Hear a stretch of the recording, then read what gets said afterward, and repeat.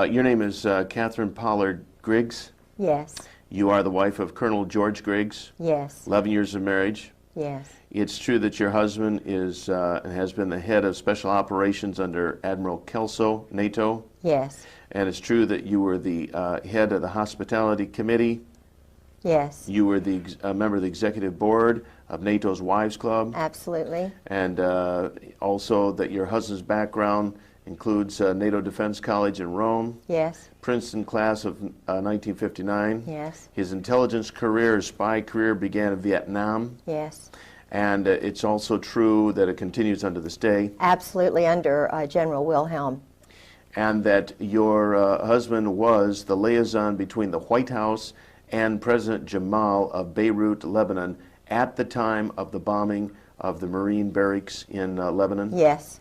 And in fact, your husband was an alcoholic. Absolutely. And probably Incredible. is to this day. Absolutely. And during these drunken stupors, he would, so to speak, blab on and tell you everything he knew about the intelligence community. Everything. Nothing was hid. No. It was like he wanted to relieve himself and unburden his heart. Yes. And so he told you everything that you now know about the Yes. intelligence community. Yes. And that you are talking about. And in fact, he told you that they knew the bombing was coming down in Yes. Beirut before it occurred. Absolutely. And also, by your association with him, you have come to understand and know, as shocking as this may sound to the people who are viewing this, that the United States military is literally run by sexual deviants heavy on the homosexual side. Truly. And that in the United States military, people like Jeffrey Dahmer and Kaczynski and McVeigh and Oswald and a host of other people who have a sexual deviant background, primarily homosexual,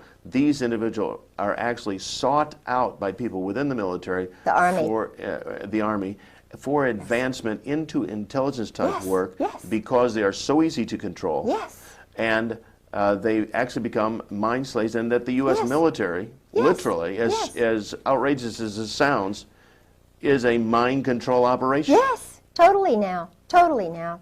They've gotten rid of the good folks, like MacArthur. Got rid of them, one by one. Good. Totally take over. All right.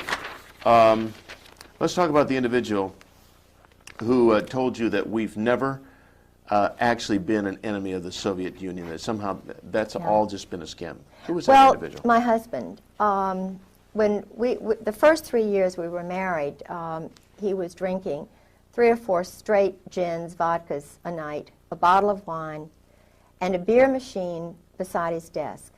I only knew him 2 months before he asked me to marry him. He'd been married before, and his first wife was a total alcoholic.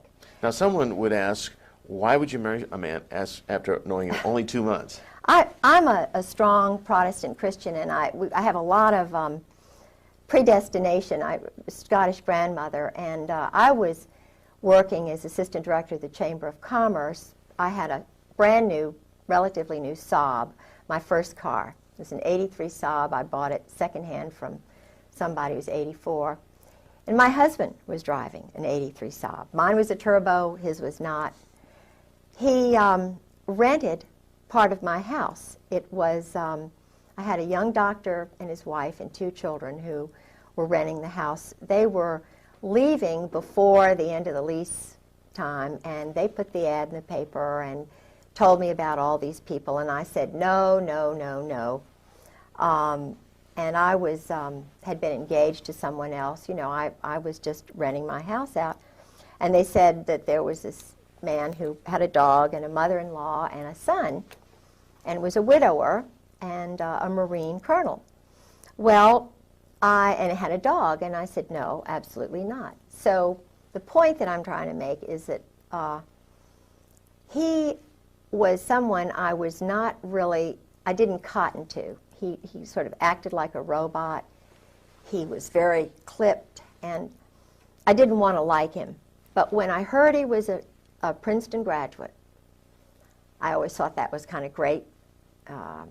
When I heard he spoke fluent French, and I speak fluent French, when I found out that he drove a Saab, I drove a Saab. And when I found out that he went to the same school, high school, that my uncle had gone to, was in the same eating club at Princeton that my Uncle Ben had gone to. He was on scholarship and went to Princeton. Everything the same as my uncle, who was also in intelligence. But I didn't think about that then. I was just thinking, you know, this is God. This is too much, too many similar things. And so it overwhelmed me. And he's very, very good looking. At that time, he was very good looking. Now he's aged and he really is haggard. Had a rough life. Yeah. Yeah. Yeah.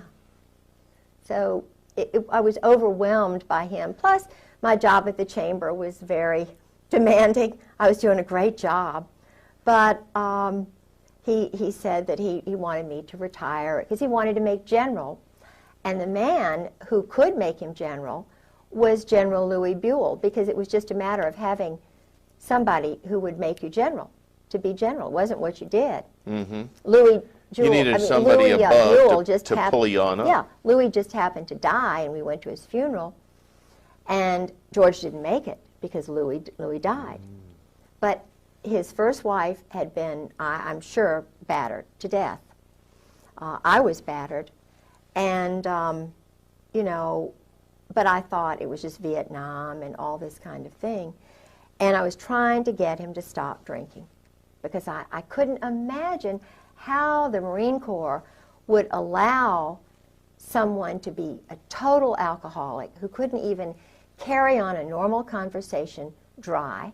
I mean, he can't even carry on a normal conversation with anyone unless he's drinking.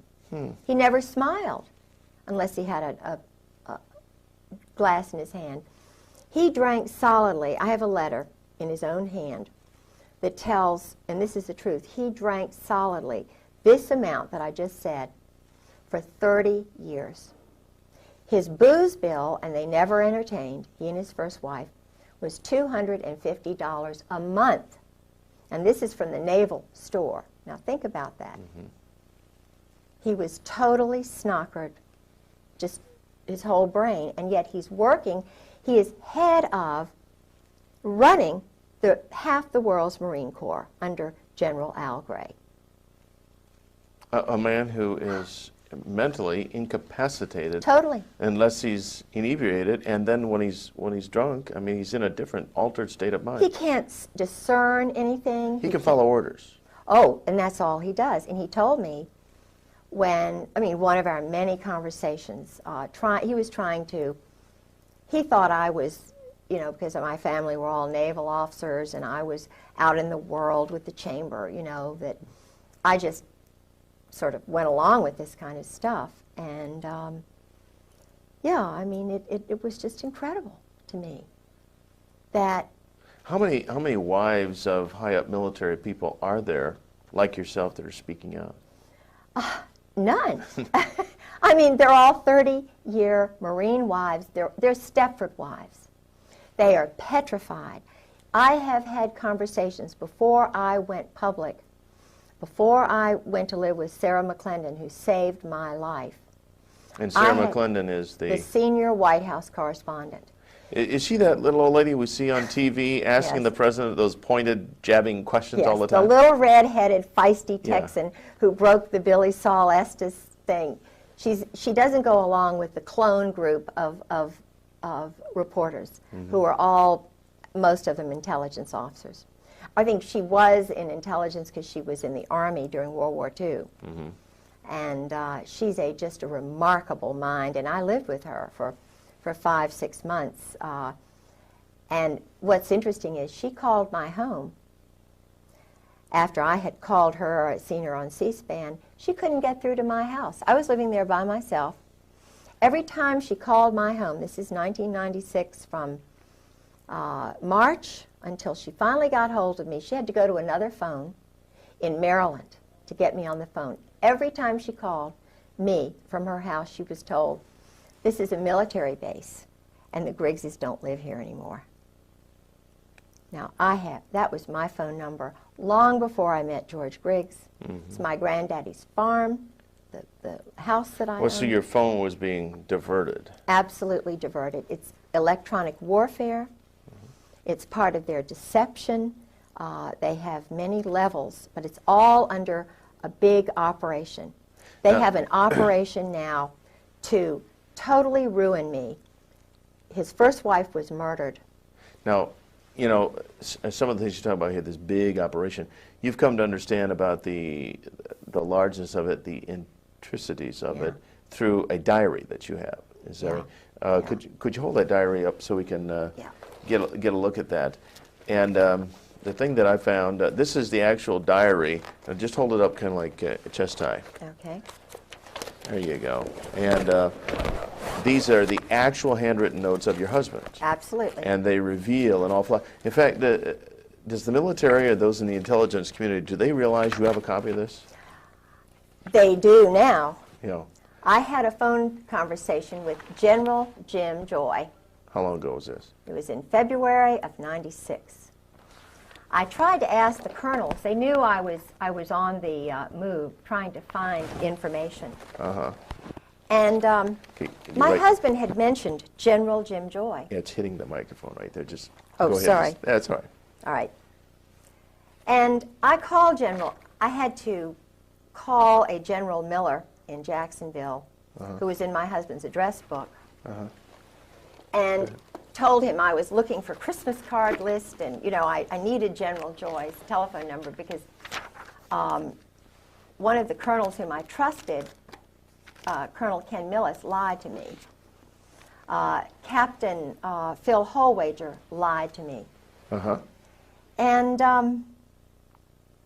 so I got this General Jim Joy, who was the one who was in the Operation Just Cause. Was it Just Cause, the one in Panama? He was in charge of all the psychological operations, the booming music that they hit Noriega with, the chasing him around, the same stuff they did at Waco, too. Of course. We'll get to that in a minute. Yes. Okay. That's General Jim Joy, who was behind Waco. I see. And General Carl Steiner, the Snake, okay, who tried to steal Desert Storm away from Schwarzkopf. Okay, so but you were trying to get some addresses, and they were giving you the complete runaround. Oh, don't even know him. Don't even know him. Don't even know him. And I knew him because my husband told me, you know, that he worked with General Joy and General Steiner. They were the triumvirate. But they had different names. They were, you know, in plain clothes. They had different passports. So I got him on the phone. I was given the number by this General Miller. And I said, so in the movies, when they say they shall disavow any knowledge, that's not just that's not just a little thing for movies. That's the truth. They disavow knowledge of all these people. Totally lie. Yeah, but you nailed him down. Yes, I said, General Joy, I'm Kay Pollard Griggs. My husband, George Griggs, was in the Marine Corps, and he's battered me badly, and we're looking for him because, you know, this has been going on too long, and blah, blah, blah. And I was recording this conversation, you see. I was sitting on my bed with the diary right out in front of me. And he didn't know that I had the diary. He didn't know anything. It was cold call, like they do cold murders after when they graduate from SEAL school. Cold murders. I was doing a cold telephone call. And he said, no, I don't believe, and these were his exact words, no, I don't believe I know your husband. This is someone my husband, I have a card that General Joy sent my husband after the murder, of the death of his first wife, saying, call me anytime. You know, this man, here I was, traumatized, battered, beaten, and he lies to me. So I said, well, General Joy, that's funny, because I'm looking at my husband's diary when he was in Beirut, and you're meeting with him almost every day. I said, you know, first, before that I said, you know, he was the chief of staff for General Al Gray, you know, he's one of Gray's boys. You know, chief of staff of Fleet Marine Force Atlantic, runs half the world, all of the Middle East, NATO Defense College. You don't know my husband, you're a general. You live outside of Quantico, don't know my husband. I made it very clear. No, can't say as I do. So then I told him about the diary, and these are all immature adolescent males. These are men who don't know how to deal properly with adults. They lie. They're deceptive. They hide behind trees. But when you nailed him on the diary, when diary, he realized... he said, his exact words were, "Oh, that George Griggs." Uh-huh. Oh, that George Griggs. And that's just the beginning of the kind of runaround deception that you've found with these people. Absolutely. And no doubt that's why they would like very much to have this diary. Yeah. This one page I found particularly interesting. What you and you're probably more familiar with your husband's handwriting. Instead of me reading it, read these notes that he had recorded there. These might help. Okay, I've got these. Alrighty. A number of the Marines told me a little bit about Dale Dorman. Dale Dorman's not a happy camper. Okay. Dale Dorman, because of some mistakes my husband made, was shot. It's 7:15 to 7:30.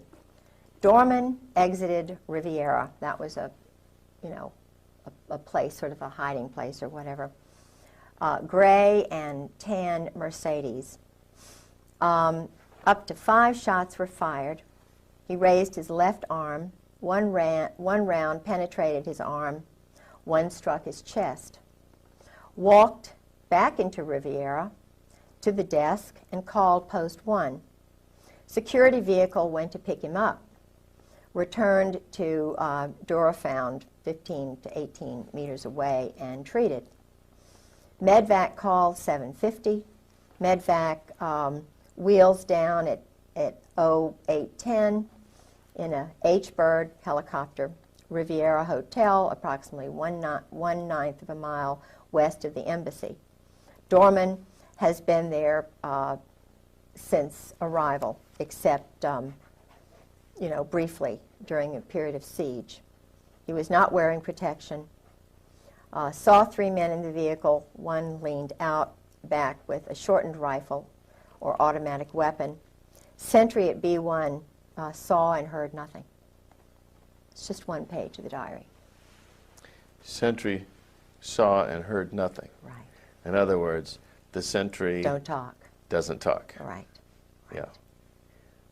And there's just a whole world of these kind of assassinations and murders and directed.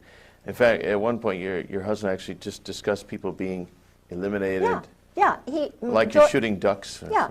Oh, we had innumerable discussions over dinner. He'd already had his 4 gins. Ah. Now, he'll talk to any woman or anybody who drinks with him, he'll talk.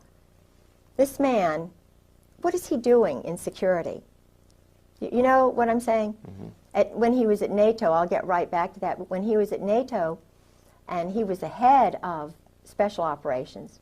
In fact, I've got copies of his secret check in and out papers at NATO. He had them at home.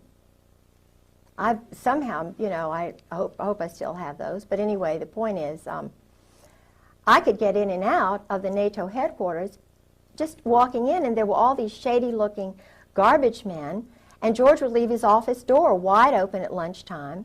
He was flirting with a secretary who was a chief who knew everything. You know, the point is, what lacks security? And I had to say, George, look, you have got to do something about the security here at NATO because I can walk in and out. He said, oh, just forget it. Forget it. Don't do anything. And I'm a very demonstrative person when it comes to security and honor and integrity, and your word is your bond. My culture, my father, my people believe in, in this nation, in my state, Virginia, my people, my culture, my God. This is important. You don't just treat that kind of thing lightly. So I said to him, if you don't do something, I'm going to Landis Kelso. I was in the Wives Club. She was the head. And Landis Kelso is the wife of Admiral Frank Kelso, who's a wonderful man, honorable man, wonderful woman. And I had great rapport with her. I sort of stopped an international incident with the French and the English and the British who were ganging up against the French, and they were over, something that was really minor, but it was huge. And she helped me I determined that it was a problem, called her up, and she helped me, and we diverted and averted a major thing. So he knew what I would do, and I said, look, if you don't write a report and do something about this, then I'm just going to go to Landis and say what's happening. Point is that the man would, when he was in Beirut, he was sleeping with a spy and double agent married Clark Yost Talab, whose husband was a double agent, an Arab at the American University of Beirut. He leaves his briefcase wide open. He was with her for 5 weeks in a hotel. This is a married woman with 2 children, and who followed him all around the United States, is still seeing him. Met him in London, lived in Virginia Beach, was working in international programs at ODU while he was married. Would you say your husband is fairly typical of these powerful men? Oh, absolutely typical. When I was single, working at the Virginia Center for World Trade, 4 of us old friends that I went to school with, Molly Holt and a few others, we would go all together to a place called Poppy's. At that time, he was Captain Jerry Unruh. Now he's Admiral 3 stars Jerry Unruh. This man, again, was married. He was running around with the tailhook crowd. I did not know he was married. I knew he was a Navy captain.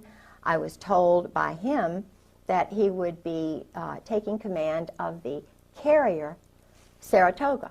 Mm-hmm.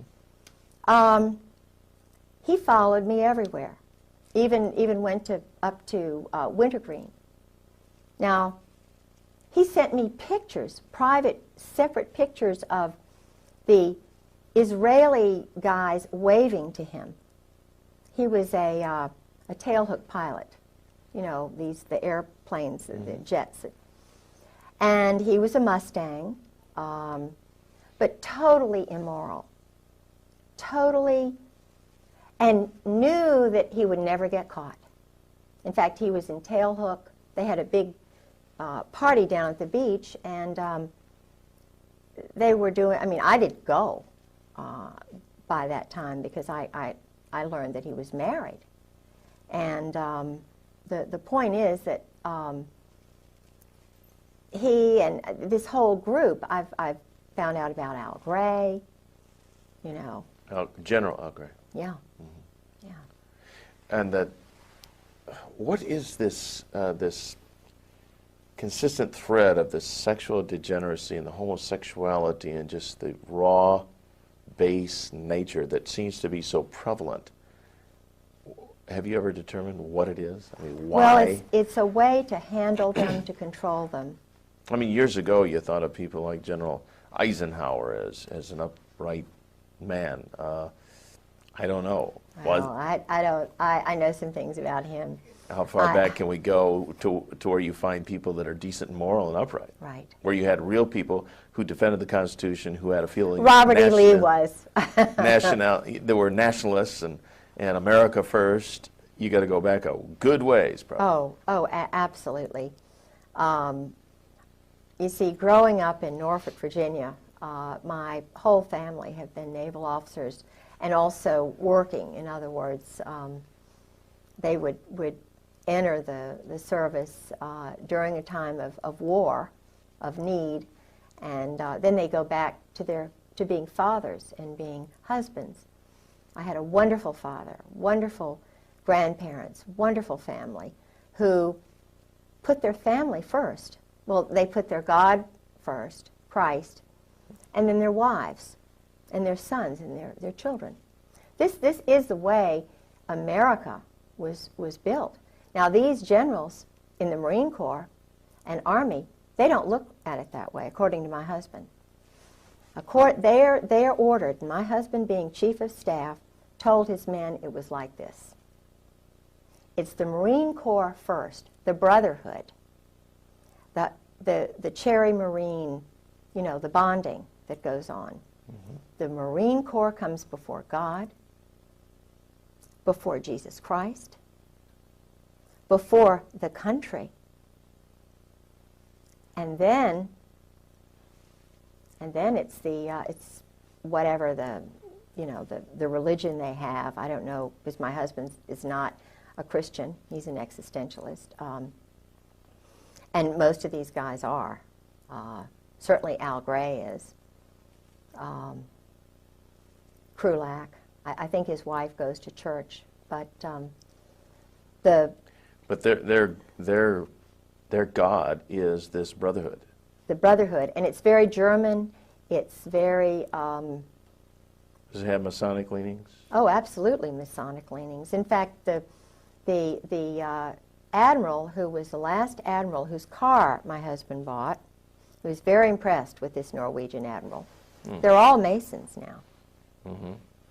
Not all Masons, but this brotherhood, Opus Dei, if they're, or the mob. I mean, the one thing I've been able to determine about the current Marine Corps, the Marine Corps that my husband came in with, Gray, Reap, Sheehan, they're all mob. Now, when you say mob, you're talking mafia type New mob? Jersey mafia, right. Mm-hmm. Right. And there's a... Brooklyn, New Jersey. Okay, is the mob and this military bunch, they're one and the same? The Marine Corps guys are the hitmen.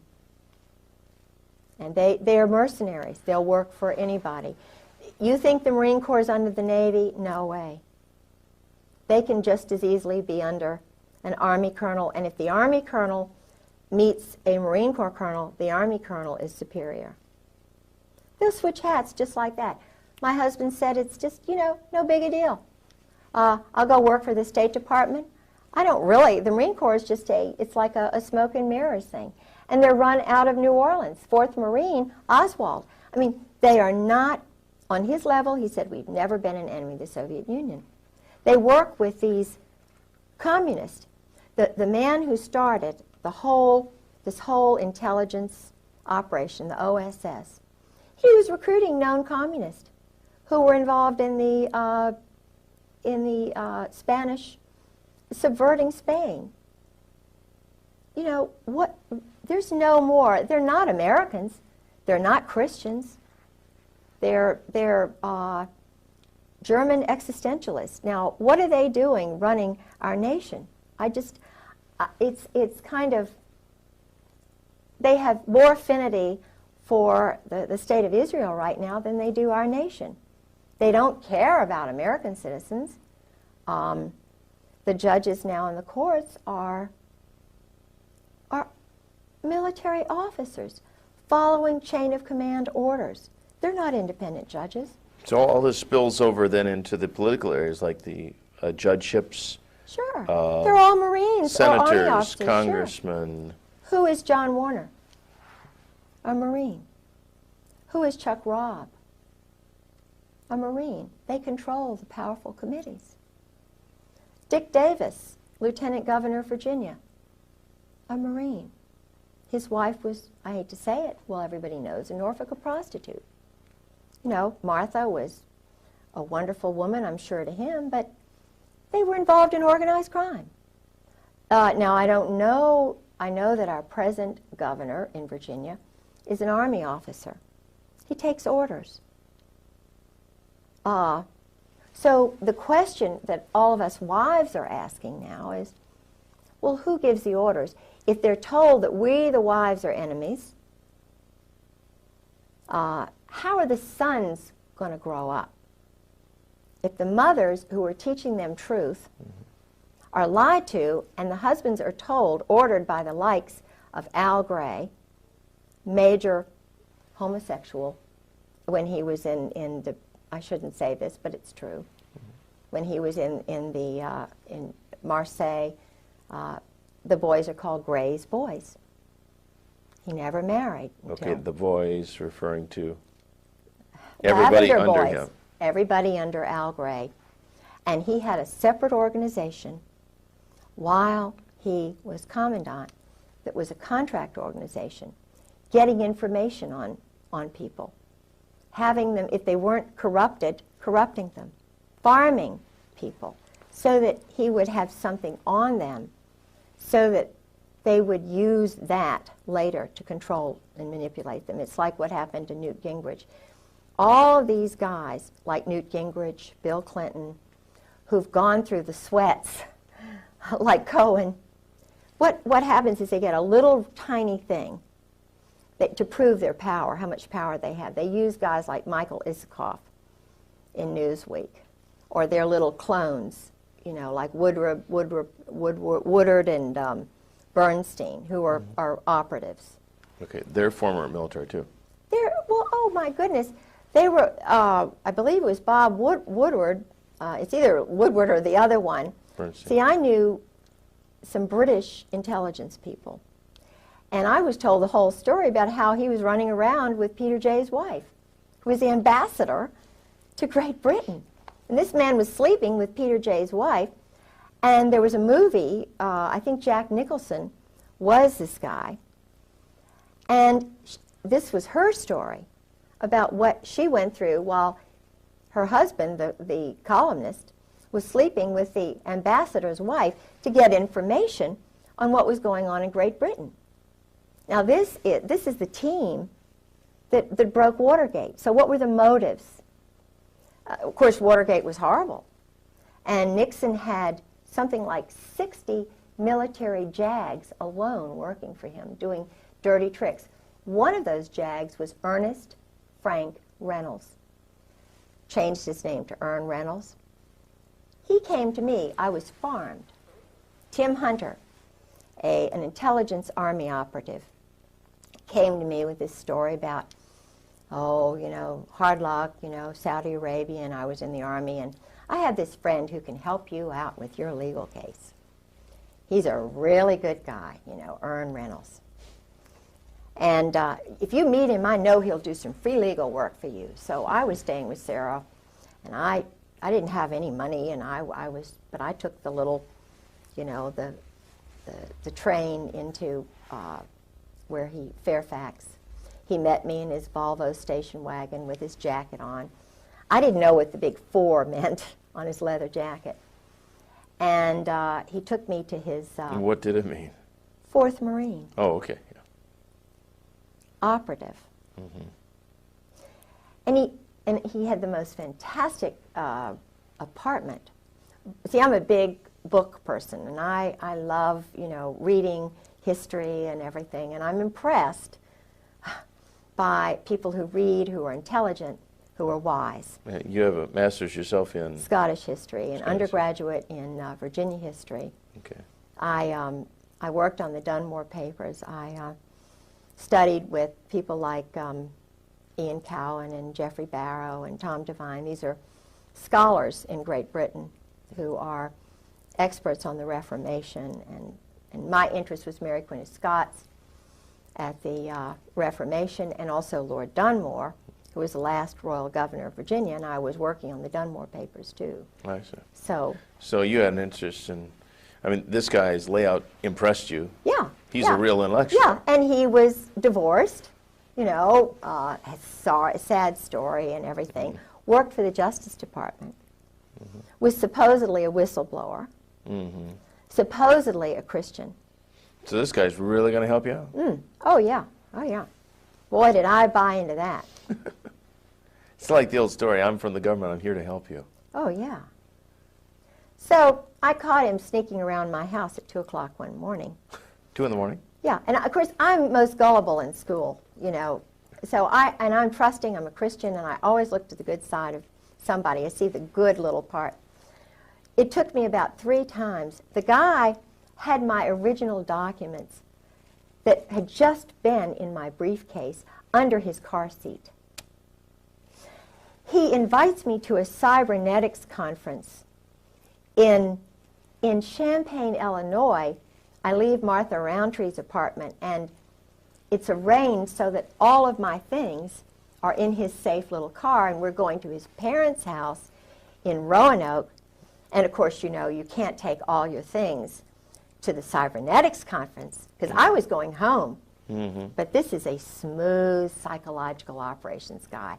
I mean, he is doing psychological operations on a woman in Champaign, Illinois, who is the lover of a German spy who he's been writing letters to her, and he's showing me these letters. The guy's perverted. I mean, he's writing Susan Parenti these letters, you know, like invading her mind, and, you know, why are you...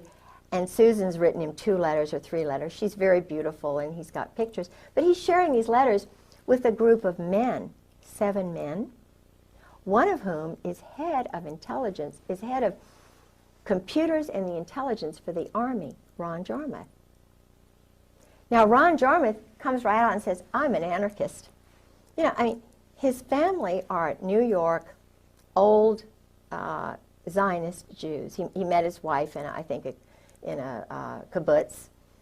You know, I mean, he's a nice, personable guy, but when you say to somebody like me, I'm an anarchist, just so blithely, and you know, and he's always over at Ern's house. And Ern's got a picture by his bedstead drawn by a man who's a known homosexual whom he met when he was at the University of Virginia, who was the chaplain at Hollins College, who my best friend was there. And she said, he's a well-known homosexual. And I'm thinking, what is a picture of Ern Reynolds doing being painted when he's young by this known homosexual? And then I find out that the man who enlisted him in the Republican Party, he was doing dirty tricks for 7 years for the Republican National Committee. I mean, dirty tricks. Underneath this man from West Virginia who was a homosexual, and left all of his money to Ern's son and took his son on a trip. Now, and Ern is a lobbyist for homosexuals. He's just, you know, working in the Episcopal Church. He's got a group of women that he meets with at the seminary. I'm sure that my case, my profile, he's probably got charge of it now. He's the expert on Catherine Pollard Griggs, but he's not. The guy is absolutely not grown up. But he's a thief. And so your case just got stonewalled, just got sucked into a memory hole by a guy who was acting under orders to. Sure. You get Catherine Griggs under your control, and that's that. Sabotage her. Sabotage, yeah. Sure. And he stole your documents. Sure, sure. Sabotage me. Turned on me right in the middle of the commissioner's hearing. Laughed at me when I cried. You know, this is a guy who hates women. And the interesting thing is I went to his family home, and he had a wonderful mother. And he told me that his father battered his mother. His father was in the Marine Corps. And there was a picture of Chesty Puller in the basement. Well, that fits the profile, though, Yeah. doesn't it? I mean, if his father battered the mother, which he grew up in this dysfunctional environment. Totally dysfunctional. So when he hit the military, or he was noticed in college or ROTC or whatever, so here's a guy who is susceptible to mind control. Sure, he's to got, be developed. Yeah. I think you used the term for budding. He was recognized as a potential bud, Yes. and he's moving up the ranks. His roommate was from New York, was a Zionist, and he was an outcast at the University of Virginia. An outcast. Yeah. Why would he be an outcast? He felt he was an outcast. So he had this roommate, and I don't know, this man who was the homosexual from West Virginia. And we had to go by through his town, and, you know, the guy died. But this homosexual was a friend of the homosexual at Hollins, who was a chaplain there at Hollins College, whom I met. We had lunch with him one day. The father had the picture of Chesty Puller, and so forth. Well, Ern, I knew he was trying to sabotage me, and so forth, because I had already had Alexander Robinson come down from Princeton every other weekend, my husband's teacher, who was also a Marine, whose family brought over the Saudi royals, who was one of my husband's teachers, and I caught him walking around my house at 2 o'clock in the morning. I overheard him talking to my best friend's mother saying, now we just, undercutting me. We just don't know. Kay is just under so much stress, oh. And he's a very handsome, very dignified guy, Went to Columbia University, was in Algeria, that area with the Marine Corps. Then went into the boys' school, the Hun school. He's an intelligence, without a doubt.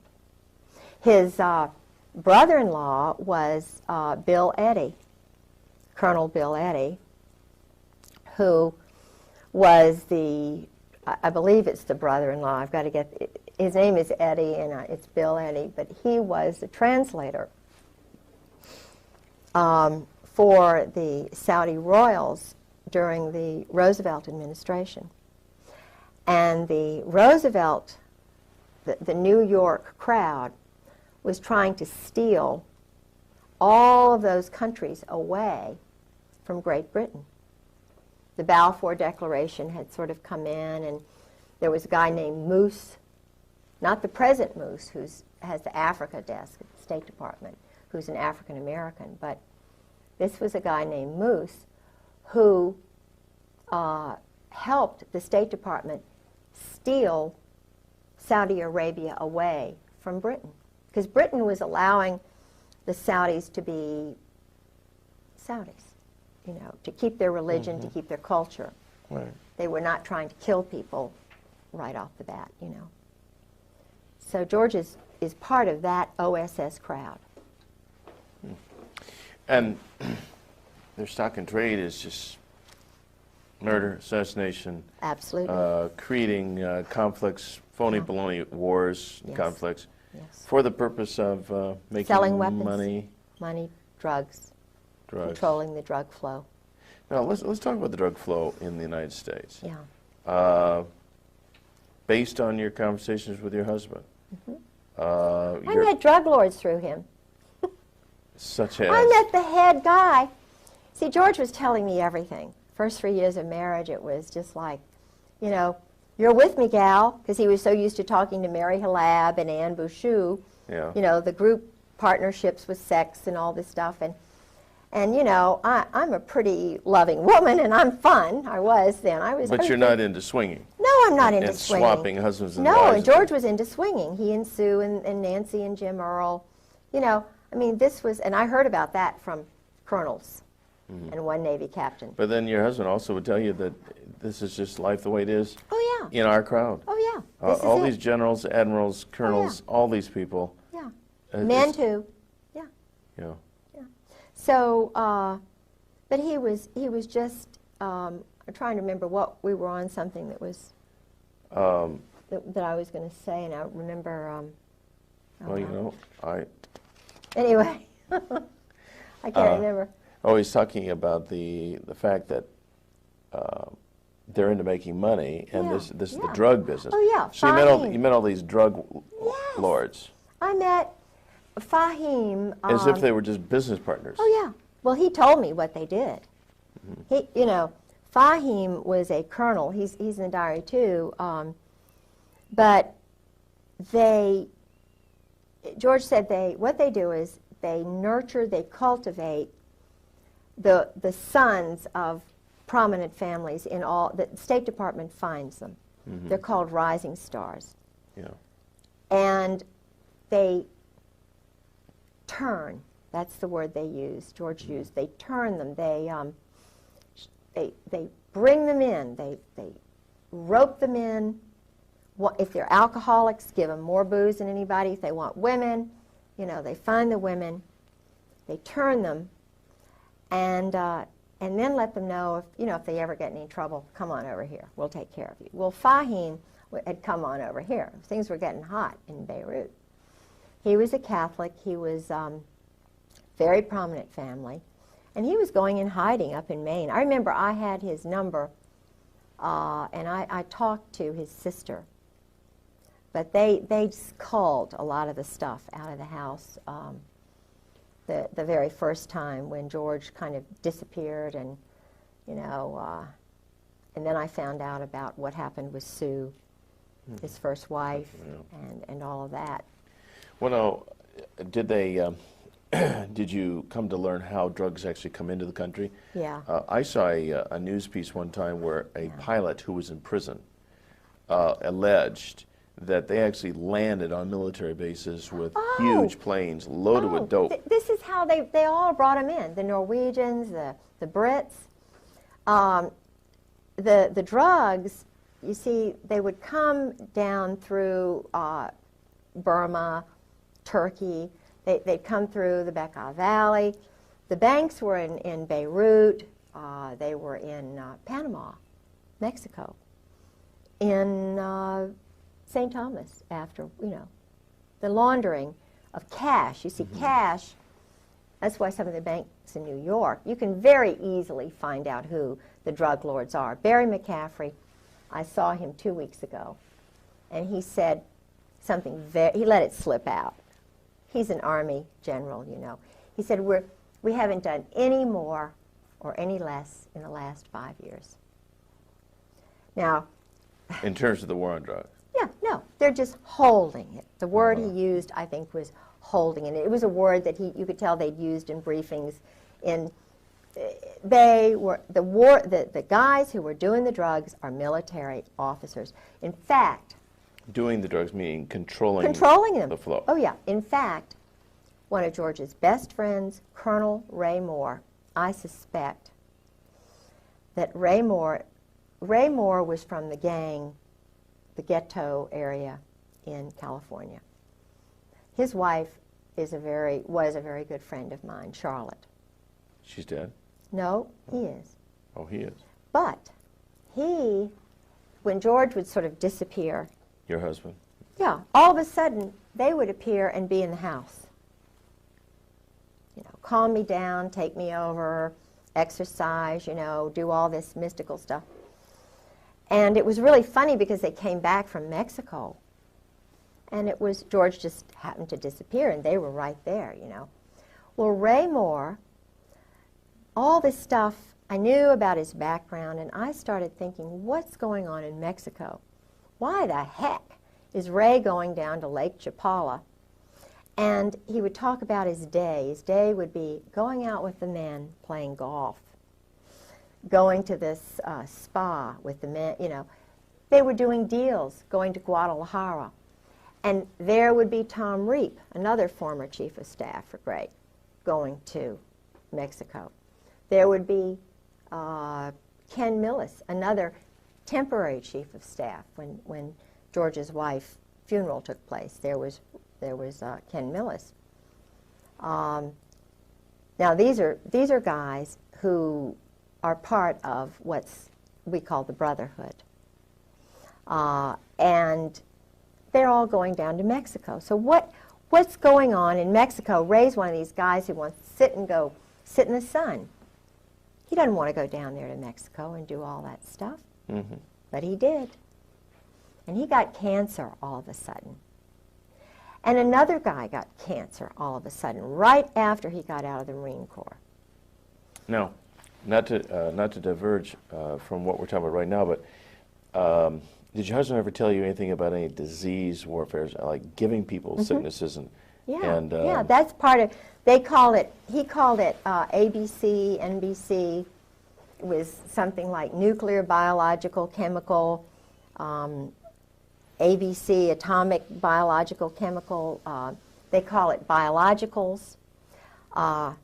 And in fact, I'm not going to mention his name because this is a guy who's really a good guy who's scared. The word they use is shitless, excuse me, but that's the word. This guy is petrified. Because he's doing that work. The chemical and biological work. The Marine... You mean the laboratory work or the implementation? Dealing, subterfuge, deception in the Middle East. Okay, and they use he's a Marine Corps colonel. Disease-causing drugs? Absolutely. And then how do they administrate them? With in missiles and in I mean this is an elaborate big business. Like Peter Kawaja, Marine Corps guy, who's working in plain clothes at one of the plants in Florida. This is why George is in Florida. This is why they're all down in Florida, because all of this stuff is being.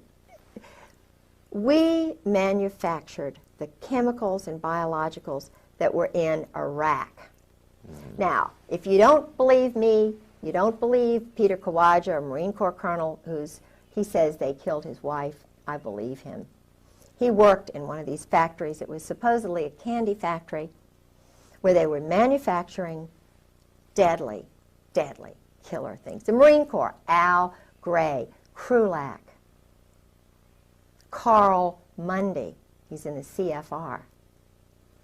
He was in Ken Millis's class, who was the chief of staff, the one who controlled me. You know, I went to his mother's house in 7 Mile, Ohio.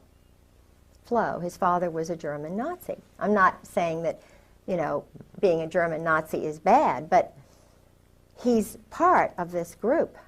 And if you don't believe me, if you don't believe Peter Kawaja about the drugs, you can, I mean, it's just, it's everybody knows. There's a guy named Randy Hebert, Lieutenant Colonel, hero, American patriot. This is a guy who should be the commandant of the Marine Corps, Krulak. I'm talking to you, I'm talking to Al Gray, I'm talking to you, Carl Mundy. You all are adolescent, immature. I call you twerps. You're liars, you cheat, you steal, you kill. You're beneath the contempt of any of your wives. They are scared to death. Why do you do this to your wives, guys?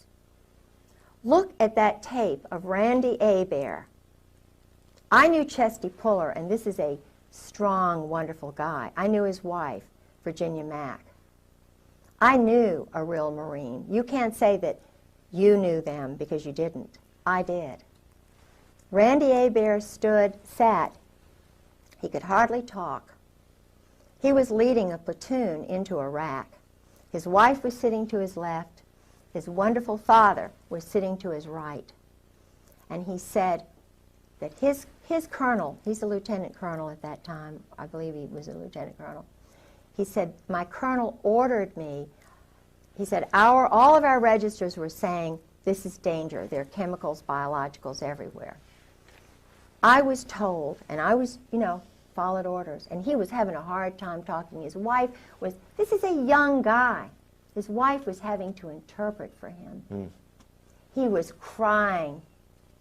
He'd been turned on by you guys. He said, on those canisters, on those boxes were American flags. Those were American biologicals that we were walking into that killed me, that you, Gray, and you, Scrowcroft, and you, McFarlane, and you guys knew. You, Ed Wilson, best friend of my husband. You all sold to Saddam Hussein. And not only that, I talked to the man who trained the woman who was sent over from Iraq to learn how to build the biologicals and chemicals, the plants. She was trained here in the United States, and you all know that. And Randy Hebert's testimony says everything that I could say 1,000,000 times better, because this is a man who's a real man, unlike the generals, unlike the colonels. This is a real hero. Now, is Randy Hebert, is he still alive? I don't know, and I hope and I pray to God that he is. Because this is the man who should take over our Marine Corps, or his wife. That's why they don't have any women in special operations. Because that's why they don't have any African Americans. They're too honest. They're too strongly Christian. Now, the only guy I know who is who is involved is a homosexual, and his buddy is an Israeli agent. And they are lovers. They're a pair. But Well, now, as he's now a colonel, and he is under the guidance of Ken Millis. Okay, now as these generals, over the period of years, this is consolidated to where they're all part of this club. I mean, this is something that's been going on for years and years and years. Members of the firm. Okay, so as the firm grows, even as the old guys, the gray heads get old, die off, retire, whatever, they already set in motion a system that culls out these young, budding, rising stars, and they move their way up. Well, then, in time, it consolidates to where no one is in this unless they're in the club. Absolutely. So is your conclusion, based on what you know from your husband's revelations, reading his diaries, this sort of thing, is there anybody in the U.S. military, the Army and Marines, anybody in the level of, you know, your generals and your colonels, is there anybody who would not be in this club? There's nobody who doesn't know. In special operations, I would say, and I would put money in the bank on this, not one of them is not a party to this. It's not once they get that bird, Colonel, that bird, they go through an initiation ceremony. This is not and my husband told me about that too. What's the initiation ceremony like? They get them drunk. Dining in, shellback. He told me. Oh, dining in. This is a term that they use. Oh, yeah. A code word. Oh, yeah. Shellback? Shellback. They, what's that mean? Anal sex. But they get them really drunk. The guys who are that way do it. It's a group situation thing. And I was told by two colonels who said, you know, it's normal, Kay. This is just what we do in battle, you know. This is just good old boys? This is just what we do, Kay. They get drunk and they get drunk and they ejaculate. They beat each other off. You know, it's awful. Now, I'm not God, and I'm not going to judge them and their souls. This is a well-oiled system. And when you've got the commandant well known as a cherry Marine, which means? Bottom. They're the bottom. The Navy guys are on the top. Think about this, because Walter Chrysler in Norfolk, each port has a hierarchy. Wealthy at the top. Walter Chrysler and Phil Hornthal. Everybody in Norfolk knows that. Where'd they meet? In the Navy. I was engaged to Jack Mace when I was at the Virginia Center for World Trade. He ran the Maritime Association, the Shipping Association. Always dealt with the labor union guys. Always all male banquets. And I couldn't understand why, you know, I was engaged and I couldn't even go to the 1,000-man banquet. You know, had a big argument about that. Rock Hudson, where did he meet his guy? Navy. Jim Neighbors, Navy. All of these guys, Navy. So they're tapped for whatever it is, acting, singing, you know. The point is, Liberace, you know. Was he Navy? I believe he was. I know that he was, someone told me that he was a friend of one of the guys in Norfolk. There was a ring, a VMI ring of men in Norfolk, and I knew they met once a month, and some of them were married, some of them weren't. But they were all Navy. They were Army, Navy. In other words, it was kind of a group of men in Norfolk. And then I found out that the organizations, like right now, the Al-Anon is run by homosexuals. The Better Business Bureau, the Community Fund, which is the, I forget what it's called now. I'm so old, I'm 55, but it used to be called the Community Fund. That guy, Jack Mace, you know. And I'm wondering which one isn't, you know. I mean, they all are, and the guys know it. So what's going on here? You know, they know it. Old Dominion University, Clyburn, intelligence family. He was well known. 2 reporters on the Virginian Pilot who do the very important columns and so forth. I mean, it's just, so I'm saying, who's making the decisions to do this? They're military. What is the reason behind it? Why do they keep the wives out of the loop? So when people suggest that the United States of America is becoming a modern-day Sodom and Gomorrah, absolutely, without this really is not just a broad generalization. No. That this club, as it's grown over the years, and then placing and promoting the key people in every strata of life, Right, banking. then the whole thing, not only the military is run by degenerates and top heavyweight degenerates, people who are moral can't possibly move their way up because they don't qualify. They kill them, they get rid of them. But they can't be controlled. No.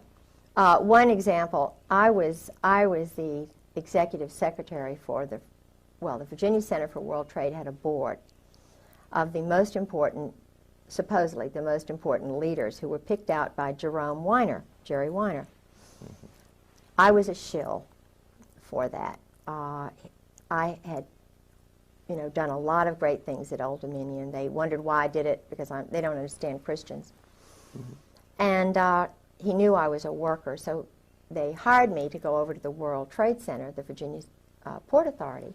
I had an office in there.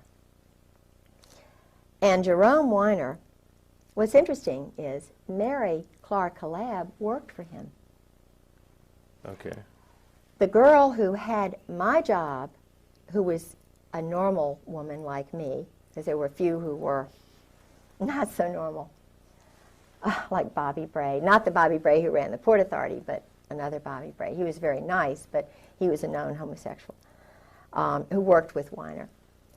But his secretary was pushed out of a window. Now, it was all hushed up. Of course, she committed suicide. Yeah, this was a young mother who had a baby who knew too much about his money laundering. I reported the money laundering that Book and Weiner. Now, this is a professor, head of international programs at Old Dominion University, Jerry Weiner, whose father was very high up in this Zionist group. Jerry Weiner was doing intelligence work in Algeria, in Morocco in particular. He organized this board that I was the secretary for. He was a very sick, mean guy. I mean, you talk about really water. But Jack Mace was on the board, and there was a banker on the board. We can take a break. And take a break. Yeah, don't, did you stop it yet? No, don't stop it. We'll just leave these synchronized. And is your wife getting a cup? Yeah. I'm sorry.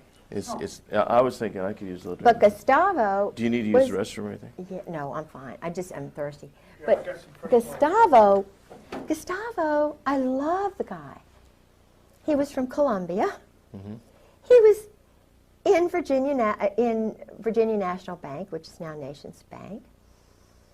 And, I didn't put him, because I had studied Latin American history under a wonderful Dr. Blossom. I knew a lot of stuff about Latin America and Nariño and how Panama became a part of our country. And, now, I understand it was drugs and running things through and everything, but Gustavo was in charge of all the laundering that was going on in Virginia National Bank in the port.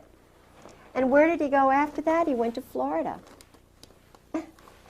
And he introduced me to Ana Maria Quintero, whose brother was one of the big mobsters. I mean, the big, Colombian. I met Ana Maria Quintero. See, I don't forget some things like this.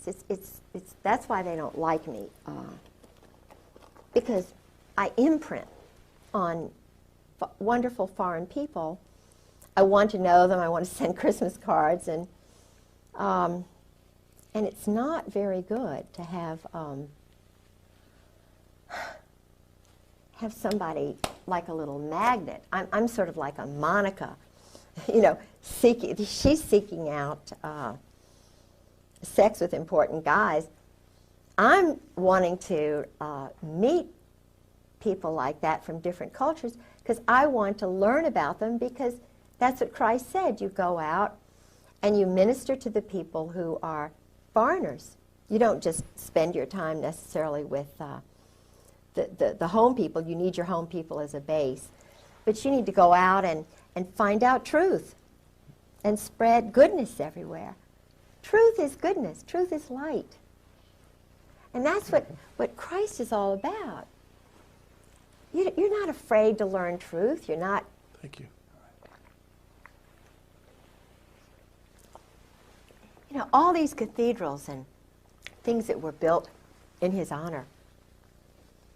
Why? He was wonderful. Mm-hmm. Why was he wonderful? Not because he hung around a little group, but because he was out trying to. He told the big guys, look, stop being bullies and cowards. Let the poor people into your church. Everybody, God gives us all a unique spirit. Mm-hmm. Our timing is different. Everybody's fingerprints are different, eyes are. We have the right to read the Gospels. Yeah. They shouldn't keep the Bible from us. That's right. The church is not a political organization where you've got a few little guys up here telling all the mothers what to do. Mm-hmm. Who were the ones with Jesus Christ at the, you know, on the third day? There was not one disciple there with him. It was the three women. So why are we leaving women out? Women, in Scotland at least, my culture, we're partners with our men. We need the authority of a husband. We want a strong moral husband. But what is that passage, you know, about the good wife? You know, I can't remember. It's in Proverbs. I mean, the virtuous Proverbs. woman. Yes, Yeah. yes. Right. I mean, she's buying, selling property. Yeah, right. She's doing everything. She's certainly not a no-brainer. So why keep her? Why keep her at home, barefoot and pregnant, Mm-hmm. and not being able to read and speak 3 languages, and welcome all the foreigners and, you know, to come in? Mm-hmm. Hey, that's what Jesus Christ would be doing if he were right here. He would be here right with me, saying, "Go for it, little woman." You know, I'm giving you the strength to tell the daggone truth. And if you get killed tomorrow, you're going up there. You're going to live forever. That's anyway. right. Well, now these, you mentioned when you get to be a bird colonel, and they have this initiation that involves all this sexual debauchery. Yeah. Now, would Drinking first. get them good and drunk, Oh, big time drunk. because there would be some of these who, if they were sober, they wouldn't go through with Couldn't go this. through with it. They'd right. have to be blasted. Yes. Yes. Okay. Yeah. And now, do you suppose, I don't know, your husband maybe told you, when they go through all this stuff that they do, are there people there gathering information, Of course. intelligence on them? Of course. The chaplains are intelligence. You know, in Nazi Germany, that you had to tell on your parents, or in the Soviet Union, they encourage you to tell on your parents. Uh-huh. Phil Holwager, the guys who go to Yale, who become chaplains, the chaplain corps is tell all the tales on everybody. They have collections agencies. These Marines are ordered to go and collect so-and-so at so-and-so. If a Marine tells truth, if he's a whistleblower, if the wife is too much trouble, they collect them, they throw them in, they fill them full of chemicals, they'll implant little things in them. I believe that my husband has an implant. Well, Now, McVeigh said he had a chip implant. I believe George did. Now ask yourself, all right, George, I know George has had a male friend. Yeah, he had male friends. Your husband is bisexual. Yes, he's bisexual. And I was told that by colonels and a captain, by a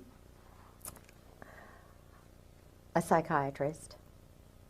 What percentage do you think of these higher-up people are bisexual? Oh, all of them. If they're in special operations, if they're Marines, they're all bisexuals. They've all had to do it in order to get to be a bird colonel. The SEALs, it's kind of like the fast road to the top. Now. So a guy could not be a SEAL without having. Oh, I don't believe so. I haven't met one that I don't believe would have done it. And judging from what a couple of colonels told me, it's just, that's the norm. It's just you women, you know, y'all are so sissy, y'all are just, you know, you don't understand how it is. We're under so much pressure. And when Valerie Wilhelm told me that about Charlie, I just could not believe what Charlie she was Wilhelm would be a... He's a general now down in Miami. And she was just saying, oh, well, you know, he's run around. He has to, she said.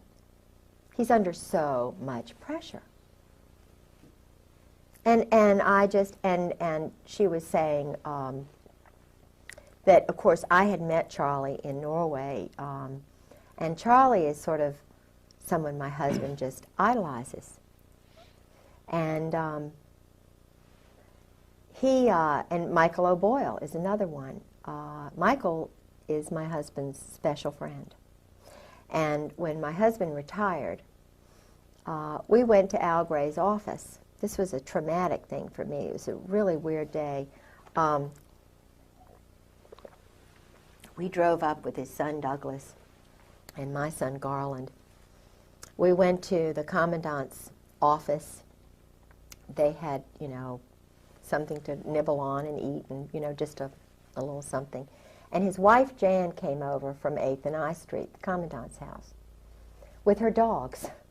She sleeps with stuffed animals and dogs. I don't think there's any love-making that goes on with Al Gray and his wife, quite honestly, and neither do the colonels.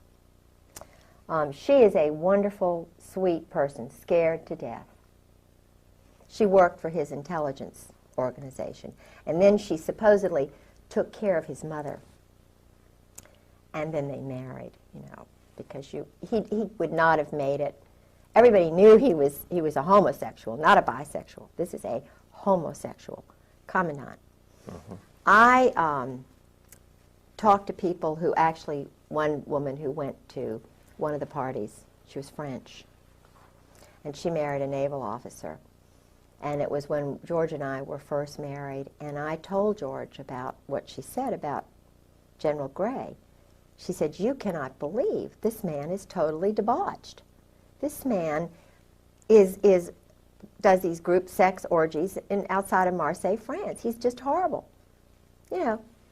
She said, now I have to admit, I was party girl, you know, went to these parties and so forth. But what would happen is, and I met a guy in the laundromat who was very, very, he was enlisted, and he was involved in Beirut, and he knew my husband. He was going back and forth from Gaeta to the New Jersey, the ship, and then, you know, into Beirut on the beach and everything, and he worked for an admiral. Now this is a big admiral. And the admiral they would go to these parties at this big mansion outside of Marseille. What they did was they invited the wild girls, the secretaries, because this went on in Indonesia. My husband had a secretary. Anne Bouchou's husband, Hank, was sleeping with the secretary. My husband was sleeping with the secretary and Anne Bouchou. They were doing, because my husband's wife wasn't there, so they had their ménage à quatre. And of course, my husband was sleeping with Anne Bouchou, who's now, he says, a lesbian, you know, but he was sleeping with her, and, you know, called her right after his wife died, the night, you know. And I found the telephone numbers and, you know, her address and her birthday and all these letters he was writing. Isn't there a disease that runs rampant with these people? Yeah, yeah. So, but Al Gray, this guy, would guard the parties. Now, how does that make a young guy Phil, who's got a child, he's guarding an orgy with Israelis. There were Israelis at these parties. Intelligence people. Intelligence? There's not intelligence there. There's perversion. There's psychological, you know. These guys are abnormal. They're adolescent. They're not full, complete people. They can't have normal. Anyway. So he's guarding the parties, and he says, the secretary, the girls come in, they stay till about 11. They're all nude, all nudists. The Earls, Jim and Nancy Earl, my husband, Ty Kroll, most of the chiefs, nudists. Makes it easier, you know, to see the little, you know, it's terrible. They're nudists in the sense that... Yeah, they're nudists. Okay, so they have whatever. Freedom. Mm-hmm. Oh, I see. Freedom. It's really kind of religious, isn't it? Yeah. With them. Yeah. But the girls, the women leave at about 11 o'clock. This is what he said. I mean, I knew the girls were there because I'd already talked to the French girl. And he said, well, you know, what they do is the women leave at about 11 o'clock, maybe 1 o'clock, and the guys all stay around there. And it's just the ritual. This is what they do. So, and then I found out. These are the guys that send their boys to war. Yeah, these are the big guys. Then I found out, because my husband would mention this guy and that guy, you know, that he went to school with. Bob Edwards is involved with this stuff. But the guy who recruited him, Charles Caddock, who was a well-known homosexual, who was the, quote, head teacher but the bodyguard for the Saudi boys. See, the Saudi boys were encouraged to do this, to corrupt them. They were corrupting Muslims who would not have done this ordinarily. The parties at Aramco, they would give the young boys, get them really drunk, and encourage Muslim sons to do this kind of stuff. Muslim sons who would have a strong tendency toward morality. Yes. And to abhor this kind of conduct. That's right. But if they could get them drunk and loaded enough that they would do Yes. this one time, Yes. then they would gain a controlling edge on these guys. And who do you think did it? Charles Caddock and Borland, these guys, Alexander Robinson, Cheeseborough, who was the headmaster. The Saudis bought Russell House at the Hun School in Princeton. They brought over Mohammed Faisal and, you know, Khalid Saud. They didn't really go to classes or whatever. And who was the young man who was partying with them? My husband, George Griggs. Who was in the group with them? Einstein. I mean, my husband was partying with Albert Einstein. I said, well, you know, I didn't. And when would this have been? At what age in his life? 52, 53, 54, Okay. 55. I believe he said that Mohammed came over in 54. It was right after the murder, the poisoning of the one who was really good. Okay. So your husband would have been a young guy, 18, 19 years old? Oh, he was only, when they first got to him, he was in high school, so he was ninth grade. And he would be there? He was at the school with these homosexuals. They sent his parents to California, got him a little Boy Scout job, his father. He didn't see his parents for 8 solid years. And this is amazing. I see. So then the transference is these people become your parents. Oh, They're the of ones you course. look up to. Yeah, but they're doing things to you. Sure. They're sodomizing you. Of course. And Albert Einstein was actually... Was in that homosexual group, bisexual group. Absolutely. Camus, Sartre. Now, Camus did not, I don't believe my husband actually met Camus, but Camus was a lover of his French teacher at Princeton. Not Todeve, not the one who helped him with his paper whom he had an affair with. And I was told that by normal roommates, whom he had later on, and by another roommate. They knew George was doing this stuff. George was, he was a cheerleader. He was a French major. Were there any other young teenagers from that particular setting Yes. that were also being cultivated? Edwards. Bob Edwards, who's a Marine Corps colonel, was part of that group. And my husband met with Bob Edwards in high school. Bob Edwards went on to Fort Benning. He was in psychological warfare. In fact, he was involved with the subterfuge after I was injured and my husband socked me in the breast, and I had to have surgery because he'd already broken a leg, and I was starting to document the violence. But I'm such an upfront person, and all I wanted him to say was, "I'm sorry, Kay, I did this." But I was trying to do like they said Rosie Greer did. You put a mirror, if you're battering your wife, you put a mirror up in front of yourself or a photograph, and you try to imprint the lower brain, because I wanted to save his soul. I mean, this guy had murdered his first wife, battered her to death. I mean, he dragged her body back. I mean, it was just, Sue had a cerebral hemorrhage. That's too much for me to get into. But he was doing that to me, and I stopped him from drinking, thinking this would stop the battering. But I started taking notes, taping things, while he'd go in these rages, because I wanted somebody to know. I wanted somebody to help me so I wouldn't die. And I'd had surgery, I'd had broken bones, and I was trying to reach out for some help. And so I was trying to get him to realize what he was doing to me. And I told him, I said, "George, I know you did this to Sue. Do you really want me dead? This is..." But he started getting scared, and he was cool. Did he ever admit to you that he was responsible for his first wife's death? He came, he said, he admitted that they didn't get along. He admitted that he didn't love her. That he battered her. He admitted that he'd hurt her. He admitted that he dragged her body back after she supposedly collapsed at dinner. Now, this is a 200-pound woman. She's huge. Because she's not happy. She's sleeping with her dog. She doesn't sleep with her husband because he's too busy sleeping with other people. He doesn't find her attractive. He's sleeping with Nancy Earl, and I mean, it's just the most crazy. And she loves him because he's handsome. And what is she going to do? She's never worked a day in her life. Her mother loves him. It's like me. No, who would believe you that a handsome, wonderful guy?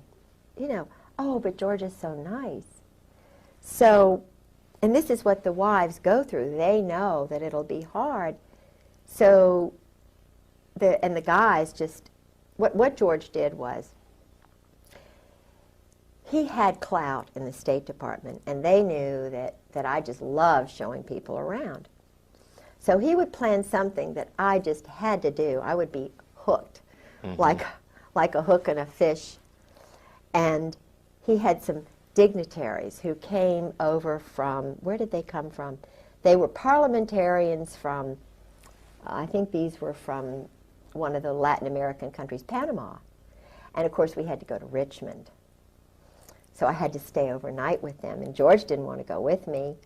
And it just so happened that Bob Edwards, his Army colonel friend, invited him to come up and meet with some of the guys. At New Hope, Pennsylvania, or Bucks County, or wherever it was. Well, he had already been talking to Phil Holwager about the abuse, because I had gone in for surgery. And I thought it was very unusual that Phil Holwager was there during the surgery, kind of holding George's hand. It wasn't for me. It was to make sure George didn't fall apart, to make sure that the doctor, I didn't say anything when I was under sodium pentothal, covering George's ass, excuse my French. But he was the chaplain at Fleet Marine Force Atlantic and was the chaplain for Sue's funeral. He knew what George had done. And he runs around on his wife, he's playing golf all the time. He and George were playing golf with this single woman, and I found out, and I said, "What do you all," he's the so-called chaplain, and he went to school with Gary Hart. He was a classmate of Gary Hart's at Yale, and you know, a colleague of Pat Robertson's. That's why he, you know, not the saying that Pat Robertson does that kind of thing. I don't think he does. I'm sure he doesn't. But they went to Yale, and so forth. But so George was a violent man, and he started knowing that I was sort of going to do something. So he started doing certain things. And, you know, now looking back, I can see why, because of the violence. He wouldn't have been able to use his .45 anymore if he'd been convicted of battering. Yeah, he would not have been able to use his pistol anymore, carry it. So they wanted to make sure that he was protected. So the wife has got to go. The wife is way down the totem pole. It doesn't matter what wife, and that's the reason the wives are so afraid, the Marine wives. And they all talk cryptically, and, you know, they even talk outside the house. Talk cryptically. There's code words and double meaning words. And yeah. What's 10 p.m. Saturday TV? Your satellite, remember? It only got a switch at 10? Not on Saturdays. Sorry? Sorry. Sorry, okay, just thought I'd remind you. I thought Okay. we used something earlier. Yeah. Okay. Well, actually, I think this pretty well sums up this segment. Unless is there anything you can think of? I can see where we'll do this again sometime as this develops on. Tomorrow, let's see, tomorrow's Sunday. Monday, what we'll do. Is it always if we make a copy of this, so there's two of these? Yeah, in case sure. something happens Absolutely. to you and yours. Sure. Okay, we'll make copies of this stuff tomorrow. Don't lose that. No, no. But this is interesting. It talks about sabotage, subterfuge. This is the standard Army book teaching men to lie, cheat, steal, be peeping toms on women. Now, if they don't allow women in there and they can peeping tom all the wives they want, they don't need movies, pornography. They, you know, and they go on all the TADs they want. TAD is a... Just take off, just tell their wife they're going. And they can lie, because it's all secret. We don't have to tell our wives anything.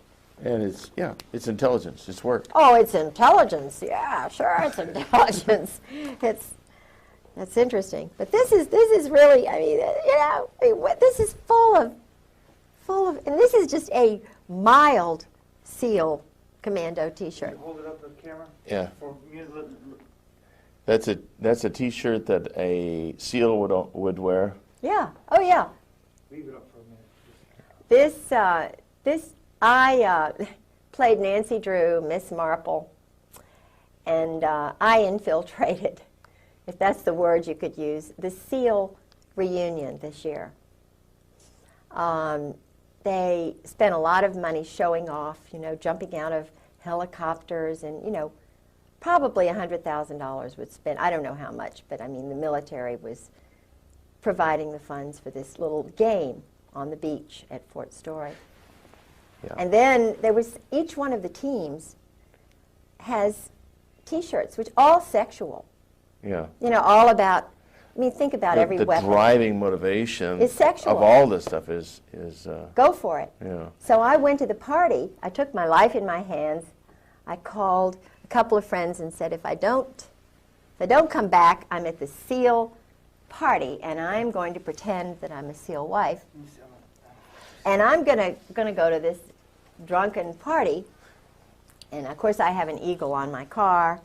They try to get me to get rid of it. So you can get access. So I went in there, and do you know that 90% of the people there were men? They didn't have wives, this party. And the women that were there were probably... Yeah, a few wives, but feeling very uncomfortable. So I sort of got in with some of the older SEALs. Did your husband ever mention the name of Lieutenant Colonel Bo Greitz? No.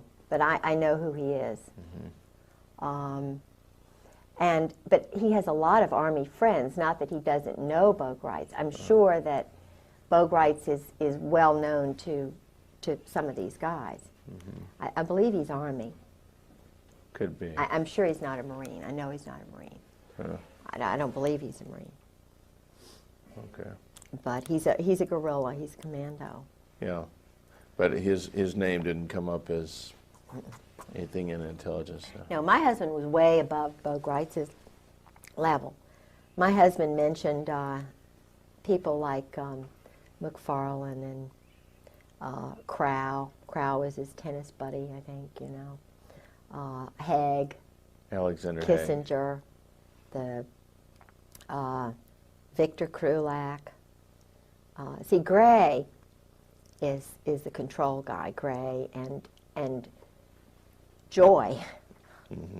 Joy's big guy but Joy lost his job at Morale, Welfare, and Recreation, I believe, because I told somebody, maybe that I didn't think wasn't because of me that he lost his job, but they made him move on somewhere else. Because he was at Morale, Welfare, Recreation, which is kind of a money laundering thing. They run all the officers' clubs, all the recreation. It's not a private, I mean, it's all run by the military, even though it's supposedly not military. And they give the good old boys these jobs. I mean, he was probably earning $200,000. Their retirement for a colonel, my husband, just the retirement salary was $50,000, $60,000. Then they give them these other jobs, so their income is $200,000, $300,000. Now, that is not right. But it would certainly purchase loyalty. Oh, definitely. They all get swimming pools behind their house. Who's ever going to bite the hand that feeds that good? No, nobody. Dirty business, you know, but all of the captains and all of the admirals know this and wink. And it's sick. It's sick. It's just really, really, really bad. And this is taxpayer money. Hard working people who are just wondering where the money is going to come from to pay their taxes. Mothers of children who are having to work 2 jobs to feed their 3 children. And they're spending $10 million on phallic-shaped weapons. I went to the Army show just last week. I was up there. They had a hearing on Okinawan rapes a day. You know, they call it a murder rape a day or whatever, you know. Crime a day by Marines in Okinawa. And I went up there. John Conyers had a hearing. And they also had the Army show, which I had gone to a couple of years before. And in the basement of this big hotel, they have these 200 or more vendors of weapons. Israel has a joint venture. IAI has a joint venture with, is it TWR, that does all the credit reports on Americans. Whoa. Now, they have the computers together. The Israelis stole the whole INSLAW system and sold it back to the Justice Department. And there were murders over that. Mike Fuller knows all. Mike Fuller was a former assassin who's talking, and they are after him. Believe me, I met him through Sarah. He and... what about this Victor Marchenko? You're pictured with him. What's that all about? Well, he is a typical example of the mercenary who is brought over from Czechoslovakia, Poland, Romania, the Eastern Bloc countries, who were actually KGB, double agents. Oh, Marchenko is... Okay. The family, his family were, his family came over. They weren't even citizens. In other words, they bring over the young men. Right. They work for 5 years, and then they become citizens. Now, I'm not saying, I mean, I've read his books. I wanted to meet the guy. He knows George. He knows who George is. I read 2 of his books just to see if it's what George said, you know, to kind of balance, and what these other guys. If you read Marchenko's book, you'll see what my husband, the arrogance. Well, sure, we're going to go into this embassy. You know, we're going to put a whore with this person, and we're going to spy on them and what they're doing, and, you know, we're going to just steal that statue just for the hell of it, you know. I mean, now when you multiply every one of the teams, all the graduates, and think in terms of 100 men applying, and maybe 90 go through most of the training, but they don't quite make it. And then they've got, you know, 400, 600 men who make it, how many don't make it, and then you multiply that over time, and then the ones who are, I mean, this banquet, I mean, this gathering of SEALs that I went to, there were probably 1,000 guys there. Now they have to do a cold kill. You know, Cold kill. Kill somebody, murder somebody, just to prove they can do it, like ducks. Wait a minute, the SEALs? Yeah, SEALs. So like all 1,000 of these guys have killed They've somebody. done a cold kill, yeah. Now a cold kill would be a killing under orders? It's a graduation exercise kind of thing. You know, it's I mean, who would they kill? Oh, it's just somebody, just anybody. Just go go into a hotel and whack off somebody.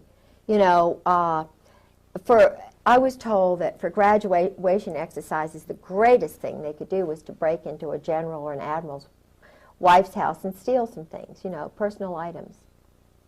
And to prove that you were good enough to get in and out. Oh, yeah. And all of my underwear disappeared, my lingerie, my teddies. And the funny thing is that I don't know whether it was Michael O'Boyle doing it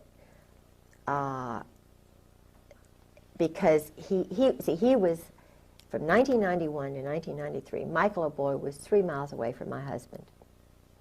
He was at his graduation exercise. He was very close to my husband.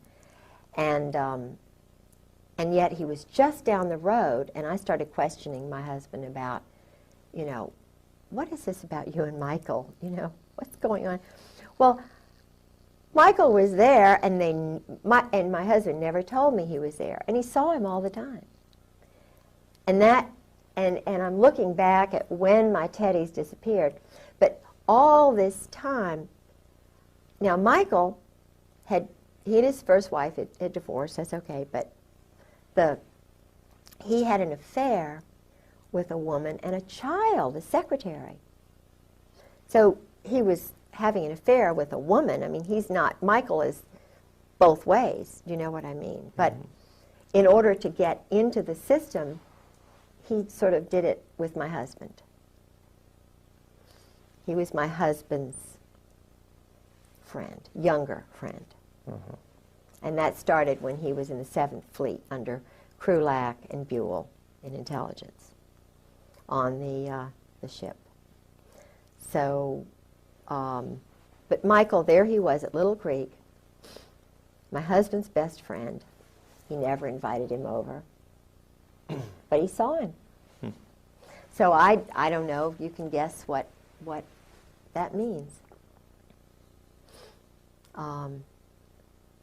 But the teams, the biological electronic warfare school that, after my husband left FMF Lant, he went to the school, you know, the Special Operations School, which ran the teams, foreigners, and everywhere. Okay, now the term MAC-SOG, what does that mean? What is that?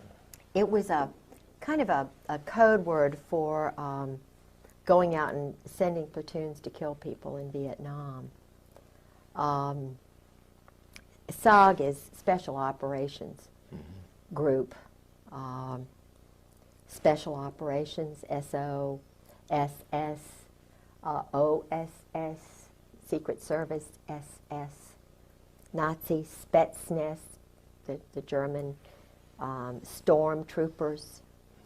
They all, if you know anything about the German high command, it's the Brotherhood. It's called, they are connected with the Opus Dei, which is an Italian kind of a business group that works within the Vatican. And I'm told that, and I like the Pope, I think he's a wonderful guy, but I'm told that he was involved with that during World War II. I've heard that too. And that the guy who was the Pope before was murdered so that he could get in. Now I'm still curious about the seals in this murder thing. Are we still on? Yeah. Okay. Now a seal, in order to complete his indoctrination, becoming a, quote, full-fledged SEAL, part of that includes the fact he has to have killed somebody. Yeah. All right, and it could SEAL be Team 6, right, the red team. Red team. The Ghetto was the captain of that team, and his wife and I had wonderful conversation. And would she confirm this as well? I mean, did she confirm this I with guess you? she would. She's scared. She's frightened. Most of these women are scared to death because they're warned. They know what happened to Sue Griggs. Okay, so They but they know. support you. I mean, Yeah. philosophically, in their Yeah. hearts at least, Oh, if yeah. not with their lips. Oh, yeah. Oh, they yeah. s- We talk about it. Some of them have to go out of their house. Some of them won't even talk in the office in which they work. They've had men come by their houses. They've had their papers stolen. I mean, association with They're- you could be the kiss of death. Yeah. Oh, sure. And they know that. But we talk anyway. And you're talking about some really brave women here.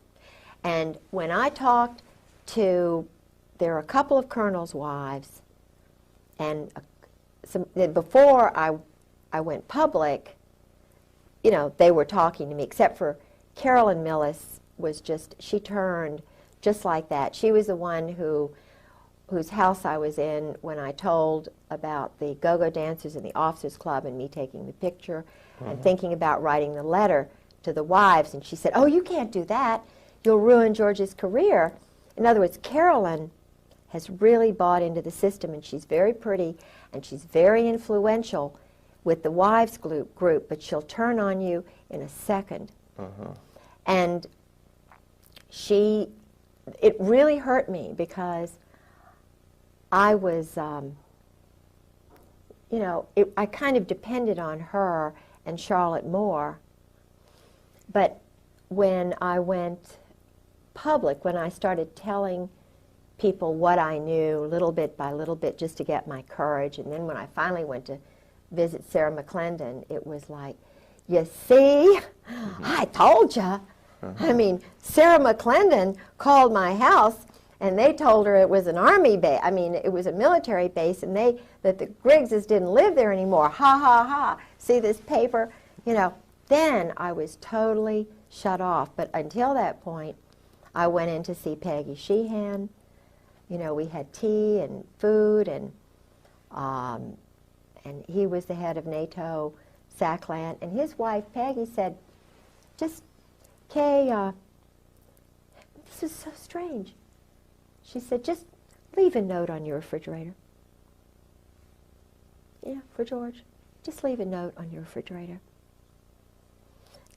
Meaning? I don't, just, in other words, he's coming in the house.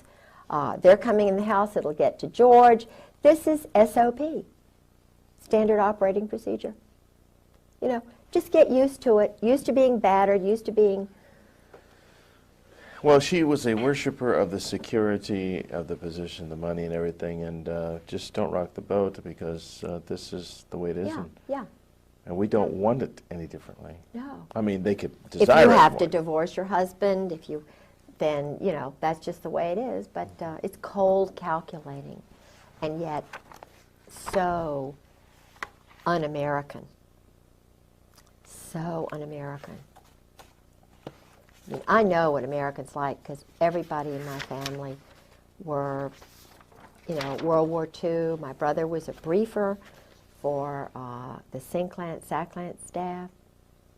He went on to be a medical doctor. You know, I mean, this is not Of course, he got out as soon as he could. Well, you know, people who love this country and love its history, I mean, are just completely confused. Yeah. From cab drivers to Yeah. bartenders. I mean, nobody can figure out what's going on. Why is it everything goes the wrong direction? You know what I say? When I started this, it was like a maybe a 2,000-piece puzzle. I know enough. It's like a puzzle for a 2-year-old or a 1-year-old with 6 pieces. It's so easy to see. And everybody who talks to me sees it the same way. And the 2.5-year-old child had shallow ice pick, 10 shallow ice pick wounds in her chest in the form of an S. I asked Helena, I said, Helena, what did that S stand for? And she said, Satanism. So this was a shock to me. The McDonald case, this man's in jail. I couldn't understand it. I went on national television, a number of national TV shows. I debated Freddie Kassab, the father-in-law, on CNN. And also a psychiatrist was there. And I talked about this satanic aspect. And I had people calling me from all over the country, telling me the same basic story, from the East Coast, the West Coast, North and South. And I had people that, what you'd call them multi-generation Satanists. That's somebody who was born into it, mother, father, grandfather, grandmother are involved in Satanism. And adult survivors, that's somebody that gets out, usually has to go into hiding to survive. I had these people calling me from all over the country telling me about the ceremonies and about the extent of the satanic movement in this country today. So I started investigating it myself. I gave a number of lectures on it. I had some national exposure, of course. And the bottom line is it's very easily explained, and it fits into a pattern. And this goes back some 200 years. I'm going to use as a textbook tonight Pawns in the Game. It's a book that was written by William Guy Carr. He's a retired commander in the Canadian Naval Force. And he had heard about the conspiracy and wanted to delve into it himself. He wrote a very compact book about what's going on with the Illuminati and how this fits into modern day plans, what's going on in the world today. So we're going to use that as a textbook for the first 2 hours. And the second 2 hours, we'll have some case studies. I'm sort of an interpreter. I kind of give a lot of the wives hope, and the guys too, who are already out and scared, and you know, and they say, hey, well, this little woman, she's a real feisty, you know what? And I don't know whether they're going to kill her, what they're going to do, and they say, aren't you afraid? And I say, yes. I mean, I've had death threats, and I mean, it's been hell. But truth and light and what these other women are going through, the hell they're going through, being put through hell because their husbands are cowards and bullies. I mean, people who dress up in black, who hide behind trees, who shoot people from behind, who break into houses and steal their papers. This is in the Constitution. You don't break into someone's home. You don't steal their papers. You don't try to destroy the core that God has given them when they're born. Mothers have sons, and their sons are 18 years old, and they were telling them, join the Marine Corps to be a man? It's not a man. It's not a man who does this. It's a pervert. That's why they're not joining up anymore. That's why they're not signing up. They're having problems with retention because the mothers are finding out. McVeigh's mothers talked. Unabomber's mothers and brothers have talked, you know. Guys like Colonel Ron Ray is talking, who was Timothy, what's his the new boy who refused to wear the UN uniform? Oh, Michael New. Michael New? Yeah. These are the heroes. Michael New is the MacArthur. Randy Hebert is the future Patton. these are the leaders. These are the Americans, and there are a lot of them. There are hundreds of thousands of them. And just like in the days of Jesus Christ, these modern day Sadducees and Pharisees are saying, oh, we're going to kill Jesus. We're going to get rid of MacArthur. We're going to get rid of Patton. We're going to get rid of New. We're going to get rid of Colonel Sabo, murdered him. We're going to get rid of these guys one by hey, but everyone, this is physics, everyone, like Sue Griggs that's murdered, Sabo who's murdered, the wives who were murdered, Ron Brown, there are 100 people who spring up and say, now you got me to worry about. This is why these guys have got little places hidden all over the place. They're training all the guys to just say, oh, well, the American citizens are bad. But the guys they're training are also gonna wake up to what's going on. It's Caspar Weinberger. It's Henry Kissinger. I mean, Walt Whitman Rostow. Eugene Debs Rostow. What's going on here? These guys aren't even born in America. What's happening here? They're training mercenaries now to run, flip around. We'll kill on an order. Not killing because people are breaking into our homes. Not killing because they're bad. But just, we want to control this country. That's what George told me. It's political. The military, the Marine Corps is a political arm of a group that wants to run everything, control the drugs, sell the weapons, keep the weapons flow going. And this isn't what guys are going to sign up to do. Their heart's not in it. They're not going to even do it for the money. They'd rather die than have hit squads come after them, collection groups from Great Lakes. They have a group of Marines who goes out and collects guys who have gone to their psychiatrist and they're a little bit talking too much. They get rid of them. But they're not told why. They're just told they're enemies or they've done bad things. So they don't, it's kind of like they don't, so they won't have any guilt and culpability. They make it cold. Just get rid of this guy, okay? Okay, get a promotion, get a new car, get some stock. After my husband did what he did in Beirut, I found these stubs. He got all this stock. AT&T, major stock, just thousands of dollars worth of stock. And it was from a company that was like a quasi-government company, all on a sheet of paper. And of course, it was big time stock. And that's how he was paid off.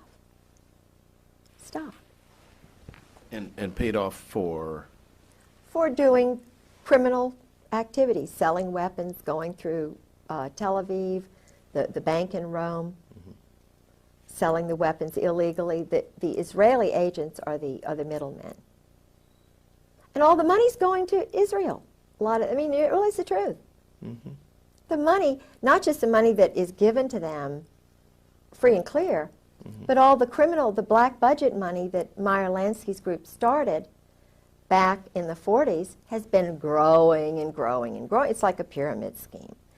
And the Jesuits, I've been told, are really controlled by this group now. I don't, Now surely Ollie North is a good guy.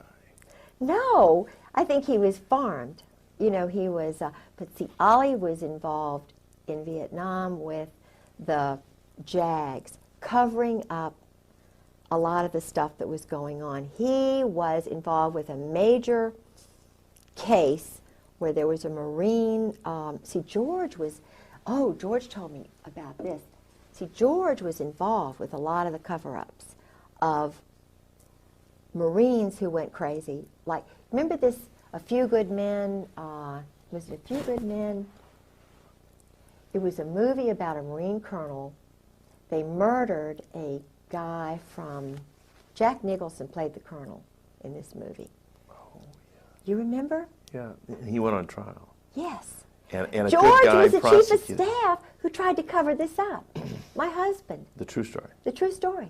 My husband was the guy who was covering this up. They were so arrogant. And it was the woman who was the JAG who got this thing going. It was not the Navy JAG, because he was going to cover it up. He was just a loose kind of guy. And if he had been the JAG, then it wouldn't have been prosecuted. But it was the woman who was working with him, because she was a woman, who got these other guys off. They were targeting these other guys. I mean, they would have put him in jail just for a little bit and, let him out. But the point is, this guy was murdered. And the colonel laughed it off. It was down there in Guantanamo Bay. And George was the chief. It was Al Gray. Al Gray. That was, just that one alone. And Lone Tree, they were involved with that. Because see, it's just so sick. I mean, they are so easy. Let's pray. Okay. I'll tell you. This has been a tremendous. I'm going to let you take this home and read this letter. Or did you take the letter? You got the letter? Okay. Take this and put the letter in there, because you'll see the glasses in there. That's okay. Bless your heart for sitting through all this. I'm sorry. I couldn't stay down very long because I could hear a little bit. Okay, everything is rolling? Is this one recording? Yep, the red light's on. Okay, let's say a word of prayer. Lord Jesus, we're thankful for this day and opportunity to do your service. Lord, you said you should know the truth, and the truth shall make you free. And that's what we're interested in accomplishing here today, in Jesus' name. What we're going to do, we're just going to record a bunch of stuff here, and we can do some more tomorrow. If we forget something today, it doesn't matter, we can put it in. If you think of something in 20 minutes that should have been said right up front, it doesn't matter. Great. We are simply wanting to reduce this down to tape so that it doesn't get lost. Yeah, okay? yeah. And the big job lays ahead. That's the editing. Okay? So I want you to completely relax. There is nothing that can't be done, redone. If we sneeze, if we cough, if, anything can That's be fixed. reassuring. If the ceiling caves in, all we do is clean up the mess and keep going. Okay. So everything here is real laid back. You got a lot of information, and we want to get this down into a storyline, because I think what you've got here is something that is extremely important for people to know about. Yeah, it is. All right. Let's talk a little bit about you and see now where'd you start out your life? You were born and raised in the country? Yeah, the city? I was raised on a farm. In fact, I live in the same neighborhood in which I grew up. It was my grandfather's farm. Part of it was divided into thirds. But in 1939, my grandfather was an obstetrician in Norfolk. He was also in the Naval Reserves. He was in charge of military intelligence in Norfolk, which is the largest military naval complex in the world. So I was born in the Naval Hospital, which was the NATO headquarters, and brought home to my grandparents' farm. My father was in the South China Seas on a naval vessel. My uncle was in the Navy. So I come from a long line of military civilian folks. They were not full time military individuals. They had jobs, and they would go into the war. They would be in reserves, and as my grandfather was, he stayed in and retired a Navy captain. But I live in a house that was in part of my grandfather's field. And Is that right? yeah. That's very interesting. But I'm being strangled financially by this Army intelligence group, JAG group, that my husband... No, JAG, is that J-A-G? JAG, Judge Advocate General. I think American citizens do not realize how many JAGs are in our court system, and they take orders. They are in the chain of command, they're active reserve, and they are in our court system everywhere you look. Not just federal, state and local? Everywhere, yeah. And they're going to meetings once a month, and if there is a case like many of the military intelligence wives like myself, and we have information that would come out in a divorce hearing or whatever, they totally control it. It is Judge John Moore in my case in Virginia Beach is an Army Ranger. He is active reserve. He's a VMI Army colonel. He's a graduate of VMI. In Virginia Beach, in the courts, there are at least 6 judges, and I'm including commissioners in that, because in Virginia we have a system where the commissioners do a lot of the decisions. And all of these in Virginia Beach who take care of military wives are military judges. No, you mentioned the term VMI. What is that? Well, VMI is Virginia Military Institute, and it's where General Marshall, the Marshall Plan, went to school. It's a little West Point. There's a lot of tradition there, but it's based on the Greek sort of Spartan military concept. And my father went to Washington and Lee, which is also in Lexington. And I know that there is some sort of, I won't say cult, but there probably is some sort of club? Secret society. Okay.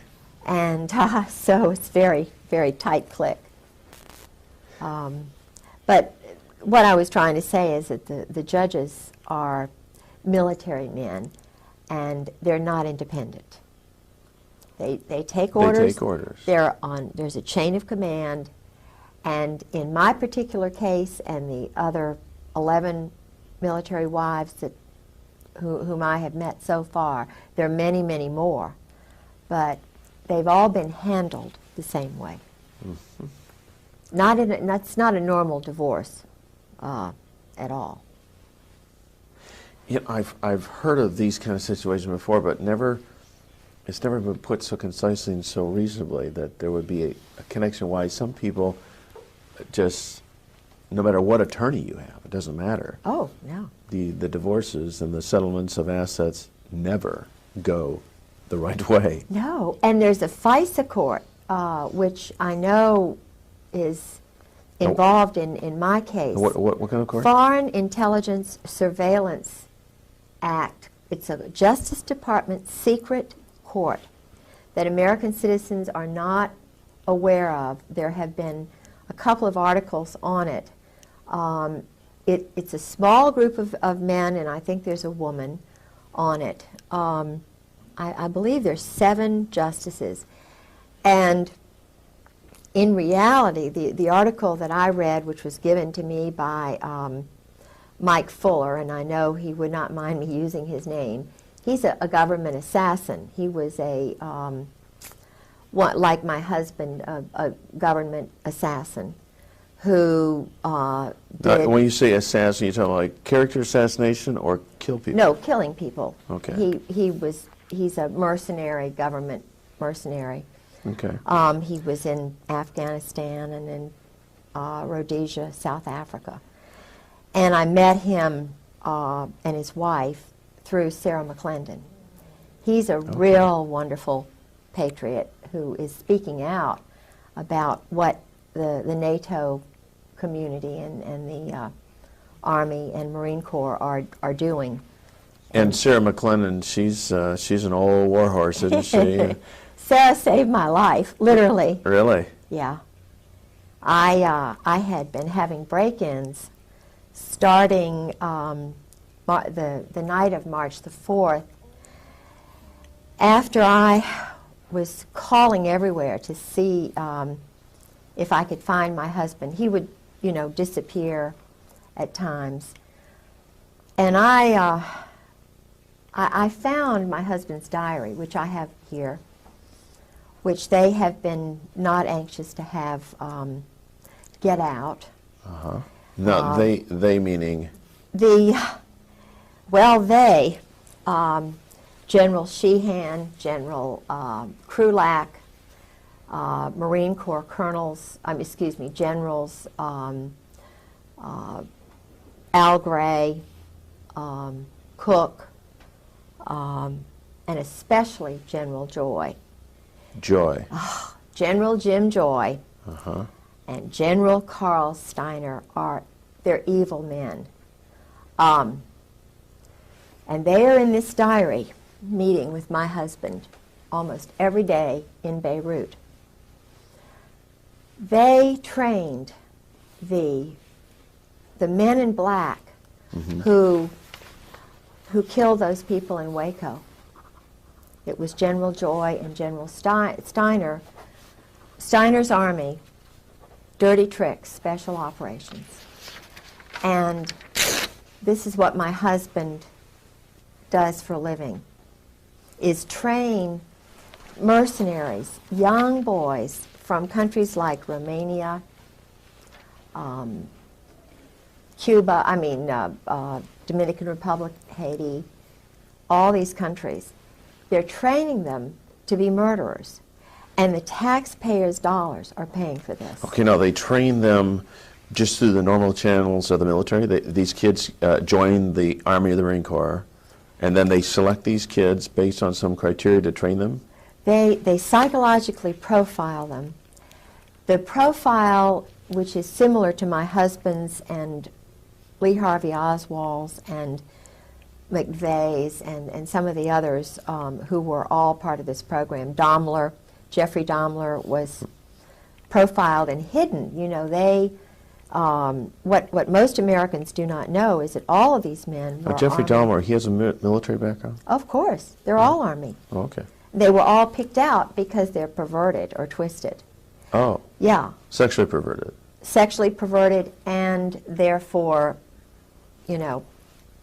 Yeah. Well, now I don't think McVeigh was perverted the way Dahmer was, but certainly the group that my husband is overseeing are twisted. So part of the criteria, they look for people who have got something in their history that gives them a weird bend. Yeah. Like they were molested when they were a child, Yeah. or they come from dysfunctional families, abuse, whatever. Strong mother, weak father, no father, poor. Because these guys are looking for security, so they will stay in the military and do anything for that security. This was my husband's scenario. My husband and Oswald are just two peas in a pod.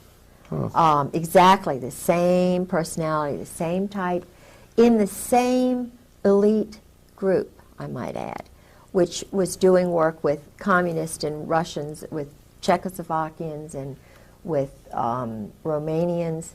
I met assassins, I met drug lords, Fahim Kordobawi, whose family were the drug lords in the Bekaa Valley.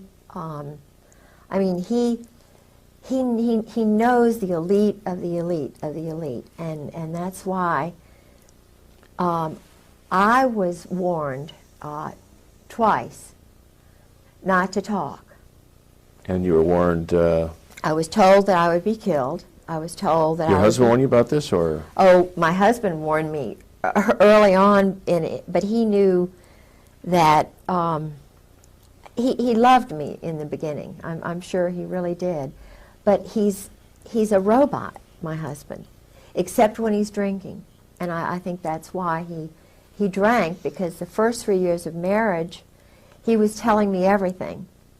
And I come from a very strong Protestant Southern culture, which, you know, when you're talking about shooting people like ducks, the only thing I can relate it to is my brothers going duck hunting, and that's what George would tell me it was like. Killing is just, you know, it's nothing. There's no emotion involved. You just get rid of somebody. And he said he was an existentialist and that these murders were necessary, and, you know, very matter of fact. And I'd sort of go, yep, and we'd be eating dinner, and I was trying to get him to know Christ, you know, to sort of understand a little bit about my background and America's background. But his group they are not Christians. They're what he calls existentialist, and they study German Clausewitz and Nietzsche, Sartre, Camus, Montesquieu. And his thesis at Princeton, which was written for him by a very good friend of his named Todeve, who was a French count, and his thesis was on this. And it was, supposedly it was in French, but my French is better than his, so he could not have written that by himself. I know that. I know it was written for him. But in the intelligence world, and in the communist world, in the world that my husband was in, one had to know French because all of the terrorist trainers and the guys who were funding all the guerrillas and everything were in Paris and New Orleans. They would go back and forth. Still, the 4th Marines is out of New Orleans. And that's been going on a long time, ever since Disraeli, even before, I think. But they had hit squads and, you know, undercover groups in New Orleans. And George would go to New Orleans, all the Marines. I mean, this is where they train, do terrorist training, Lake Pontchartrain and places like that. Okay, and then this would be during the 1980s? Yeah, 1980s. Okay. From I think New Orleans has been a school for a place where debauchery and murder and cults and flourished. yeah. Well, there's a New Orleans connection with the JF Kennedy assassination. Well, you see, Oswald, my husband and Oswald were in the same club. General Jim Joy is in that club. General Louis Buell, who is my husband's benefactor, or whatever you want to call it, is in that club. There is in fact, I've got the name of, there are Russians in that club. Yeah, feel free to grab any reference materials. Yeah, You've got our what I want to tell you about General Al Gray, my husband was the chief of staff for General Al Gray, who was the commandant of the Marine Corps. And I probably shouldn't say this on the tape, and you all can get rid of it, but he's a homosexual. Gray. Gray. Okay. He's what they call a cherry Marine. Now, I'm not anti, I'm trying to find my, I hope I've got it. Yeah, here it is. Now, this Vietnam term cherry Marine, Cherry is that Marine. that's a common phrase in the military? See, the thing is, you know, they're guys and they're girls, and I just came from such a real prudish culture. Yeah. You know. That's fine. You came from a normal culture. And I'm not judging them, but the Vietnam War, I know a lot about that, about the MACSOG program and the Phoenix program, because George was involved with a very important part of that. Not important, really, but he and Al Gray and Louis Buell and Michael O'Boyle and Ollie Whipple were, do you remember the Manguez and the Pueblo? Was it the seizure of that little ship? Yes. Yeah. This was, it's run by the mob. then. It was a mob military partnership, joint. It was a joint operation in Korea and in Vietnam. The highest levels of the Marine Corps and the Army in those special operations levels, the individuals are actually in the mob. New Jersey. You're talking about the mafia type mob? I'm talking about the Brooklyn, New Jersey mob. My husband, Al Gray, Sheehan, they're all Brooklyn. Cap Weinberger. Heinz Kissinger, there's the Boston mob, which was shipping weapons back and forth to Northern Ireland. And I don't want to get too deeply involved in that, but it goes, Israel, some of the Zionists who came over from Germany, according to my husband, were, see, he works with those people. They do a lot of money laundering in the banks, cash transactions for the drugs that they're bringing over through Latin America, the Southern Mafia, the Dixie Mafia, which is now my husband's involved with in Miami. The military are all involved once they retire. They're, they go into this drug and secondary weapons sales. And before I forget, I want to find the name of this Russian who worked with Al Gray, who was my husband's boss, and trying to see where I wrote it. I may have to look and find that another. It's no trouble at all. How are we doing over there, guys? Sound good? How much time is rolled on the clock? On your clock? You can speak. So 20 minutes. 20? Okay, good. I can't find it right now. I'll find it. Right. The Vietnam was really important because a lot of experiments were done on boys who went over there. Mm-hmm. I had, since my husband disappeared and since they have been psychologically trying to destroy me, financially trying to destroy me, because I'm telling the truth. His first wife, I know, was murdered.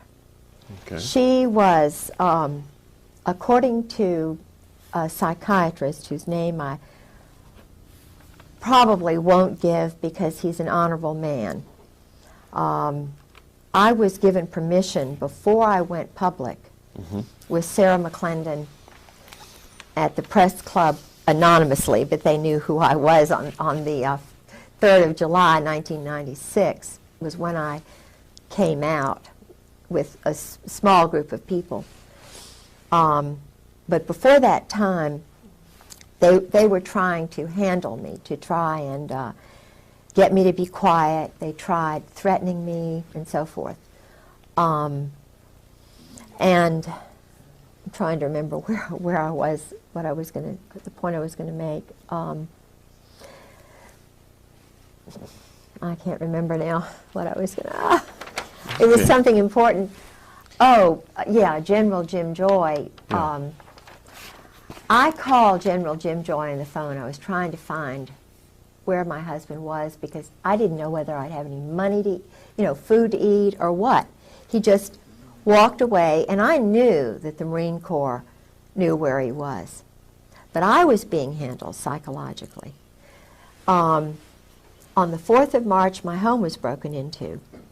They had elaborate plans to handle me. The 4th of March, 96? 1996. 96. And keep in mind, he had disappeared on the 28th of December.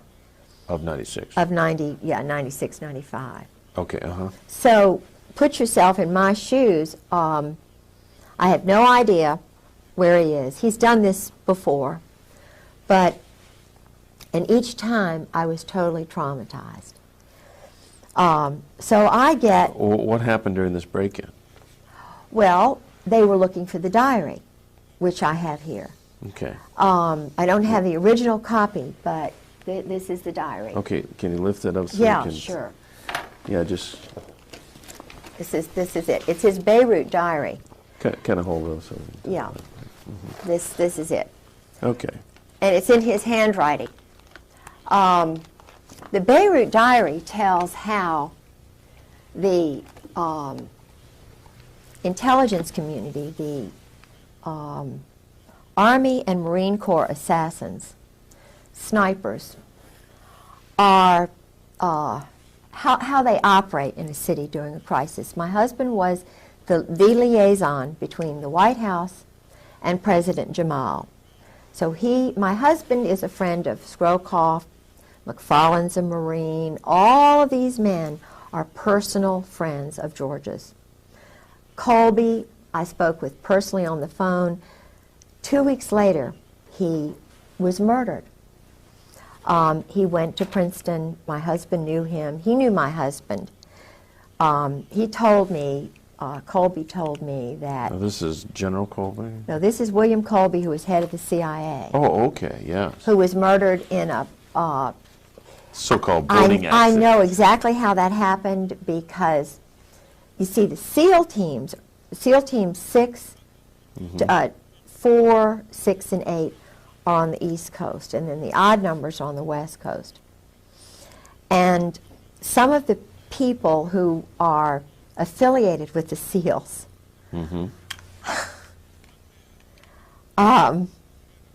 I shouldn't say that. I'm not going to say it. But Well, it wouldn't be hard for a SEAL to come from underwater and tip the boat over and make sure the man's dead, that sort of thing? the Israelis train with the SEALs. They do a lot of wet ops, murders, Okay. over here because of some sort of arrangement. The young boys, I met 3 young assassins on a bus going up back and forth to Sarah's. I went on the bus because they were sabotaging my car so often. So I sat next to 2 young assassins, one from Romania, one from Haiti. And I let them know that I understand, you know, how it is. And this little boy cried. I won't mention which one it was because it may get back to him. But he told me it was the same scenario. His mother, he lives on $850 a month. Now these are mercenaries working.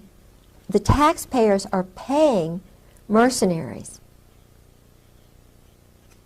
The taxpayers are paying young men who are not citizens of the United States to kill innocent people, women and children. They get on a flight from Norfolk and Oceana. They fly to Stuttgart, and I was told this is what they do. Then they go by a special helicopter to countries like Turkey, like the part of Iraq, to Algeria, to parts of Africa, and they do wet ops. They'll just, you know, murder 5, 10, 20 people, and then they blame it on the Arabs, or they blame it on somebody else, but it's actually NATO rogue assassins, because there are men from Australia, South Africa, Britain, that I've been able to determine, and a lot of these other little countries that are sort of wanting to get into NATO, they have little boys that they pick out, and they call them special. They use the word special, meaning elite, irregular, in order to entice these boys because they don't have much ego. So if you call being a criminal, in other words, they are protected. They know that they are above the law. That's what my husband's above the law. Judge John Moore is above the law. Colonel Barry Cantor, my husband's JAG colonel lawyer, is above the law. Grover Wright, Marine Corps. All of these, a lot of these guys who were judges had their wives gotten rid of. Judge John Moore had his first wife thrown into a mental institution before he became a judge. He battered her. And I spoke with a man who has a Purple Heart, two people who knew Hannah very well. And Hannah Moore was deeply in love with her husband. He got back from Vietnam. He was an Army Ranger. He battered her. He physically and psychologically abused her. And she started screaming, you know, doing what because I was battered and bruised. A lot of wives are by these Vietnam vets. But if they're a colonel or if they're a rising star, the wife has got to be crazy because they've got too much invested in these men. And it's a very small cult. I mean, I have heard the things that they do when they're colonels. It's some of the same things that they do in Cap and Gown, which is the Princeton version of Skull and Bones. My husband went to Princeton after he went to the Hun School for 4 years. Okay, now we should probably clarify a little bit about, you mentioned Skull and Bones, and many of the people wouldn't be familiar with that, and the Cap and Gown. So what are these clubs that these young inductees are pulled into, secret societies? Secret societies. And again, is this to make them feel super special? Yes. And also put a control on them Yes. so that you never tell these secrets? Yes. That's it. You have got it. You know, I've heard a lot of child molesters. I mean, people who are not connected with the military, just plain old child molesters, will molest a child and then tell them, now if you ever tell, you know, they'll take a cat and strangle it and kill it or something. This is what I'm going to do to your mother. This is what I'll do to you. Yes. Bad things will happen if you ever tell. That's right. And children grow up believing that I must never ever tell. And they don't, generally. That's right. Unless someone comes along to help them see the light and come out of it. Yes. And what happens is that you have the cover-up. There are so many stories where the story of this Satanism and this child abuse starts to come to light, and immediately the lid goes on because the system controls the various aspects that can keep the lid on. This is just one example. There's endless numbers around the world. The Franklin cover-up. It was an investigation by this guy, John W. DeCamp, who was former state senator in Nebraska, and he started investigating this guy, Lawrence King, a major Republican who sang the American national anthem in 1984 and 1988, I think it was, at the Republican convention. And he was investigating him for financial fraud through an organization called the Franklin Savings and Loans. But then he discovered that he's running a pedophile ring and providing children for the biggest names in America. And he wrote this book, The Franklin Cover-Up, Child Abuse, Satanism, again, they go together all the time, and murder in Nebraska. And what happened? Some of it got into this Washington Times, a mainstream newspaper, the connection to the Reagan-Bush administration, but most of it was totally covered up. I've been writing in my books now since 1998 that Father George Bush is a notorious pedophile, child torturer, child killer, and serial killer of adults as well. Said it on American radio. Still waiting for a response. And this is one example. A lady who became a friend of mine, Kathy O'Brien, who was in the American government mind control project since she was a kid. And met her many times. She still corresponds with me now and again. And I've met a daughter that she was talking about. Lovely, lovely girl. Totally shattered by these people. And that's one example of millions and millions that are going on around the world. And this is what she said in a book, Transformation of America. Kelly's bleeding rectum was but one of many physical indicators of George Bush's pedophile perversions. I have overheard him speak blatantly of his sexual abuse of her on many occasions. He used this and threats to her life to pull my strings and control me. The psychological ramifications of being raped by a pedophile president are mind-shattering enough. But reportedly, Bush further reinforced the traumas to Kelly's mind with sophisticated NASA electronic and drug mind control devices. Bush also instilled the "who you're gonna call and I'll be watching you" binds on Kelly, further reinforcing her state of helplessness. The systematic tortures and trauma that I endured as a child now seem trite by comparison. They're not. I know what she went through. To the brutal physical and psychological devastation that George Bush inflicted on my daughter. And that's just one of these people involving one of the victims of this. It's incredible, the scale of it, and it's going on in this country. And what happens? The wall goes up. This is what DeCamp found. Suddenly ranks are pulled in, and the media won't touch it, the social services won't touch it, the police won't touch it, politicians won't touch it.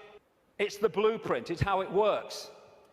And the Discovery Channel program, produced by Yorkshire Television, was about to go to air, exposing that Franklin cover-up and the paedophile connections. Bingo, it was censored and pulled just before it was going to air. Never to see the light of day, although you can get it on the internet, because one copy survived.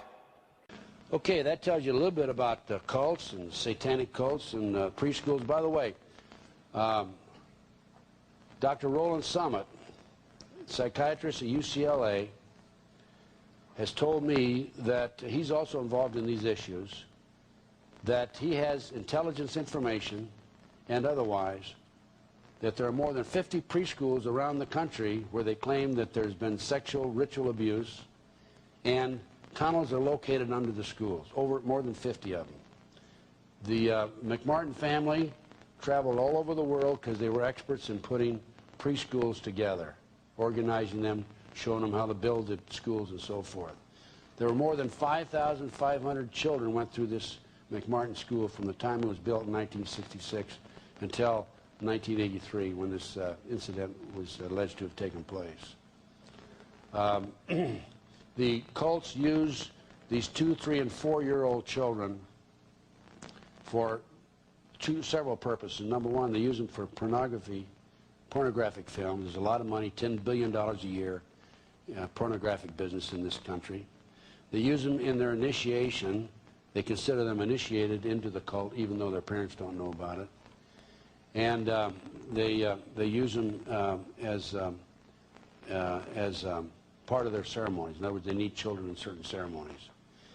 Now, I've been told, well, now don't tell me the kids, if they witnessed a human sacrifice or the sacrifice of a baby, that they wouldn't go home and tell their parents about it. But I'll tell you what a little girl in the McMartin case told me. And she told her mother, and her mother told me. She told her mother that she witnessed these sacrifices, and that on one occasion, after her mother dropped her off in the morning and before the mother picked her up at night, she was taken to her bedroom, back to her home. They went into the house. They sexually molested her in the home, in the bedroom. They left a little token there. They took her little baby kitten, took the kitten into the school, and had a ceremony and sacrificed the kitten in front of her. Then they told the little girl, they said, if you talk to your mother or your father, we're going to do this to your mother, your father, and your little brother. Now, don't tell me that a kid's going to talk under those conditions. They're petrified. They also talked about men coming in and sexually molesting them dressed in police uniforms, dressed as Santa Claus, and so forth. I'm sorry to say that the Bureau's changed. There's no question about it. The FBI today, in 1996, is being used by the politicians to further their games and their goals. So, there are a few things that have happened to me, some major matters that have happened to me since my retirement.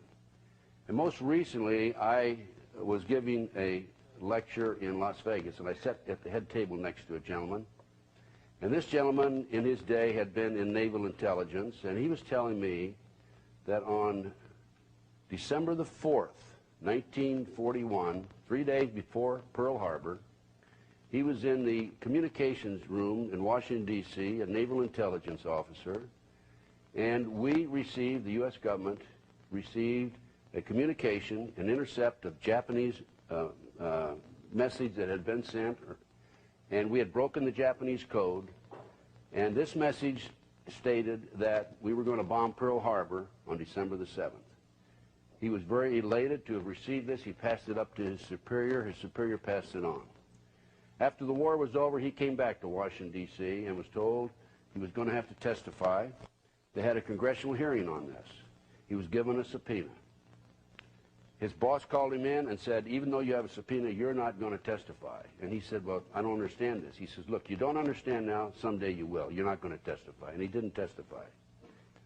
Now, it's been documented, and I've heard it on a number of occasions, that we knew about Pearl Harbor in advance. This is the first time I've had information directly from a person who was aware of this. I also received some information recently in my tours and lectures and what have you. I did a TV show in Long Beach, California. One of the gentlemen involved in the show was in the U.S. Army at one time.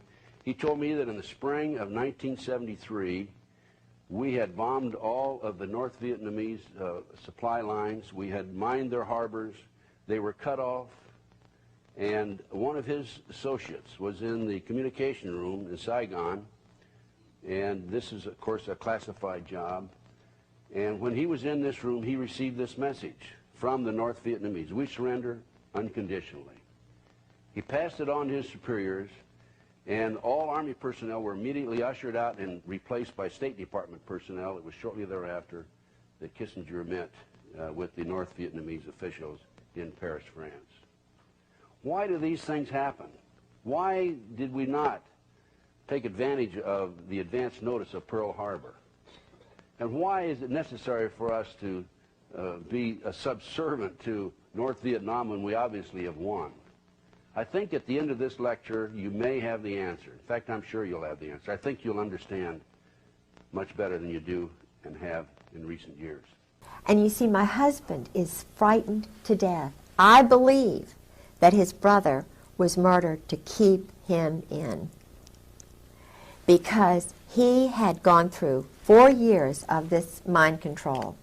And the man who did it, you can see this on the video, his name was Charles Caddock, and another man named Alexander Robinson. Okay, Charles Caddock. Caddock. And the other one? Alexander Robinson. Alexander Robinson was a Marine, very well-connected Presbyterian family, whose family member was the influential one who brought over the Saudis. The original Saudi head of Saudi Arabia was George told me all this about Mohammed Faisal, Khalid Faisal, and Saud Faisal, and there were something like 32 brothers of the then in the mid-50s, the ordained, whoever was head of Saudi Arabia. It was actually the United States who chose that person, because the United States, through Charles Caddock and that group, murdered the good one, the one whom everybody liked, who was well educated, and who was normal. In, I believe it was 1952, 1953, 1954, in Paris, the universal Saudi, the well-educated Saudi, was poisoned. And what was his name? Charles Caddock. I don't suppose it's all that important, but anyway. I'm trying to remember. I think it was Fahim, or he died in Paris. And so his brother, his half-brother or whatever, was the father of all these 32 boys, and the 3 oldest now were snuck into the United States. I have a degree in history, Virginia history, undergraduate degree, and master's in Scottish history. And being a Southerner, we always look at, past is prologue. And I jumped into the Saudi Arabian books to try and find out something about the Hun School, which is in Princeton, started by a physicist connected with Einstein in that group. So I was looking for the Hun School because I knew they went there. And they're in all the brochures. They're very proud to say, you know, we have the Saudi royals went here. President Cheeseborough brags about going over there and being wined and dined, and you know. So I only found one reference, but it was a reference that said something like they went to a prep school in the United States. That's all they said. Well, it was the Hun school, and my husband was one of the playmates. Charles Caddock was the bodyguard, quote-unquote teacher for these guys. So they would go out and play in the woods, and they were doing homosexual things with them. You know, I mean, there was a lot of money. They bought a big house. Yeah. And so. Okay, now, I was momentarily distracted. Okay. Explain to me a little bit about this, the homosexual event here. Well, George, for the first 3 years of our marriage, was drinking entirely too much. And he was trying to let me know about his world. And I'm not judging him. He's a bisexual. Okay, and I he believe. needed help. He needed help, he needed Still love, he does. needed cry. He Yeah. still does. He really needs help. And the handlers knew that I was changing him. I was taking him away from this crazy cult Right. that he'd been in all these years. And I mean, we were going to church. He even walked down the aisle one time when Tony Evans preached at Scope. I mean, he was overwhelmed. And At Scope, no, at it is. Scope in Norfolk, it's a big auditorium. Okay. And so, but he was a little boy when he was, it's mind control. MK Ultra, somebody said. They had a group of men, psychiatrists in New Jersey. I don't know where this place was, but they would go, and even his roommates in Princeton told me about it. George never, intentionally, he never introduced me to any of his friends. So I had to cold call all these people. I got their names and addresses, telephone numbers. I called all these roommates at the Hun School and at Princeton. They told me things about George and, you know, holding hands with, you know, with Caddock and other people, about being a cheerleader and going off and so forth. Now, a cheerleader, this is a kind of a trade name, right? No, he was a cheerleader for the At Princeton. At Princeton. Oh, And he okay. traveled with the football team. Okay. And here is a guy like that. They put him in the Marine Corps. I don't think that was very nice. Do you know what I'm saying? It was hard for him. But But it was part of the long-term vision. Absolutely. They wanted him long term. And it's because of the Saudis. This is what I believe and what his roommate believes. He had a roommate at Princeton who was also at the Hun, who's a dear, dear, wonderful. His mother is an Anglican. His father was a Jewish doctor from Brooklyn. And Jack is a dear. And we talk to each other a lot on the phone. George sort of, you know, dismissed him because George was getting in with another crowd. George got into Cap and Gown, which is the same kind of fraternity. I mean, it's an eating club at Princeton for intelligence officers. It's Cap and Gown. Would they have anybody involved that wasn't intelligence-oriented? Football players and so forth. But I have a feeling that Cap and Gown has a lot of intelligence officers and boys who may have been raped. Of course, they'd never talk about it. Right. But I know that the initiation is, they get very drunk, and even in the Marine Corps they do that. It's called dining in. They have the shellback ceremony. They do a lot of homosexual enticement. The boys are, when they come in, when they're new recruits, they strip them nude, they violate their personal parts. There's a lot of that is going on. What about even now? tail hook? Yeah. Is there a connection? Yeah, sure, because the cream of the crop is doing this. They're having group sex parties. And that was a Navy operation too, wasn't it? Yeah, but the Navy and the Marine Corps. Of course not. Maybe we ought to, for those That's another. that tail hook, they don't know anything about. Tail hook was refresh our memories. Well, tail hook. In fact, when I was single in Norfolk, I know one of the people who was deeply involved with tail hook, who was the captain of the Saratoga, was very much involved with this kind of behavior. I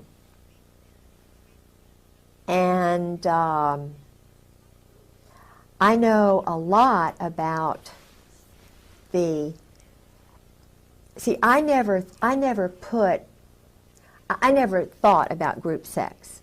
This is so awful for me to contemplate that these orgies are going on all over the Mediterranean, that the captains, lieutenants, the men who rise to the top are the ones who are picked to play the games, the pool parties, the nude pool parties. And they have secretaries who come in. I've talked to 3 guys, and of course my husband, who went to these parties. But what they do is, and this is General Al Gray, who was the main prime mover, they would go to a place like Aix-les-Rosés, where Charles Caddock, this teacher who got my husband into it, he retired in one of these all-male party houses on the Mediterranean. I mean, that's where and my husband kept up with him all through the years. But these sex parties and orgies, they're all homosexual in nature, or well, is there some heterosexual? They start off with the wild secretaries. It's kind of, my husband did those in Indonesia. He did them at a place in Northern Virginia with his first wife. I did not know any of this. I knew absolutely none of this when I married him. He told me he was loyal to his wife. He wanted me to think he was just apple pie, because I'm just a one-man woman. Right. When I took that oath to marry him, love, honor, and obey, that's me. But he, when he was married to his first wife, was just an addict. He was a sexual addict, an alcoholic addict. He loves, terror, and his whole little soul was just being sucked away from him desperately. And he needs Christ. He needed me day in and day out. He did not need to be. What he's doing now is running more of these operations. As you describe this, I can't help but think of Bill Clinton. Well, of course he was. He was one of those profile boys. But the difference between Bill Clinton, and I'm not saying Bill Clinton's better, but Bill Clinton did not he didn't know anything about the assassinations. Bill Clinton, when I was living with Sarah McClendon, the senior White House correspondent who saved my life, because she said, Mrs. Griggs, you get up here to Washington right now or you're dead. You're going to be dead. And I still feel as though I probably will be.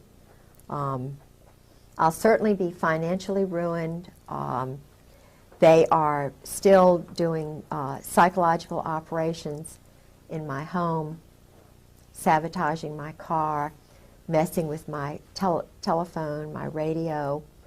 You cannot believe what I've been through in the last 2 years. It is horrible. And it's being done to other women and other wives and other men who don't go along with the program. They are murdering Marines, they're murdering sailors. These are the tactics that they use. They criticize the government, at least some of the people that they pulled out of the woodwork in order that they would be accepted in patriot circles. And then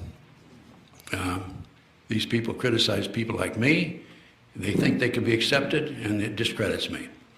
Now, is this COINTELPRO program and this disinformation program on the internet, has it affected my life? You bet it has. Because I'm not being invited to these big conferences anymore where I could give a lecture in front of 300, 400, 500 people. This is exactly what the rogue, covert, criminal government enterprise wants. That's why they do it. So what's the reward for me? Now I'm going to tell you what's happened to me in the last 30 years. And I'm not telling you this because I'm looking for pity or I'm looking for sympathy or anything. These are facts. Okay? Anyway, what's happened to me, I've had 3 contracts on my life. Okay?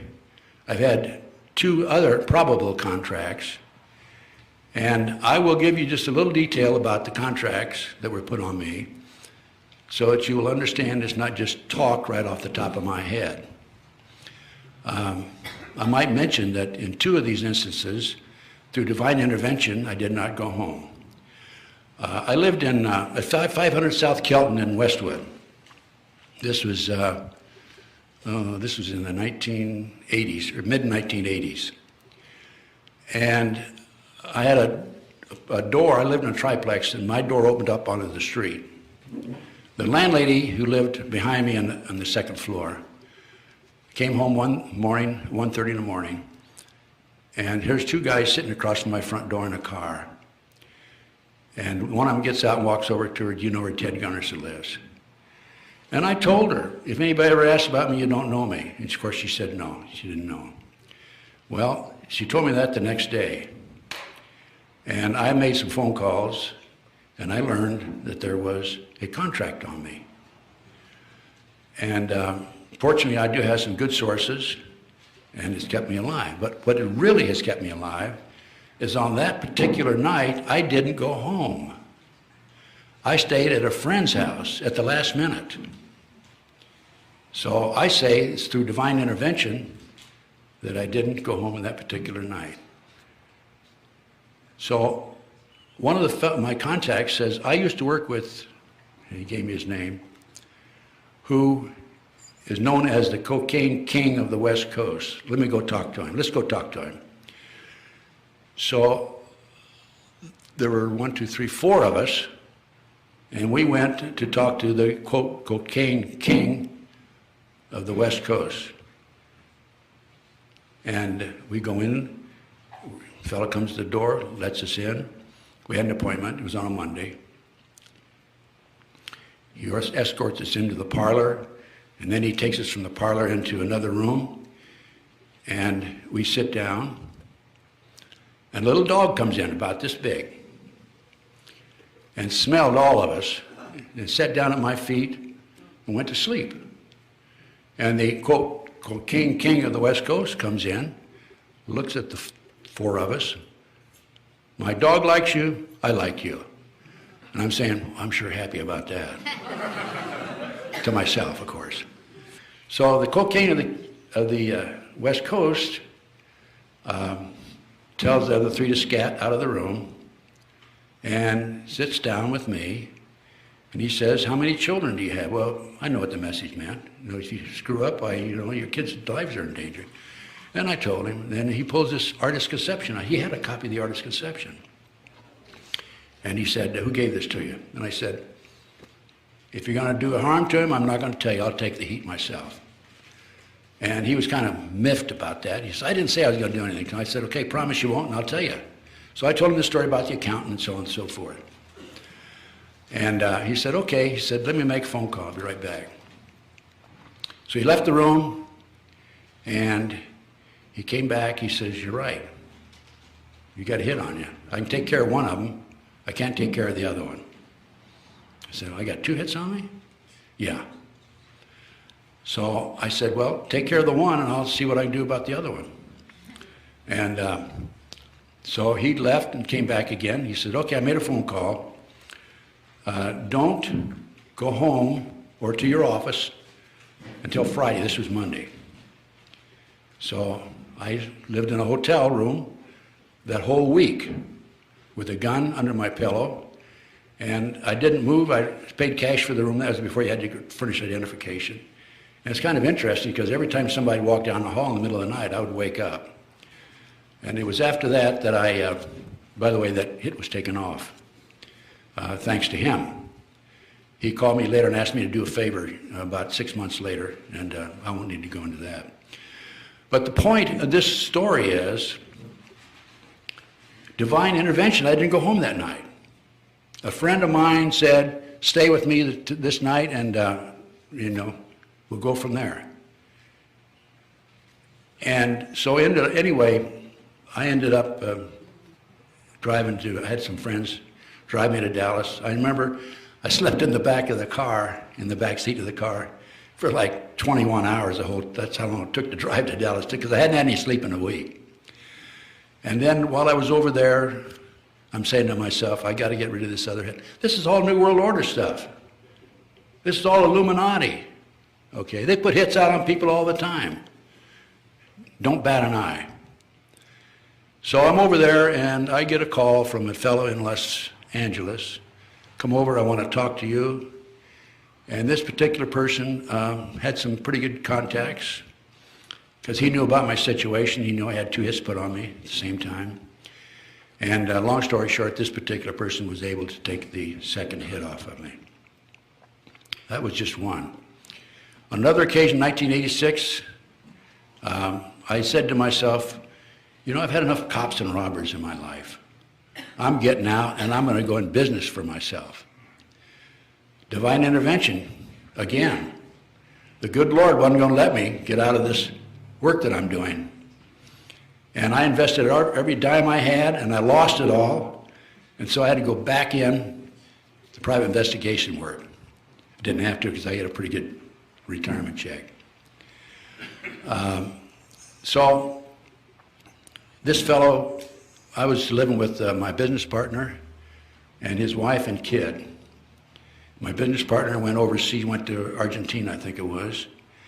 And he was gone for a while. And then my daughter had a road trip, and I house sat for her. And on that particular night, an individual, and I found out later his name was Bill Menser, known as Charles Manson II, came into the house about 11 o'clock. She was on the 3rd floor, it was a tri-level, and heard him coming in. And the dog went bananas. She closed the door, went to the telephone to make a phone call. Didn't work because the phone down in the kitchen had been taken off the hook.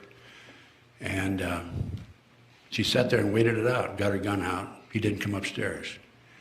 Again, I made some phone calls, and I didn't go home that night because when my daughter came back from her road trip, I was staying at her house, and we decided to watch a movie at the last minute. So, divine intervention. Absolutely no question about it. And the other 2 probables I don't need to go into them, but there was a fellow who was hanging around my P.O. box for quite a while, and I'd have to send somebody else in to pick up my mail. This is all New World Order, as I said a few moments ago. This is all what they do. They kill people. And Kucinich, not Kucinich, but I forget the congressman, huh? No, there's a congressman from Ohio. I think it's Kucinich. Yeah, he has asked for an inquiry into the CIA hit teams that are operating in this country today. Okay, he's asked for an inquiry, but nobody's paying any attention to him. That's just one. I can't tell you how many illegal burglaries, illegal entries I've had into my home. It's like Grand Central Station. They're in and out of there, and it's unbelievable. I took a trip when I was in Nebraska. I was gone for about 3 weeks. I came back, and I had my research, 500 boxes of research over a period of years, stored in the 3rd bedroom. They helped themselves to 200 boxes of my research. Okay? They're in and out of my car. on a regular basis. I can, right here in L.A., I parked down, I remember parking downtown, and I came back, and they do this all the time, turn the direction signal on. I start the car up, the direction signal's on. I had my car stolen twice. I had my brake lines cut. I have had 2 windows shot out when I was standing nearby.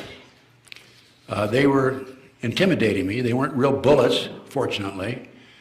They were air bullets. And that's what they're trying to do. They're trying to intimidate me. I've been poisoned in Las Vegas. I was poisoned. And what they did there, the only way they could have poisoned me is they had the condominium next to me, and they were pumping poison in through the air ducts. I had my right front tire come off when I was driving between Omaha and Lincoln, 60 miles, 75 miles an hour. The right front tire came off. Highway Patrol came, looked at it. It was John DeCamp's pickup truck, by the way. I had gone from Lincoln to Omaha to talk to a source. And the only way they would know that was by tapping John's telephones. And I found out, the Highway Patrolman looked at it, he says, hey, your lug nuts have been loosened. And they tried to loosen the lug nuts on the left front tire, but somebody must have interrupted them because they weren't successful there. They wanted both tires to come off at the same time. My mail's been opened, diverted, and intercepted. My phone was cut off once. And I called the phone company. I said, hey, you discontinued my phone. Why? They said, well, we sent you a bill. You didn't pay it. I said, well, where'd you send it? They sent it to a fictitious address in Florida. Never heard of it. I've had mail disappear. People written to me, and I've never received it. Surveillances are almost a daily occurrence. And what I do is I do U-turns on them and get around behind them and chase them. And they try to intimidate me. Look, I was in a gun battle in Memphis, Tennessee at the airport. If they're going to intimidate me, they're not going to intimidate me. I'm not afraid of them. I've dealt with terrorists when I was in the FBI. And I remember when back in about 90 or 91, they put a dirt bag out, just parked across the street, maybe 4 or 5 cars up. And I would see them there, and I'd put on my gun, go out and get in my car, drive by at 3 miles an hour, stare them down, do a U-turn, 3 miles an hour, stare them down. Then I'd park in behind them. And they couldn't get out of there fast enough. One of them ran a red light. Then I chased another one and cornered him on the street, blocked him, and I reached under my front seat like I was going for a piece, and his eyes got big as saucers. And I was on a street that went up the hill and down. It was one way. I went up and down and parked at the bottom of the hill, and then he started coming up, and I was watching in the rearview mirror. I could see the top of the car, and when he saw me, he stopped and backed up the wrong way in a one-way street. By the way, I've got some pretty good license numbers, a lot of license numbers that I'm saving. My business has been sabotaged, Virginia McCullough. I've had telephone taps. I sued GTE back in the 80s, got an out-of-court settlement.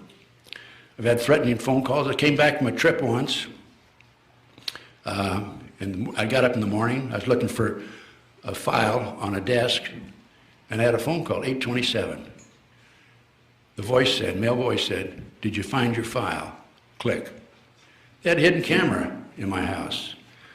I was gassed on the freeway, attempted gas on the freeway. They gassed my webmaster, Clarence Malcolm. I've interrupted 2 attempts to steal my car. I've had flat tires. In one instance, I had 3 nails in the same tire. That's a little more than a coincidence, I think. I've had my gun stolen. I had 4 guns stolen out of my house in Nebraska. I sleep with a gun under my pillow. I have a combat magnum. And one day, this is a couple of years ago, I check it regularly. I checked it and somebody had come in and taken the bullets out of it. So if they came in on me, I was going to have to throw the gun at them, I guess.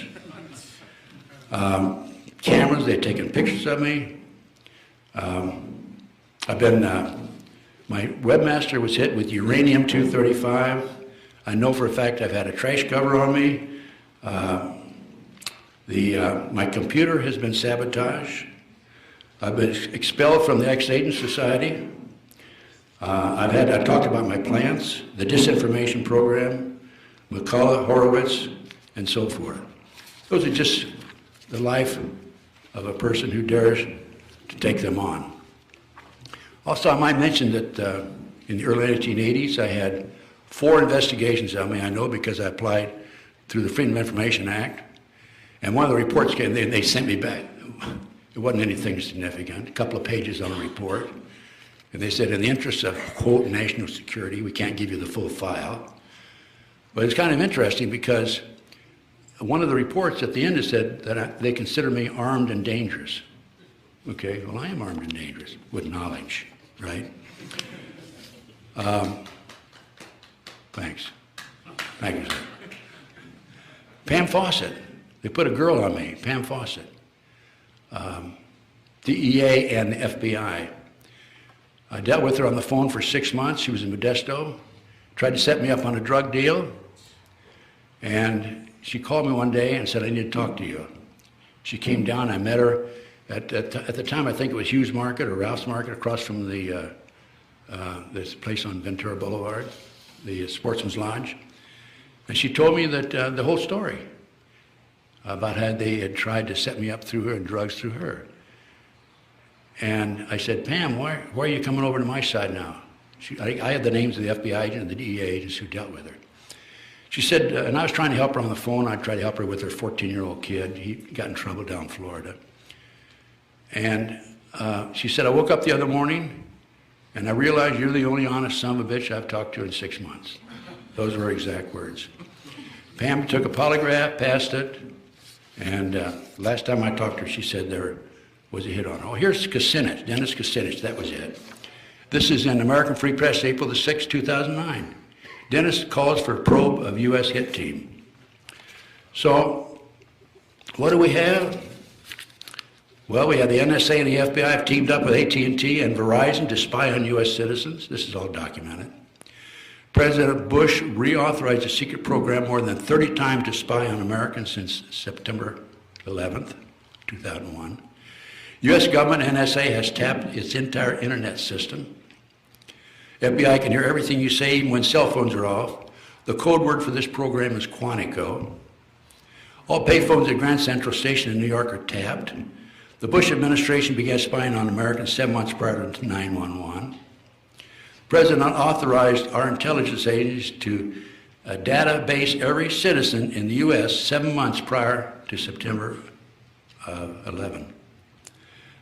Project Endgame, the rounding up of 775,000 Americans by the shadow government, began on February 24th, 2009.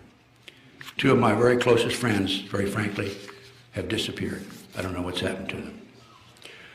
We have thousands of guillotines that were shipped in here from Japan. In Atlanta, Georgia, we have 500,000 caskets that hold 40 bodies in each casket. We have 1,000 internment camps around the country. We have sensors on the major highways every quarter of a mile. I talked to one of the installers right here in California. What was that, Sensors. But that keeps track of your car. Sensors, yeah. Did I pronounce it right or wrong? That's right? Okay. Yeah. I went to school in Nebraska, so I have an excuse sometimes, okay? We have the Patriot Act. I don't tell you about the Patriot Act. I mean, I'm sure you're aware of that. Okay? The Constitution violations and the amendments that they've done away with through the Patriot Act are, you got them here someplace. All of them. Probably all of them.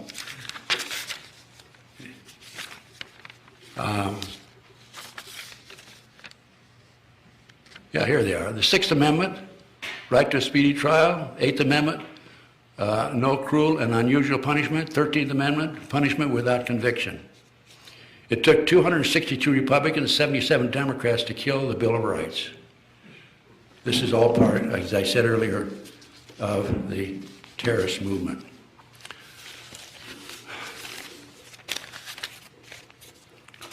I told you about the guillotines, the caskets.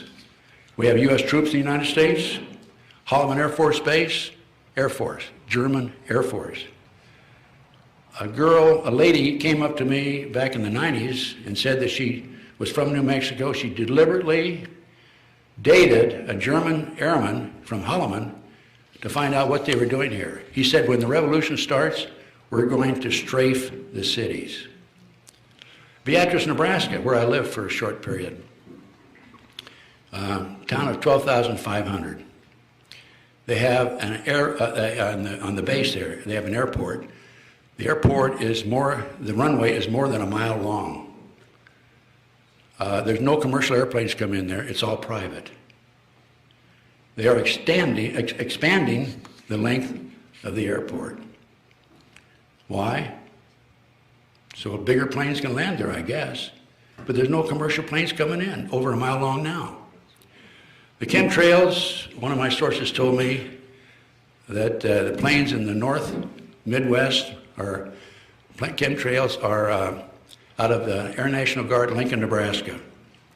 I made a trip to the airport and I found 4 giant airplanes with no markings on them on the runway at the Air National Guard. Another informant told me Fort Sill, Oklahoma is what they're using in the southwest United States. Okay, that kind of gives you, I think I laid the foundation pretty well, didn't I? Yeah. Okay, that just tells you what they're after. Okay, I'm not the only victim. There's thousands of Americans out there. By the way, I've been shot with a laser beam twice in my back. Fortunately, they're not very good aims. And my webmaster, Clarence Malcolm, has been shot also. Of course, one of the best ways for you to stay alive is to do what you're doing. Really? Reduce this, oh, absolutely. Reduce this to video, get this scattered all over the country. They won't touch you because if you're dead, that validates everything you're saying, see. So, well, they poison people. Publicity is the best thing you can do. Yeah, one of the things that was happening to me after, I must tell you about General Joy. I found his name all through the diary. And what was really strange was that George had mentioned him early on in the marriage, but then after a certain incident at Camp Lejeune, which I think is very interesting relating to tailhook and something that I did there. I'll tell you about that if I can remember. I called, it took a lot for me to get General Joy's phone number. Because the Marine colonels were not going to tell me. Because they knew I was investigating. So nobody would tell me about General Joy. I called a person in George's address book who was a general, pretending that, I was updating my Christmas card list. Yeah. And I just wanted to find Jim Joy's telephone number. He said, he's up there. He's running morale, welfare, recreation for the world, a payoff job with the mob. And he's living outside of Quantico, and here's his phone number. So I call him up, and keep in mind, my husband is infamous, Princeton graduate, chief of staff for Al Gray, who runs all the dirty tricks for the Army. Linda Tripp worked for Carl Steiner, who was a partner of, Jim Joy and Carl Steiner and my husband were the triumvirate in Beirut. Okay. And Linda Tripp worked for Carl Steiner down there. This would be approximately? I think in the 80s. She and her husband were both Delta Force duos. They send them, but then they divorced, so that broke up that. But she's a dirty tricks person, Linda. Anyway, so I call General Joy and I say, General Joy, this is Kay Griggs, and I'm George Griggs's wife, chief of staff under Al Gray, head of half the world, dirty tricks, special operations, wet ops. And he goes, no, I don't believe I know your husband. Exactly his words. Huh. And I'm taping it, by the way, Uh-huh. because they took my tape. They started coming in and putting sticky stuff and running my, just mind jagging me Putting sticky stuff. on the tapes, and they would put the tapes on different, they would go to a lot of trouble. They would take things that I said on one tape and put it on another, and they were having fun with me psychologically. But I taped this conversation with General Joy, and I said, well, that's really strange, General Joy, that you don't know my husband, because I'm sitting here on my bed, and I'm looking at my husband's diary that he kept the whole time he was in Beirut. And you're in there almost on every page, you're in there a lot. And you're going over to Cyprus and Rome, and you're, getting money for weapons, and, and then they're going to Tel Aviv, and they're doing this and that. And I said, you mean you don't know my husband, George Griggs? And you're a Marine, and he's a colonel? He went, oh, that George Griggs. Because he knew I had the diary. I see. Then he said, oh, Miss Griggs, let me call you back. Let me call you back. So he had to confer with General Sheehan, General Joy, General Gaiman, General Hartzog, and his little cabal, particularly General Gray and General Krulak. So he called me back, and he was just like a little puppy dog. He said, oh, Miss Griggs, I'm going to be in Norfolk on the, the night of the 5th, 6th, and 7th. I'll be at a Morale, Welfare, Recreation meeting at the Marriott Hotel, and I would like to meet with you when I get there. I'll be getting in around 5 o'clock, and I could we could go to dinner, or you could come and have breakfast the next morning. We could eat, blah, blah, blah. Or 11 o'clock, now I have to speak at this luncheon engagement. You're welcome to come to that. Or we can meet at, he went through every hour of the whole time. He could not have been more insistent about meeting me if he'd been my father, my birthday or something. And so you did meet. I did. But I was afraid of him because I knew This he is was General an assassin. Joy. General Jim Joy, the one who got Noriega out of Panama.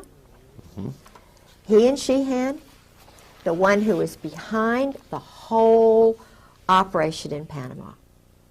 This is a powerful guy. He and Carl Steiner. Mutt and Jeff.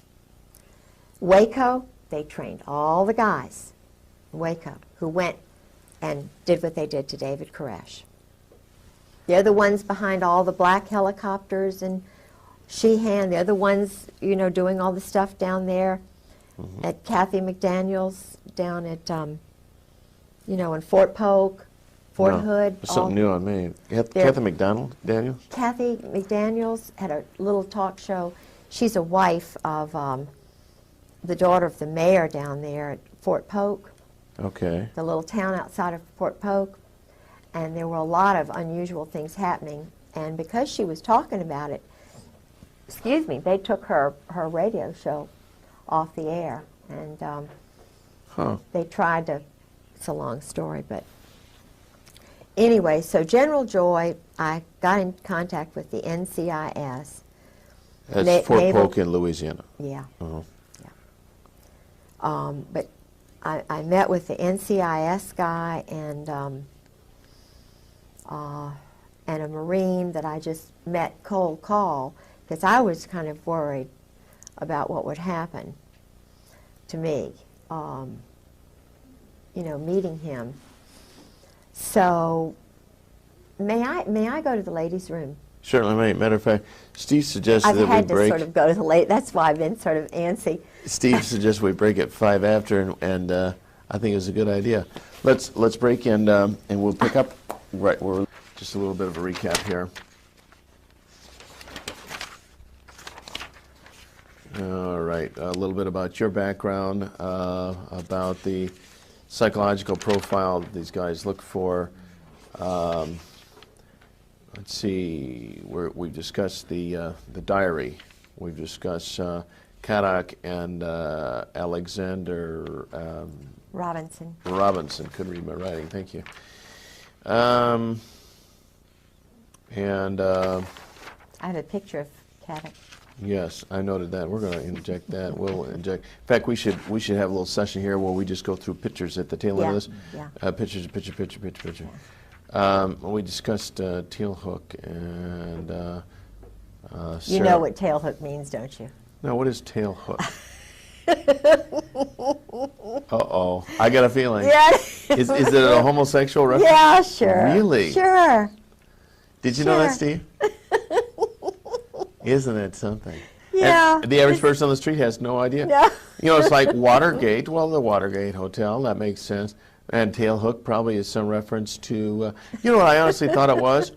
When you refuel a jet or something. It is. But you look, see, the planes look like this. Because, see, I was told this by Jerry Unruh. And Jerry Unruh was a captain when I met him. We were just partying. You know, I had a group of gals, and we were all school friends. And everybody hung around this place called Poppy's in Virginia Beach. It was the place in the mid-'80s when I was at the Virginia Center for World Trade. Well, Jerry was in there. He's an intelligence operative with Scrowcoff, Crow, you know, this whole McFarlane, Ed Wilson, who's a really good friend of my husband's, who's a really bad guy. Anyway, they're all some of them are doing this Rush River Lodge thing, you know, which Angleton was doing, where Woodward would go to these big orgy parties. And George went to a few of those. But this, you see, is the plane, and it kind of looks like that. Okay. And yeah. it refuels. Uh-huh. See, that's what the hook is for. That's called a refueling. tail hook. Yes. Uh-huh. But it has a double meaning. A double entendre, sure. Because and I went to the preceding show 2 weeks ago, and they had the tail hook booth, and I have some stuff, I don't think I have it with me, but tail hook souvenirs, because they are really trying to promote that, you know, the charitable function of that organization. Yes, of course. Now, the fact that cover got blown on those tail hook things, that Paula was a Coggin. major snafu, right? She had to try very hard to get that out. That was at Camp Lejeune? No, I think it was in Las Vegas. Okay. But, oh, my thing went on in Camp Lejeune before tail hook, and this is why I got flagged. Oh. Because I stopped all the go-go dancers in the officers' clubs, and they got very mad with me. Ooh. I can tell you that story. It's true. Yeah, but why, you didn't realize what you're doing at the time? No, I was just incensed, you know, that they would allow topless women, young girls, in the officers' club dining room while I was trying to eat late one night. And George says, well, you know, you just have to get used to it. If you think this is anything, you ought to see what goes on in Okinawa. Well, this was 91, 90, it was before tail hook. And the Lord is always with me. Sometimes I don't know where he is, but this particular night, it was about 9 o'clock, and I was starving. And I was really mad because his reaction wasn't, I'm sorry, this is offensive. Do you want to go in town to eat or something? He didn't do that. He attacked me. It was a chance to educate me the way they were educated. I see. Get used to it, bitch. You know, Yeah. excuse my French. That's right. But that's really what he was trying to do. Well, they were all young married officers. Now, I worked at the chamber, and this is taxpayer money. This looks bad. They had, you know, wedding bands on. And one of the guys, two of the guys goes out with one of the girls. So I'm going, after having said, don't you see anything wrong with this picture? And getting no background. I thought, oh boy, I've got a camera in my pocketbook. I am going to see Marty and Oogie, my old roommate from St. Mary's, little Episcopal Junior College in Raleigh, North Carolina. And I said, whoa, little Lucille Ball comes out. And I just kind of grabbed that little camera with the flash, and I get me 3 little flashes of scattering people. So Just light. because the camera's going off. Yes. So that said to me, it proved to him, God, truth is light, light is truth. You know, hey, this isn't, I mean, God proved it. I didn't do it. I didn't argue. I just took pictures, they scattered. Then what happened? What happened to the pictures? Well, he tried to grab my camera, He, my husband. right. But there were still some men in there, you see, and 2 of the girls. And they were looking at me like, you are, the girls were probably thinking, oh, you know, but the guys, they saw older colonel, chief of staff here, wife. It was bad from the perspective of me being a wife, witnessing this, being ordered to shut up. So I took the camera when he wanted to grab it from me, and I went like this. I mean, it was real battle time, major. My brother was a championship wrestler, you know, and I don't know anything about holds, but I knew this was self-preservation time. And I just said, well, I'm going to the ladies' room, huh? Yeah. So I went to the ladies' room, and I hid the darn thing. And he wanted to know where it was. We had a major battle.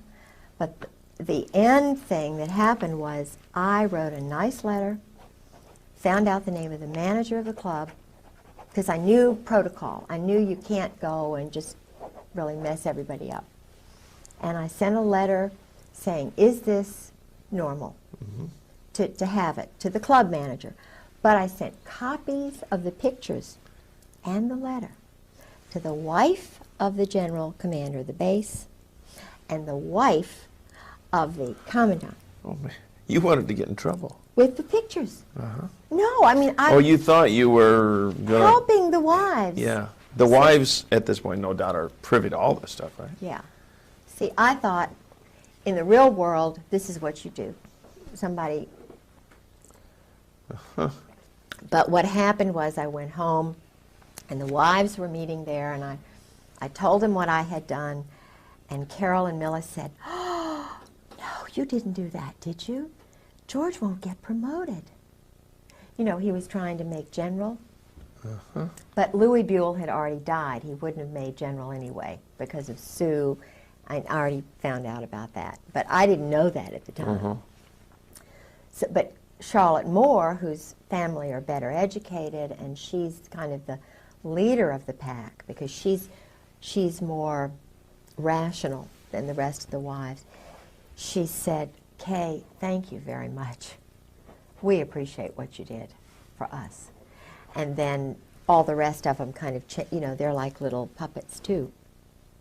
But then I found out from Brooks West that I was flagged. That General Gray had me marked as a troublemaker. Gotcha.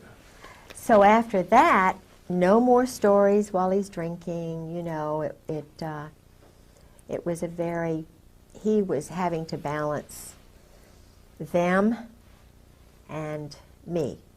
You know, he was, I think he was challenged by me because he, you know, he knew that I was a free spirit. He didn't understand Christ. He didn't understand what my boundaries are, but he, because he was a little bit intimidated by my sense of freedom and my, you know, openness, which comes from a complete understanding of where Christ is in my life, you know, and I follow in his footsteps, but I'm a free spirit because I'm created independently, as we all are, and he never had, my husband never had that ability to be free from the time he was a teenager. Because early on he was made captive to these other Yes. matters, the homosexual counters and the shame that that brings and the control.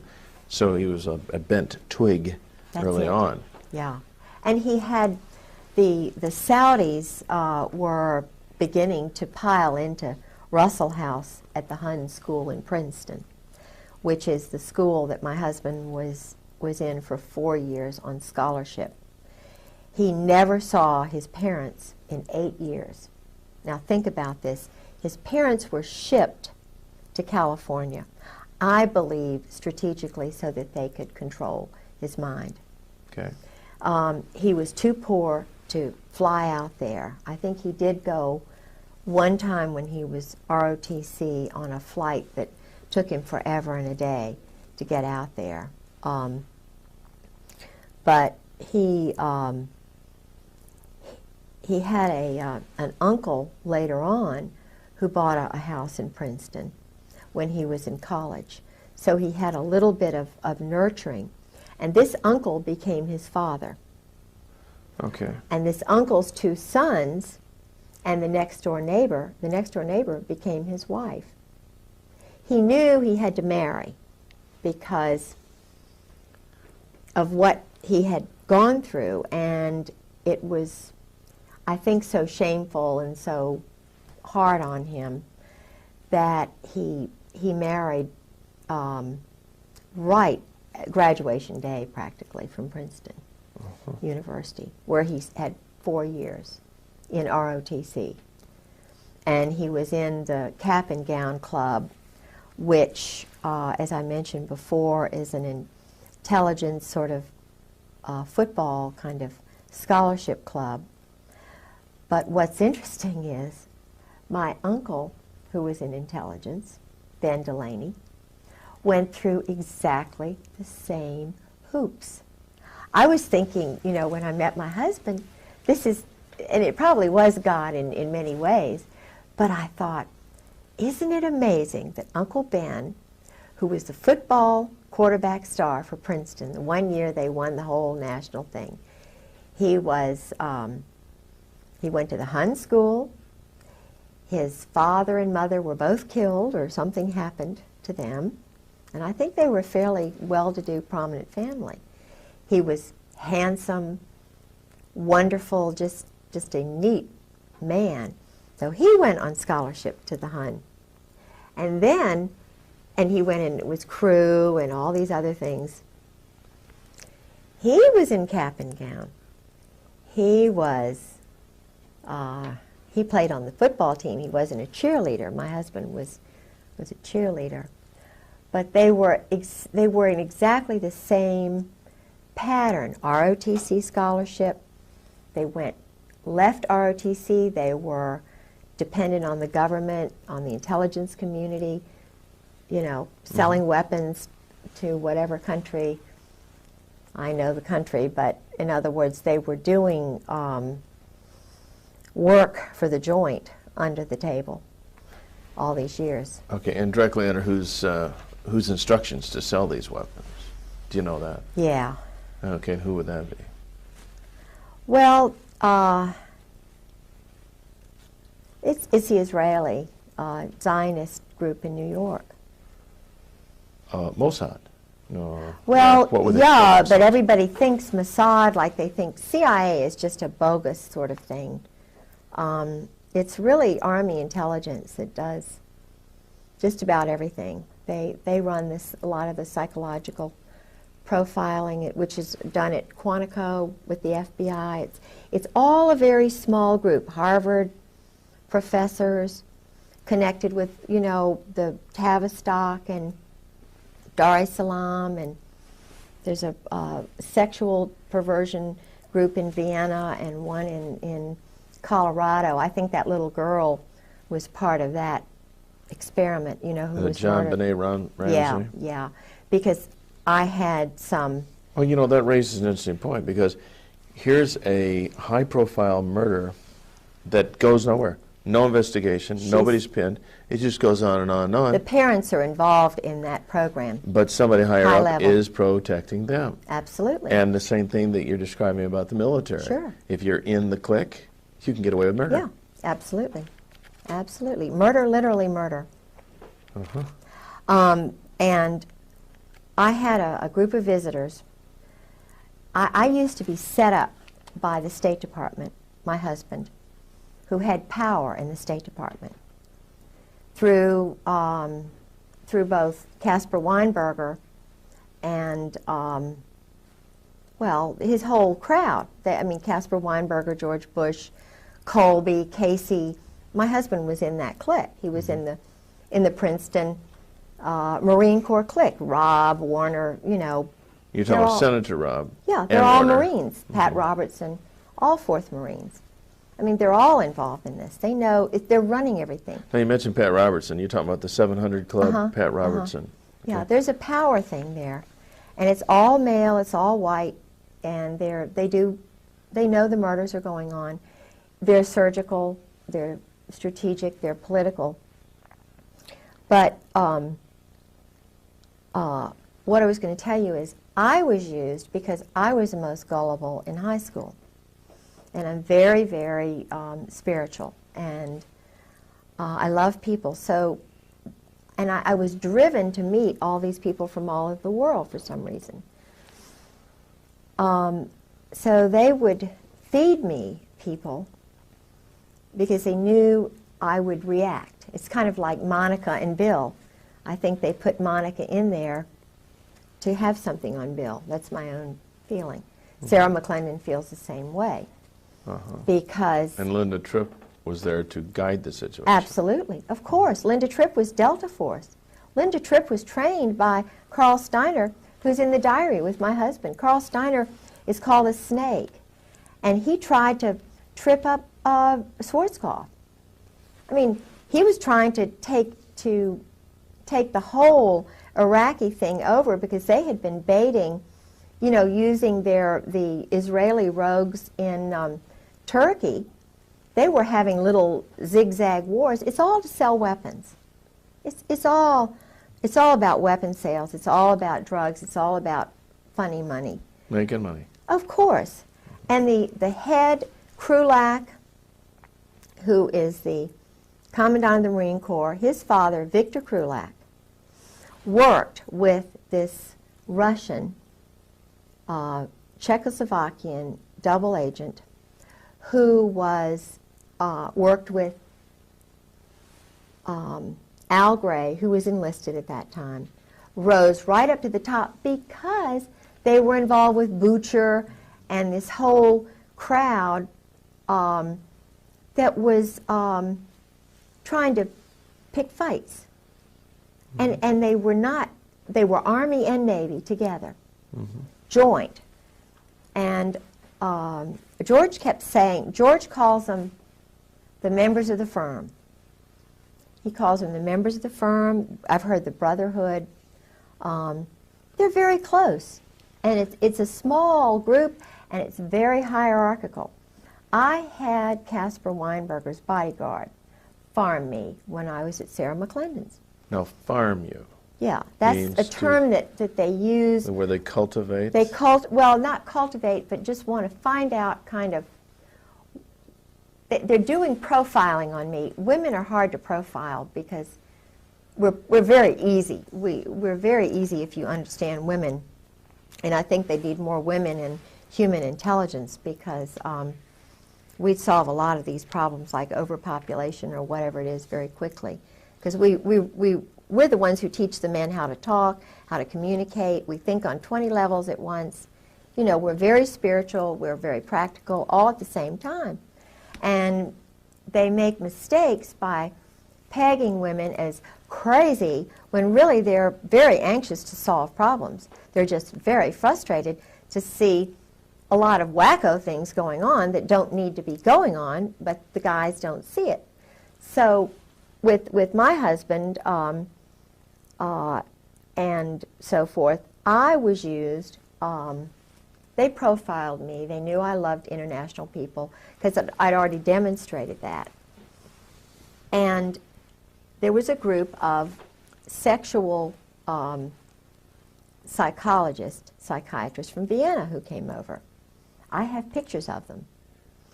I was their escort. George was already gone. And I was intrigued that they were still sending me people. Okay, now you referred to them as sexual psychologists? Yeah, there's a whole range of psychiatrists who study perversion, Okay. sexual perversion. Harvard, Yale, Johns Hopkins, and this Colorado group. Dar es Salaam, where they train the black African terrorists.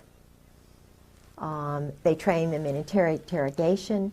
They train the JAGs in interrogation methods and so forth. And a lot of these guys got their experience in Vietnam. Intentionally, they took these little boys. That's what they're doing in Bosnia right now. They're training future leaders in perversion. They have a school. The British have a school that George was working with in Indonesia for a year. My husband was setting up there was already a program on East Timor, a little place there in the mountains, that had been set up by the Australians during World War II. It was involved, I think, with Burma and, some of the killings that were going on in China and so forth. That T. Parker Host, this man who now controls my husband with Bob Edwards. T. Parker Host, this is how they got together. T. Parker Host, I knew when I was the assistant director of the Virginia Center for World Trade. I was the first woman on the board of the Foreign Commerce Club. I was very involved politically, and I was having a ball. And I met T. Parker Host through someone else. I was the chairman of a board of all these international shippers and brokers. I was just a, sort of a glorified secretary, public relations person. Now, T. Parker Host was the Finnish consul and at one time he'd been the Norwegian consul, the Icelandic consul. I thought he was a really nice guy because he was outgoing, he seemed Virginian. I didn't know that much about him.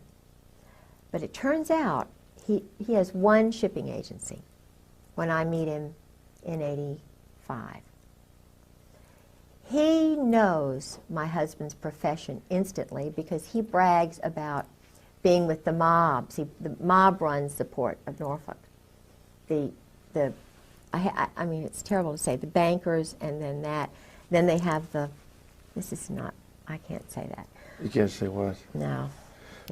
The ports are run by, it's a homosexual hierarchy. Okay, it makes, that's not objection. Well, okay. And in Norfolk, it's Walter Chrysler, Phil Hornthal, they have the rich ones, and then they get the little ones in by introducing him to the big guys. It's like George met Einstein.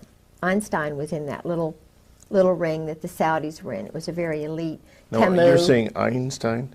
Albert Einstein Okay. was in that little Princeton ring before he died. Okay. George, they partied together. Anyway, so the Norfolk crowd runs the port. It's very organized and so forth. And I knew the person who was running the Maritime Association shipping agency, very nice man who was that way. But I didn't know it, I went out with him. I like him very much. I mean, he's a very nice person. But And completely homosexual. Completely. But he liked me, and I thought he was wonderful. Many homosexuals are very he's engaging a very, people. very nice guy. Well, his best friend was T. Parker Host. He lived with him for a while. Well, I didn't think anything about Parker because, he'd been married and had a couple of sons, and I thought, well, this is just a guy who's moved away from Newport News for some reason and settled in Norfolk. I thought it was unusual. He didn't have any friends. I didn't know. But it wasn't because of that. It was because Parker had some questionable associations with mob figures, with assassins.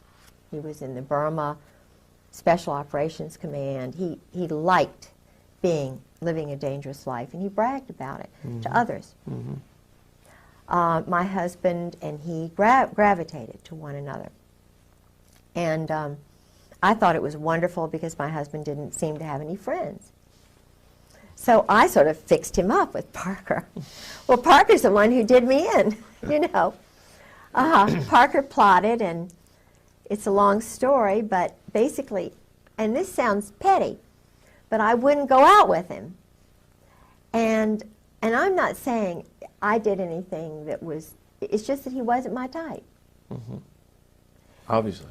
You know, well, I mean, not, but he just was, he's boorish, he's loud, he's kind of rude. So you're saying even just in a social context? Yeah. Just, So what happened was, because my husband is so close to Bush and McFarland and Scrowcroft and all these guys, Parker starts getting in with my husband's friends and cultivating them.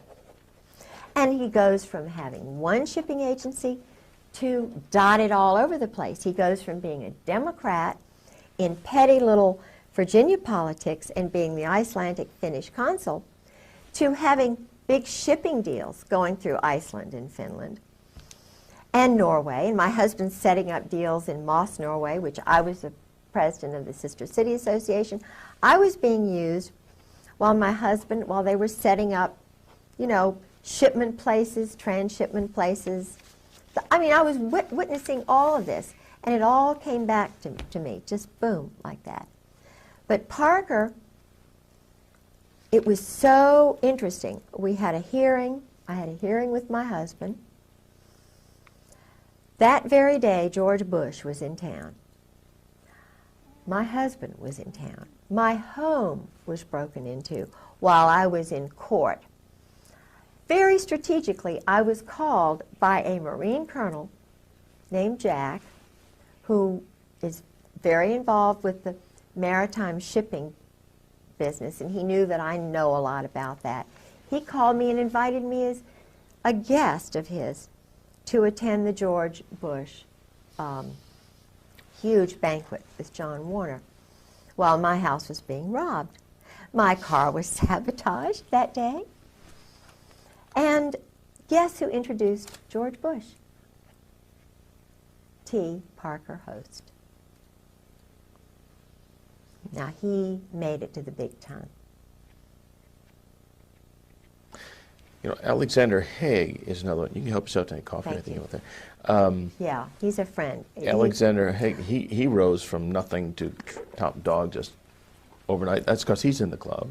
Oh, of course he's in the club. Now, how he's in the club, you see. Now, all these guys. Henry Kissinger, Heinz Kissinger. Oh, I have a story. Oh, we all suspect Henry's a queer. Oh, but, yeah, I have a first-hand story from Bob, who was there in Cambodia with Heinz. Okay, you call him Heinz. Henry. Yeah, okay. Heinz. His real name is Heinz Kissinger. Okay. We'll straighten out. We got a light that fell down, boys. Did you notice that? We got to be alert to notice all these little things. And that's very hot, by the way. Haig was an army. Just a second. Let's get this straight here, because Right. that is a hot light, and you'll burn your fingers if you don't touch it. By the way, as long as we're kind of in an unofficial break here, did you have to read my note while I was writing it? See just part of it. When I was writing it? Or only when I held it up? When you held it up over here, Okay. I made an adjustment. Well, I was starting to write, I wrote widen her a bit, and then I looked up, well, lo and behold, he's done it. So I thought, well, maybe he could read this over my shoulder. That's cool. And then, No, and he did. Oh, you saw it and interpreted. I seen you. you could read it from here? Oh, that's cute. This is, oh, y'all are wonderful. What a team. And What then, a team you are. you could, thank you? Yeah. Yeah, okay. Actually, all you gotta do, if you write it, just tip up a little bit, I'll. Okay, because the thing of it, when she's illustrating something and using her hands, well then seize on that and open it up so that we don't lose the lower part of her hands. You know, not far enough down to where, you know, strategically we get out of focus, but just that's cool. All right, we're back, and this is good. Let's go back to. See, we want to talk about Henry Kissinger, but also I introduced the idea about George Bush. 3, 2, 1.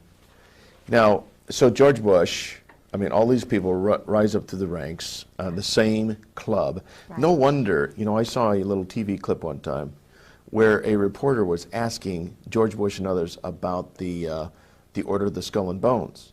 All these guys were shocked that somebody even mentioned the term, and they just would not discuss it at all. Right. And the reporter said, I understand that as part of the oath you don't discuss it.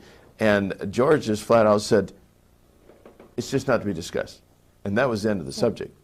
Now, that's because, I mean, if this really got out, that these guys are all inducted because they've got some kind of homosexual Right. thing on them. Indoctrination. I mean, Yeah. or induction. They Yeah. have to do that. Yeah. They do that. Yeah. In Even a if, coffin. And it's even now coming into the military totally. The chiefs do that. They put them in the coffin. They do the bowling ball trick. okay, you're going to explain this. What happens when you get in the coffin? Why do you get in a coffin? Oh, they get, when you get your eagles, that's a German thing. Okay. You know, it's what the German high command did, and most of them, you know, had the boyfriends and stuff, the Krupps and all of that. It is a German thing that they say goes back to Greece, and it's all the male marine-looking men that they do it with. See? So now the chiefs have to do that. What they do is they get, George said it's like a zoo. They get everybody really drunk, and they sometimes call it dining in. Shellback is another time that they do it. Not everybody does it, but the ones who do it, if they're young, they get right up to the top. It's a Okay, well, what actually do they do? They've got a coffin, they get anal inside this... sex. Oh, that they do. They put them in the coffin and they do things. Okay, they perform things Yeah, on each other. yeah. While they're all around there going drunk and I see. So there's a guy in the coffin yeah, and he's the one who is the recipient of all the acts. right, right. Yeah. Probably safe to conclude these are oral sex acts on this guy or something like yeah, that. yeah. Okay. Oral and anal, whatever. Yeah. But but what's the significance of the coffin?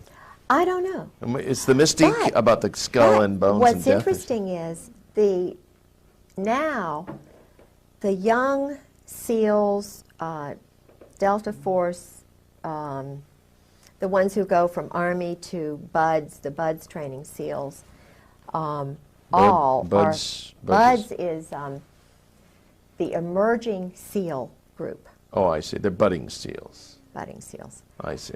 And they have to break into houses. Their training exercise is to break into civilians' houses For practice. for practice. They broke into my house. When George and I were first married, I had many underwear. You know, this is terrible to say, but lingerie. I had lots of, you know, I didn't buy much, but it all disappeared. And then when the psyching was beginning, I had white blouses, but they would all have black dots on them. I'd say, George, here's another blouse with a black dot. It was just a little message. This was somebody's message, you know. Or I would, after George left, it was batteries in a drawer. You know, you can't tell the police I opened up a drawer where I had 6 batteries and now I've got 50 batteries. They're going to say, well, of course you're crazy, you know. And I started my little sob with a screwdriver. And, you know, I was always looking around for screwdrivers. Well, one day I come home and there are about 12 screwdrivers on the table, you know, neatly placed. Well, you can't call the police and say, I've got 12 screwdrivers, you know. You can't tell people that you've got black dots on all your white blouses. You know, your shoes are disappearing. And then, this is really, I called the police the first break-in, which was the night of March the 4th. The night before, I went to see General Joy at the Marriott. Yeah. Well, I had already called the police when I was battered because I was just bruises. I made O.J.'s wife look like Marilyn Monroe. I mean, you talk about. And I was doing this because I thought it would help him, you know, have 45s put to my head, and he's laughing. He'd strangle me and put his finger on my jugular vein, and he'd just say, now don't you dare move, you know, I mean, or I'd be lying in bed and he'd do a jap where he'd just push me off the bed. You can't believe what horror I went through to try and get this man to understand what Christ's love is about. You know, people say, oh, well, you should have left. Well, I took my marriage vows seriously. I knew he was injured psychologically by the war, by whatever he was made to do. So, I mean, I'm fine. I just sacrificed a lot. I was in a big wrestling match with a crazy guy, you know. But I still love the little boy within. He's very troubled. But anyway, I called the police after a number of little break-ins. And guess what? The policeman they sent was a little short guy with a short haircut whose name was Shorty Satterwhite. Okay. And Shorty Satterwhite was saying, oh, now, Miss Griggs, now you're just making this up. Now, you know, Miss Griggs, this is you're just traumatized. Your husband's gone, blah, blah, blah. I found out he was a 20-year Marine. Okay. And not only that, but there's another part of his life. But that's okay. I mean, he's a nice guy. But he was a Marine. And he takes orders. Of course he does. He's still reserve. So I think, okay, I'll call the FBI. You know, I'll let them know what's going on. I heard about the FISA court and that they, you know, because I'm talking about William Colby, maybe they think I'm a threat because I know all these international people. So I'm just going to call them and tell them what's going on. So I called Torrance, who's the head of the FBI, and he's too busy, you know, too busy. So he sends this guy, Dan McNally, out. And Dan McNally is a very nice guy, and he has this girl interview me, and I type out something about Georgia's history and what I know. Guess who else is a 20-year Marine? Dan McNally. And it just so happens that Dan McNally's best friend, and he's not married either, but that's all right, his best friend, who is from North Carolina and never married, is a best friend of Fred Hentz, who's the one who took me to this place, Mahi Maz, where I had the 2 death threats, who was graduated from college in flat 59. He was intelligence. His father was a German high, part of the Kaiser's elite group. He was NATO colonel, which I thought was pretty neat, and that's why they knew the profile. Kay likes NATO people because she's going to learn a little bit about another culture, you know. And I'm not saying that because his family were high command, but he was also an existentialist. And okay, and again, for our viewers that may not know the term existentialist, you mean? An existentialist, according to my husband, which he is one, Fred Hentz, all of these people are existentialists. They believe in doing whatever it takes. It doesn't matter what the law says. They will do anything necessary to get what they want politically, and economically, and whatever. In other words, killing a leader, killing 5 people, killing 20 people, according to George, is a lot better than war. This is the way they rationalize it. You didn't used to kill women and children in war when the British Army, when they were pure kind of, you didn't go out and kill. I think Dresden, they did do some of that, but that was Walt Whitman Rostow and his crowd. And he's a very dangerous man. because Walt Whitman Rostow is a communist. Okay, and in what capacity is he? Oh, he was one of the wise men in Kennedy's administration. I think he was probably responsible for the movement that got Kennedy murdered.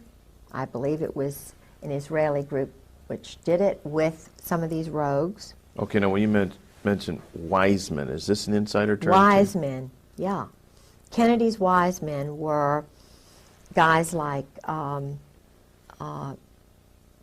you know, the Harvard crowd. And he was trying to bring them in to change things around a lot. Uh-huh. Walt Whitman Rostow was the one who got us into the Vietnam War because he wanted to sell the weapons and stuff. He and Victor Krulak, who is the present commandant's father, Krulak was his lackey. Walt Whitman Rostow's lackey. Walt Whitman Rostow went with Taylor, General Taylor, and wrote the report that got us into the Vietnam War. And all the time that the Pentagon was saying, no, no, no, no, he was a cheerleader for the weapons sales. He and Henry Kissinger, Heinz. He and Henry. Walt Whitman Rostow, Eugene Debs Rostow, these were communists, named for communists. Eugene Debs Rostow and it's either his son or his other brother, runs the big Boston mob, the port there. His name is Nicholas Rostow, with the Weld, you know, with William Weld. They've done all that drug business in Mexico for years. They had that Russian, you know, the one who was murdered by the assassin, Ramon. You know, he was a competitor, Stalin's competitor, and he escaped. Very famous Tolstoy. Okay. Mm-hmm. Tolstoy became a Christian at the end, and you can't become a Christian. That's a death warrant. So they killed Tolstoy because he was becoming too, I think, now I don't know the whole story. There's probably a lot more to it, and I just, maybe I see completely the wrong picture there. But Tolstoy was murdered by this same Parisian, Spanish, Czechoslovakian, Georgian, Russian group, Okay. which are all part of the former Abwehr. All right. We've got to stop. Tolstoy is not the correct name. I know who you're talking about, but I can't think of it. Tolstoy is a writer. A what? He's a writer. He's a Russian writer. But the guy you're thinking of was murdered in Mexico. Yeah. It's not Tolstoy. Okay. What was his name? Nice little Jewish boy. Good. It's a good point to bring this up because if we can correct that name, and don't go that wide. When I'm talking about going wide, I'm not talking about going anywhere near that wide because we got all this junk over here we don't want in the picture. Are you sure it That wasn't is Tolstoy? I think plenty it for- was. He's a writer. That's just plenty for. I know he's a writer. Sorry about that. It's I okay. know. This It's guy okay. was You're learning. the right-hand man of Lenin, and he defected and went to Mexico. Right. He went to Mexico and murdered him. I think it was Tolstoy. It could be two Tolstoys. No, Tolstoys. Tolstoy is a very famous author. You're not thinking of Trotsky. Oh, yes, you're right. Hey, hey. Oh, got it. Let's correct that. Oh, thank you. Bravo. We're getting close. Bravo. You were doing Close. so well, and I thought we can't use this because it's the wrong name, and it's going to destroy Good, the whole story. good. And I'm You're sorry good, Okay. about that. Good. All right. Frosty. Well, let's back up. Okay. We have 5 minutes to go. Okay. We can easily do that. That is on this tape. I'll tell you what, We let's have more do time than this, but on this tape. Next tape, and in the next 5 minutes, tell us what Max Sog means, because you mentioned it earlier, Okay. but I still don't know what it means. But let's get Trotsky in this piece right now while we're thinking about this, okay? So let's pick this up with, you were saying about, we were talking about the wise men, we were talking about the Rostows and... William Weld in Mexico and the involvement of the Mexican government, and it's not Tolstoy, it's Trotsky. Okay, hold on a second. Won't even necessarily mention that because that will be completely clipped and edited. So just go ahead and tell the whole story, but use the name Trotsky. All right. Okay, so Yeah. go ahead. Here we go. This group, which was run out of Paris, is still being run out of Paris, this revolutionary terrorist group, which is controlling these Marines and Army Steiner's group. They all operate together. The man who started all of this program during Vietnam used communists who were in the Spanish communist movement. They actually promoted communists in the OSS, which was started by this William, Donovan. Okay. So they were promoting and using communists who were actually wanting to get rid of our form of government as a stepping stone to world domination. So this group now in the Army and in the Marine Corps has communists at the very top who are really, existentialist, which means they don't believe in God, they don't believe in Christ, they live for the moment, they believe in sort of one world which has no religions in it. Right. They're the ones who put Napoleon in power, they're the ones who put Oliver Cromwell in power, they're the ones probably who actually were behind the Roman Empire and maybe the Egyptian Empire. They put puppet people in power and they actually run it from behind the scenes. Now, Trotsky, as I understand it, was escaped from Russia. He had become a Christian, I understand, and was working with agents in the United States, Israel. And he was considered a threat. So he had to be silenced, killed.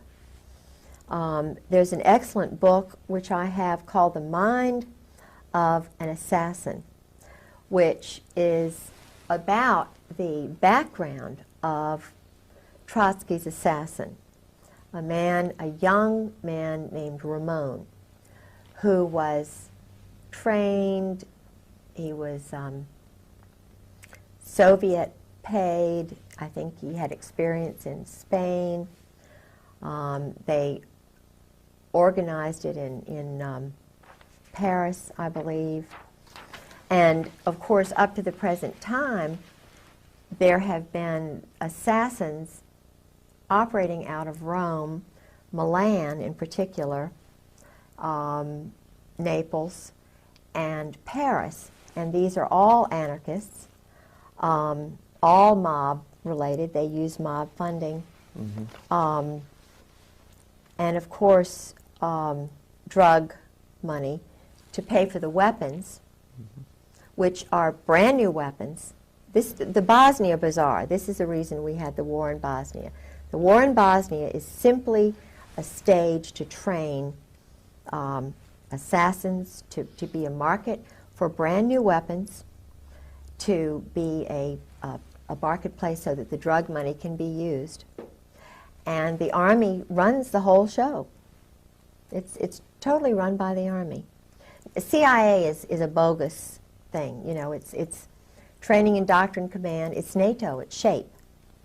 Supreme Headquarters Allied Powers Europe, started by Eisenhower. It's a totally independent corporation.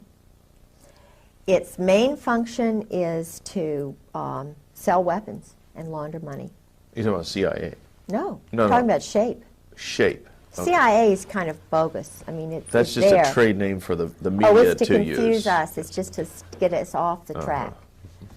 It's all being done by Army people who are now joint, because the word joint comes from the group that brought over a lot, and a lot of good people came over, but they came over illegally to kind of escape Nazi Germany and stuff. I don't know that much about it, but I do know that the funding organization, one of the funding organizations was out of New York, and it was called the Joint. And Meyer Lansky, see, our mob, the organized crime, the Jewish Kabbalist group, who don't believe in God really, well, they do. They look at God as a Kabbalah kind of thing, and the opposite of good is bad, and they have to get rid of all the good people and kill them, and then you know, I mean, they really do this. They're killing people who are good on purpose, and they get brownie points with their little cult. But this funding group in New York, they would pay for passports which were illegal, and they. In fact, my grandfather was involved with that. That's how I know so much about it, because my grandfather was told to keep silent and not to tell anybody, but of course he told my grandmother, and my grandmother told me, and I've told my children. Everybody knows they brought in probably more than 200,000 Nazi soldiers and SS and, you know, wacko scientists and psychologists, and all of them, most of them, had the German disease, you know, because it was their culture. The German disease? Yeah, the German disease is what the Pink Triangle boys were. Colonel Ron Ray writes about this. He's a Marine colonel who's a Christian who's writing about the Cherry Marines, the homosexuality in the group sex orgies and so forth, which brought down the German government, because Naples, which is where all of the Navy is doing their playing. I mean, today in Naples, these orgies are going on. It was where Krupp, the weapons manufacturer, used to take the German high command, and they would go into the Isle, on the Isle of Capri, into the Blue Grotto. And they would have big orchestras, and they'd bring in little boys, little Italian boys, who would be raped. They'd give them trinkets. And, of course, the mothers gradually found out, and just like me, it was one thing when there was just one of me. Now there are a lot more of us wives who are talking and telling truth. And it took those Italian women went to newspapers in Italy, they wouldn't listen. But when they went to the wives of these guys in Germany, it brought it all out. It brought the German government down because they were duplicitous in it, you know. But what they were doing was pedophilia. They were raping, bringing in little boys. They involved the Catholic priests, you know, who were bringing in all. Anyway, so, but what happened was this whole group came over to the United States. And they, it's an old culture, but it is the reason there are a lot of things going on with children these days. And it explains why it's all being covered up, because if you've got police officers who are playing these games and they're going in the woods like to, what is this place where, I mean, even Eisenhower played these games. Even Mike Kemp out in, it's called the Hermitage. The Hermitage. In California, where they all run, they get drunk and they run around nude in the woods and stuff. Bohemian Grove kind of That's thing. it, Bohemian Grove. Okay. Rather than Hermitage, it's the Bohemian Bohemian Grove. Grove, that's the name of it. My brain's tired. That's okay. And the one in, there was a big one in Washington called Rush River Lodge, where they used to all go, and there are lots of places now. But the problem, as I see it, is that I think they're trying to destroy America and the basic Protestant Christian culture, because where you have a militaristic society, which is where the rules are only for those people, and keep in mind that Meyer Lansky and Luciano, Lucky Luciano, and the other man, they chose to go to Italy Luciano went to Milan. He wasn't banished to Naples and Milan. The two top mob families went there because of the weapons industry. They're selling weapons. I mean, that's what the military is doing. It's totally controlled by the mob. Look at this. Weinberger was General Douglas MacArthur's. He spied on MacArthur in Korea. Who was MacArthur's nemesis? Albatross. It was none other than little old intelligence. I'm going to tell every move you make. Weinberger. Young, but he did it. He brought down MacArthur.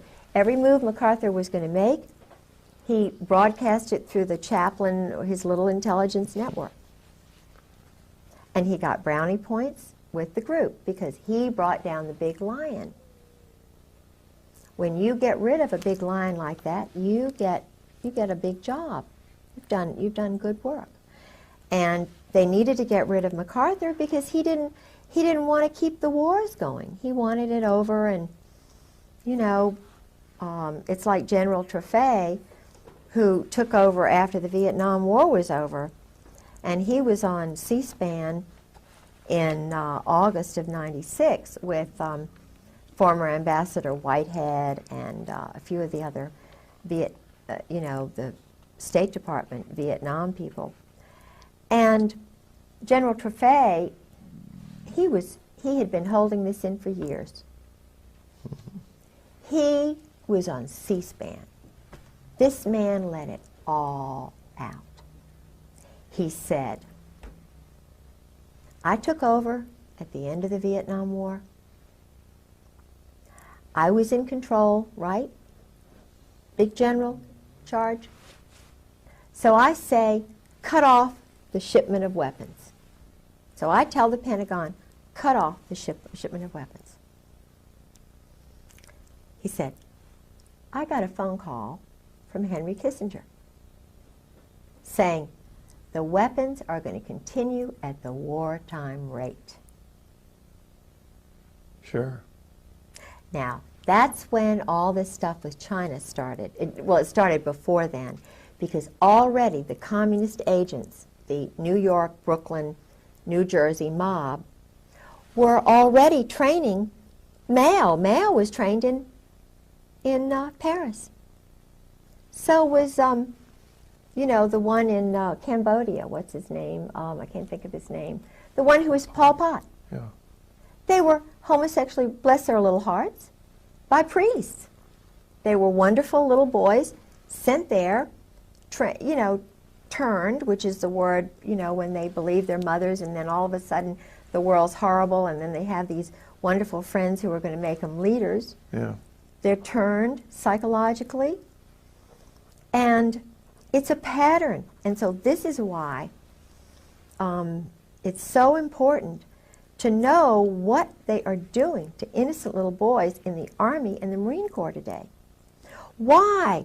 Why are they having them go together in groups and strip nude when they're brand new inductees? Uh-huh.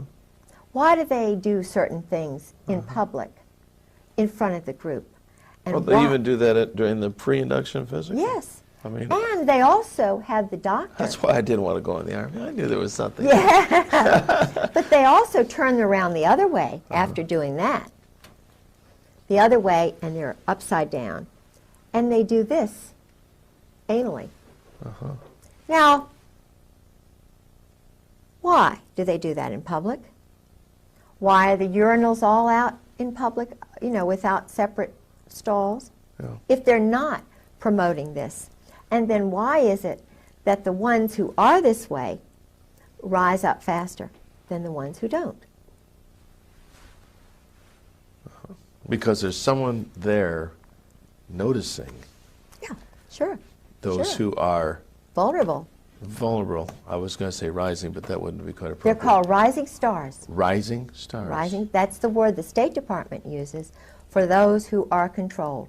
And when I was volunteering with the State Department as an escort in Virginia, I had this group called, I thought it up myself, VIVA, Virginia International Visitors Association. And I tried so hard to get to be a part of the State Department family. But you know, I'm a Christian, see, I'm a Protestant Christian, and they don't want Christians in there. My goodness. You know, I would have guests, and I would let them know I was a Christian and that I love them, and Virginia's a wonderful place. And Yeah. But I couldn't be a part of that. No. They sent me people, but I never was a part of it, even though I had lots and lots of dignitaries.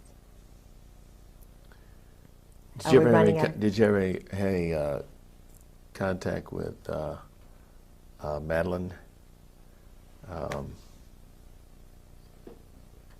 Albright? No, I lived with Sarah McClendon for about 6 months. Mm-hmm. And Sarah is a Democrat. See, I was a Republican all these years. I was married for 21 years to a Democratic governor's grandson. It was an arranged marriage, and so I knew a lot of the high-level Democrats. Mm-hmm. Who were really sort of conservative. It's hard, you know, in Virginia, they're very conservative. So when I stayed with Sarah McClendon, I had become a Republican, you know. Uh-huh. And Sarah told me a lot of the things that were going on in the White House from her insider perspective, Mm-hmm. which totally challenged my perspective on everything. You know, Ron Brown was murdered, for example. Sure. Vince Foster was murdered. Forstall was murdered. Tell you what, we're gonna break right here Okay. because we're just about out of tape, I think, on this in here. This would be a good place to pick up, though. Ron Brown, Vince Foster. I think Foster had a Marine Corps background. Is that possible? I think so. He may have. I bet he did. That would fit right in. Yeah. Oh, yes. Oh, yes, that would fit right in. Because Yeah. Nussbaum's office was right across the hall. Okay, we can pop these tapes out, actually. Okay. And we're fresh with brand new tapes, the number 2 ones. Let's take a nice little break. All right. Let's talk a little bit about your husband would get into these drunken stupors, and Yeah. he would start running his mouth and Yeah. tell you everything he knew. Yeah. What did you find was some of the most stunning revelations that came? Besides the fact that he admitted he couldn't be a Christian and was an existentialist and explaining what existentialism meant to him, which was startling to me, the other parts of some of the things he told me, which really startled me and frightened me, was his attitude towards murder, which he said was not murder, because he said emotions are not involved. Mm. His cold, calculating view of the destruction of innocent human beings meaning nothing to him, having absolutely no feelings about ordering others to do that.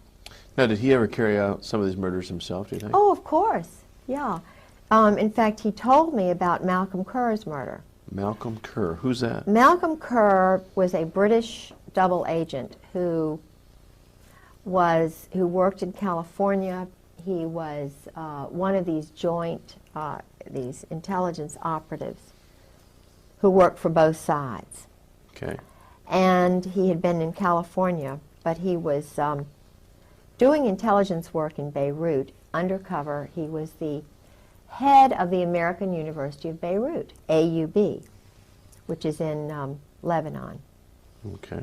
Now, my husband was the liaison between the White House and President Jamal, the brother of the first president who was murdered. Mm-hmm. My husband was involved with assassinations and operations. Okay. he was very upset with Malcolm Kerr because Malcolm Kerr refused, although they were already there, the Marine snipers, the assassins, who were under my husband and General Joy, and Al Gray, of course, were hiding in the dormitory at this university. And, of course, General Gray, General Krulak, General Wilhelm, now Charlie Wilhelm was there. He is now my husband's special boss. And they were undercover there. And they had Malcolm Kerr murdered. Simply because Malcolm Kerr would not allow the Marines to stay in the dormitory.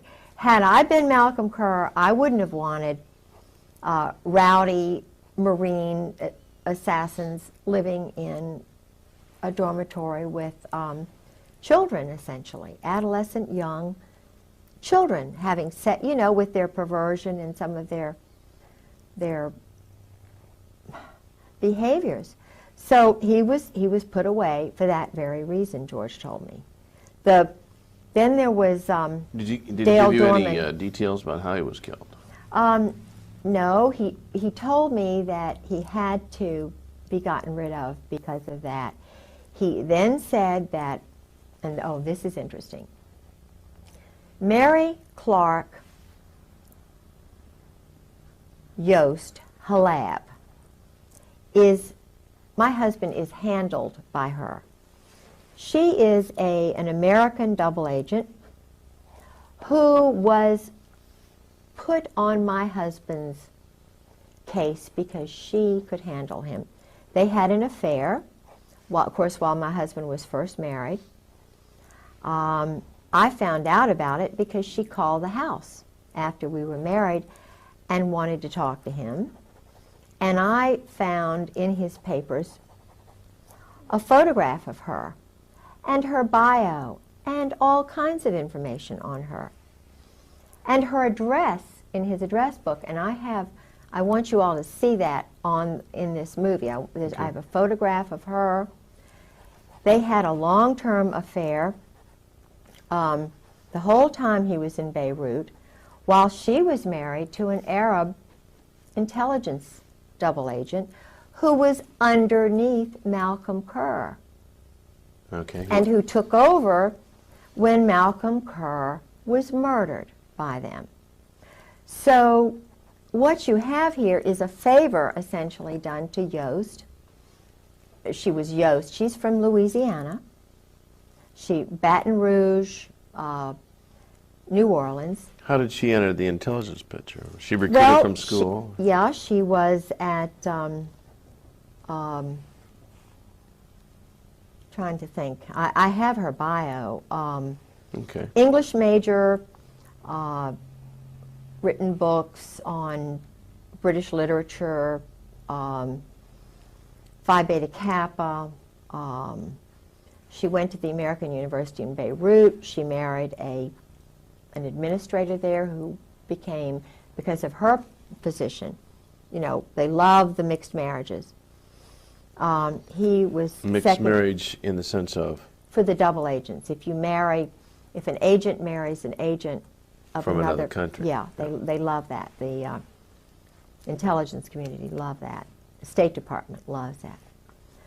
And I was mentioning earlier that about the State Department, when I was living with Sarah McClendon, helping her in 1986, I went everywhere she went because she's the senior national White House correspondent. And I went to the State Department one day because I was curious about why there isn't peace in the Middle East. And I wanted to go to what I thought was the Middle East Department. Well, there was a group of students, and I got a press pass ostensibly to go in and interview them. So I left them and meandered up to the Near East section. And I had quite a few hours. I thought they were going to, say, what are you doing here? Because all the doors were open.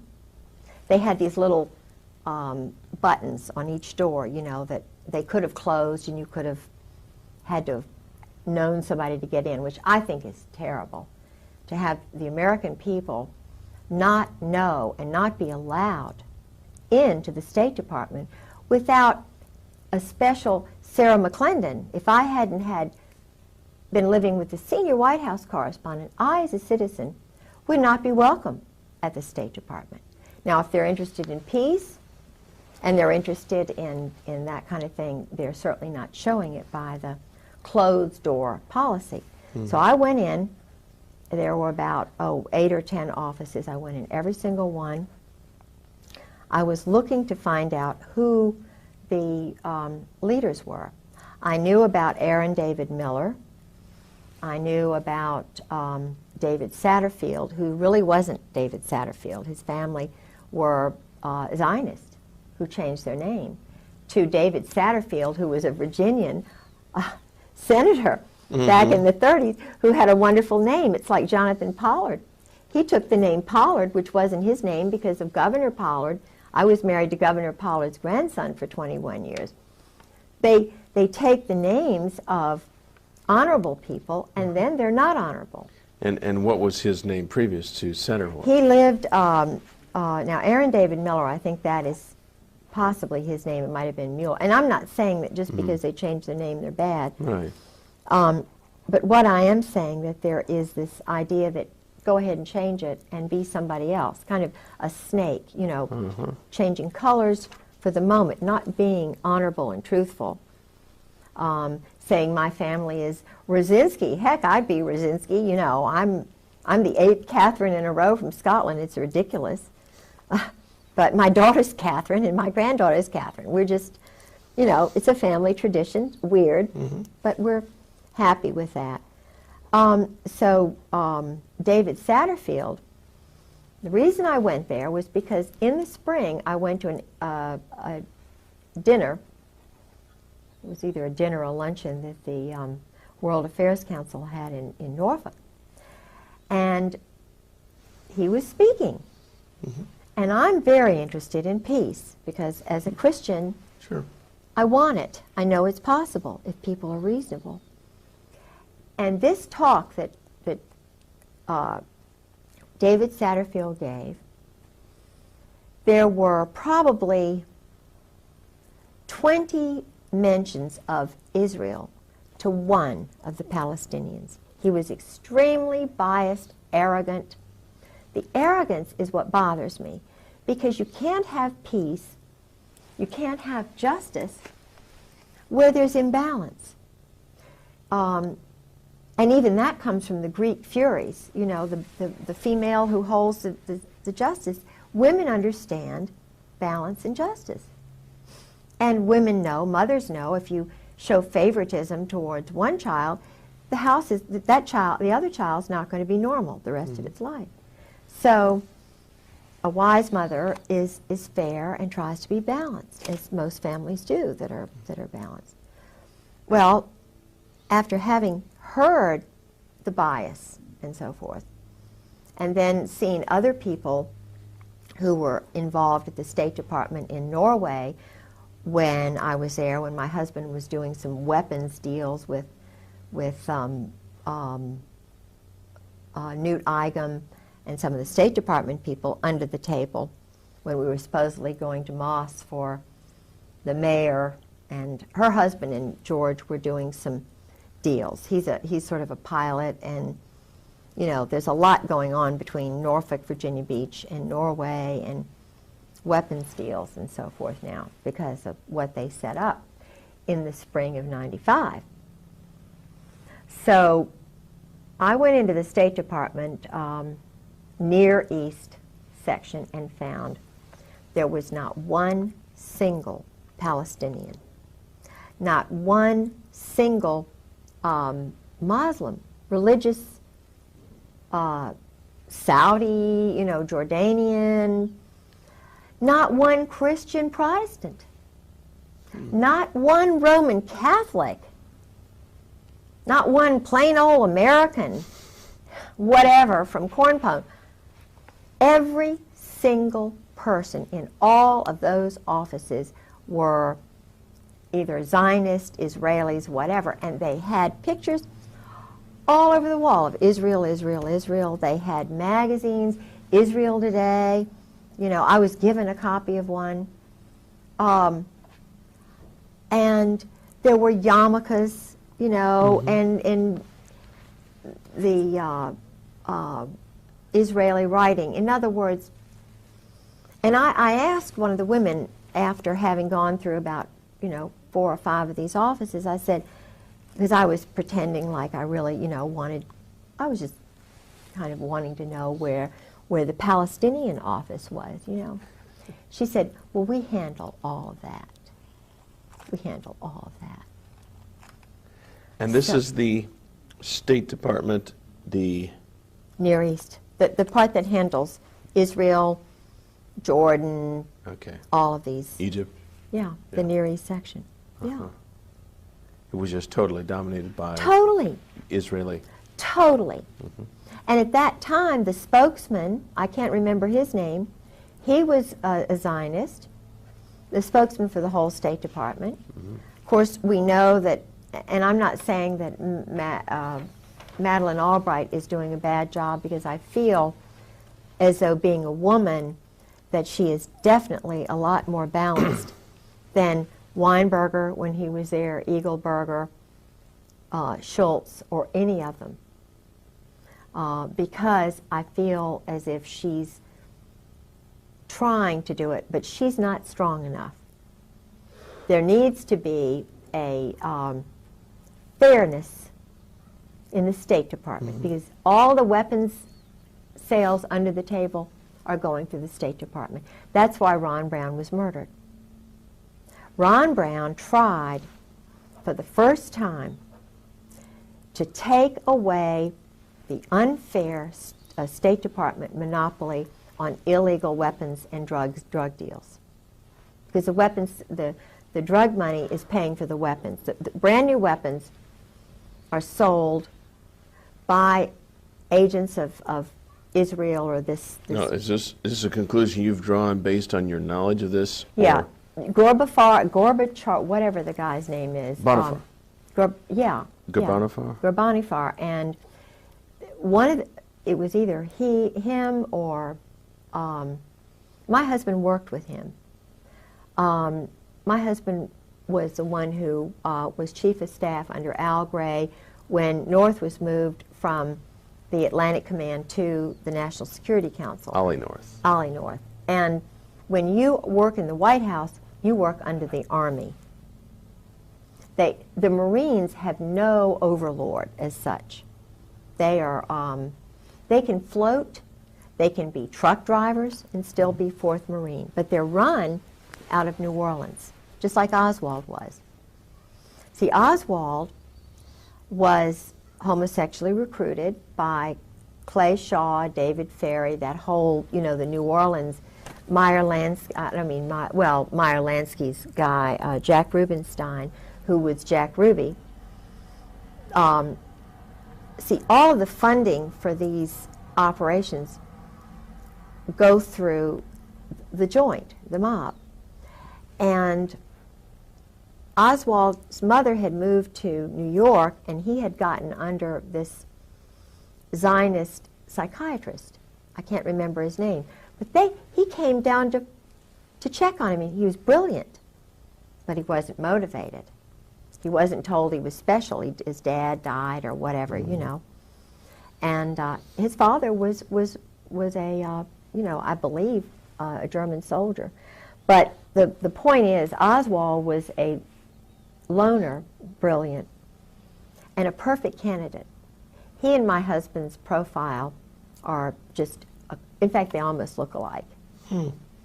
And you mean their profile in terms of their background? Psychological not profile. Their physical profiles. Yeah, even they look a lot alike. Yeah. And what's interesting is They always allege that he had a double. well, Couldn't you have been see, your this husband. is interesting. My husband, when I saw him in June, after his having lived with me that fall, he was different, a different facial, everything, than the man I married. The man I married and the man I saw in June were one and the same. Had a fuller face. The mouth, you know, the mouth was fine, but the man that I was with, and I know that I felt it was not the same person. Now, I don't think he could have gained that much weight in just a few months, because he was very thin, and you know it. Now I could be just, but women sense things. I don't know how to explain it.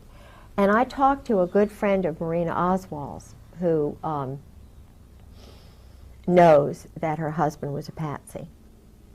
And I talked to another woman in El Paso who was in the book The Widows, whose husband was a German, or rather a Czechoslovakian, whose father and two brothers had come over here as mercenaries, like all of these young men are still doing today.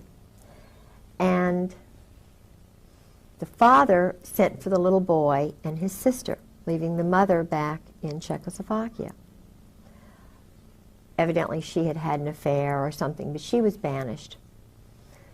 I think they do this on purpose, though, because I'm finding that the boys identify with their mothers.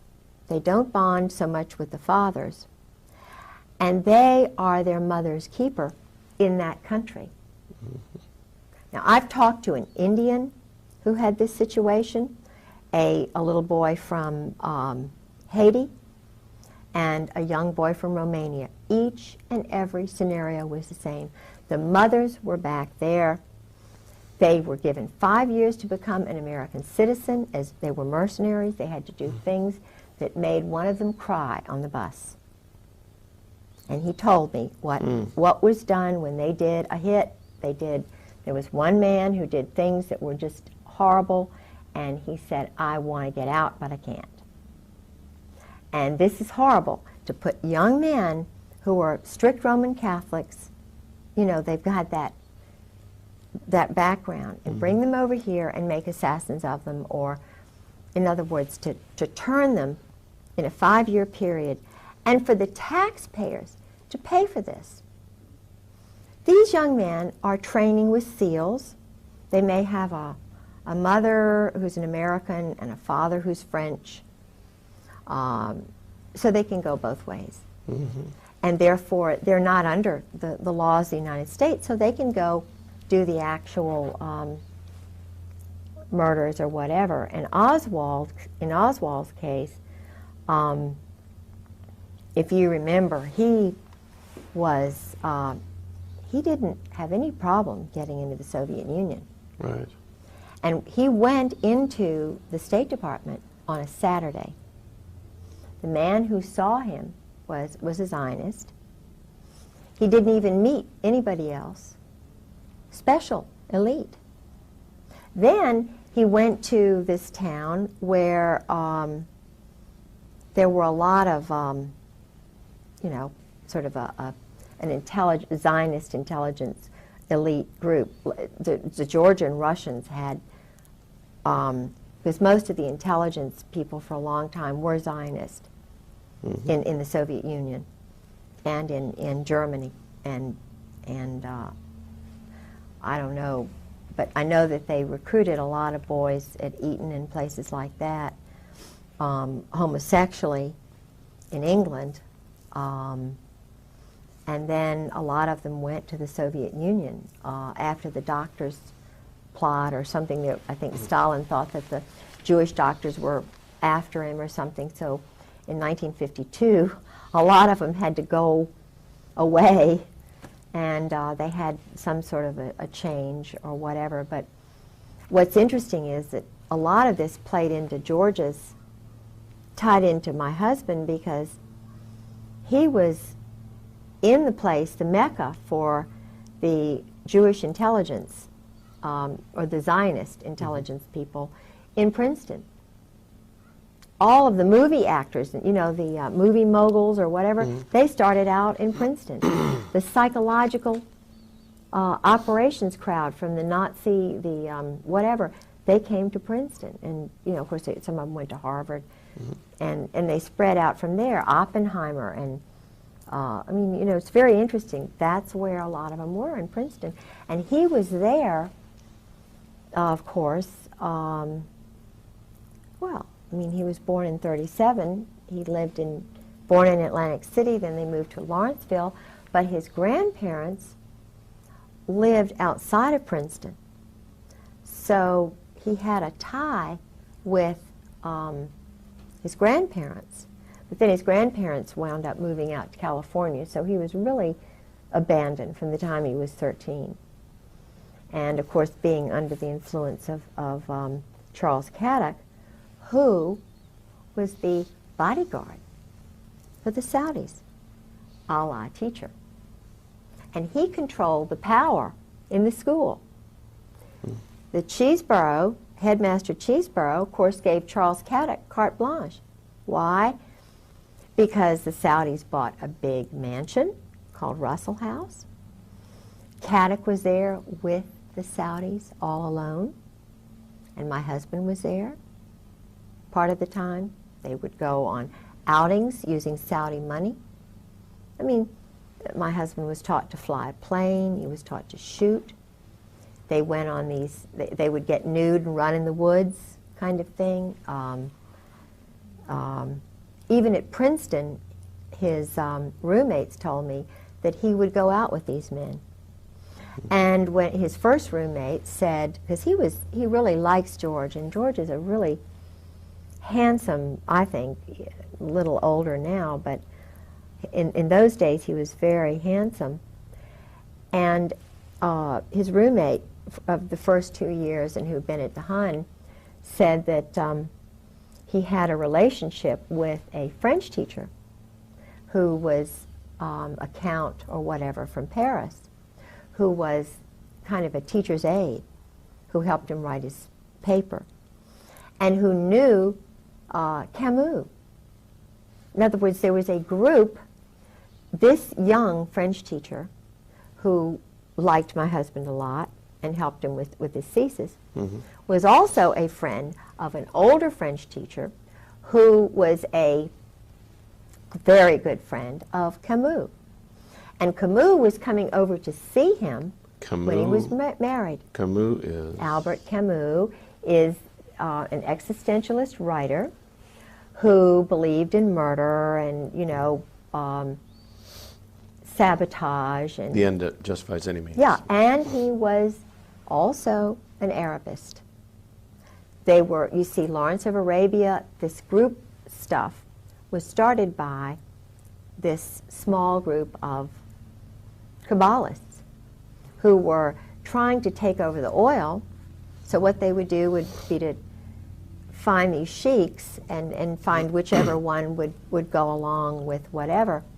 Well, the Brits were more interested in finding somebody who was fair, you know, not necessarily like that, you know, but then there was a guy named Moose who was in the American State Department who tried to, they wound up, the Americans wound up poisoning this Caddock, got in with the Saudi royal family, the other brother, who wound up getting it.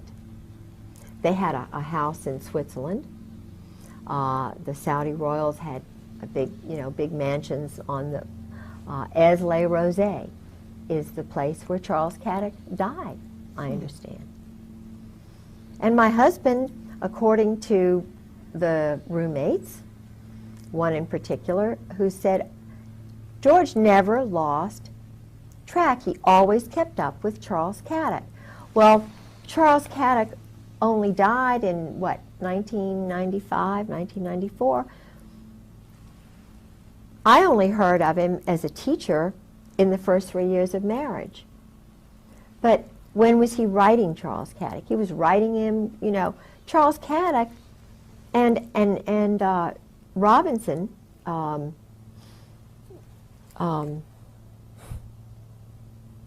Robinson, I can't think of his name now. You probably will tomorrow. Alexander Robinson. Alexander Robinson.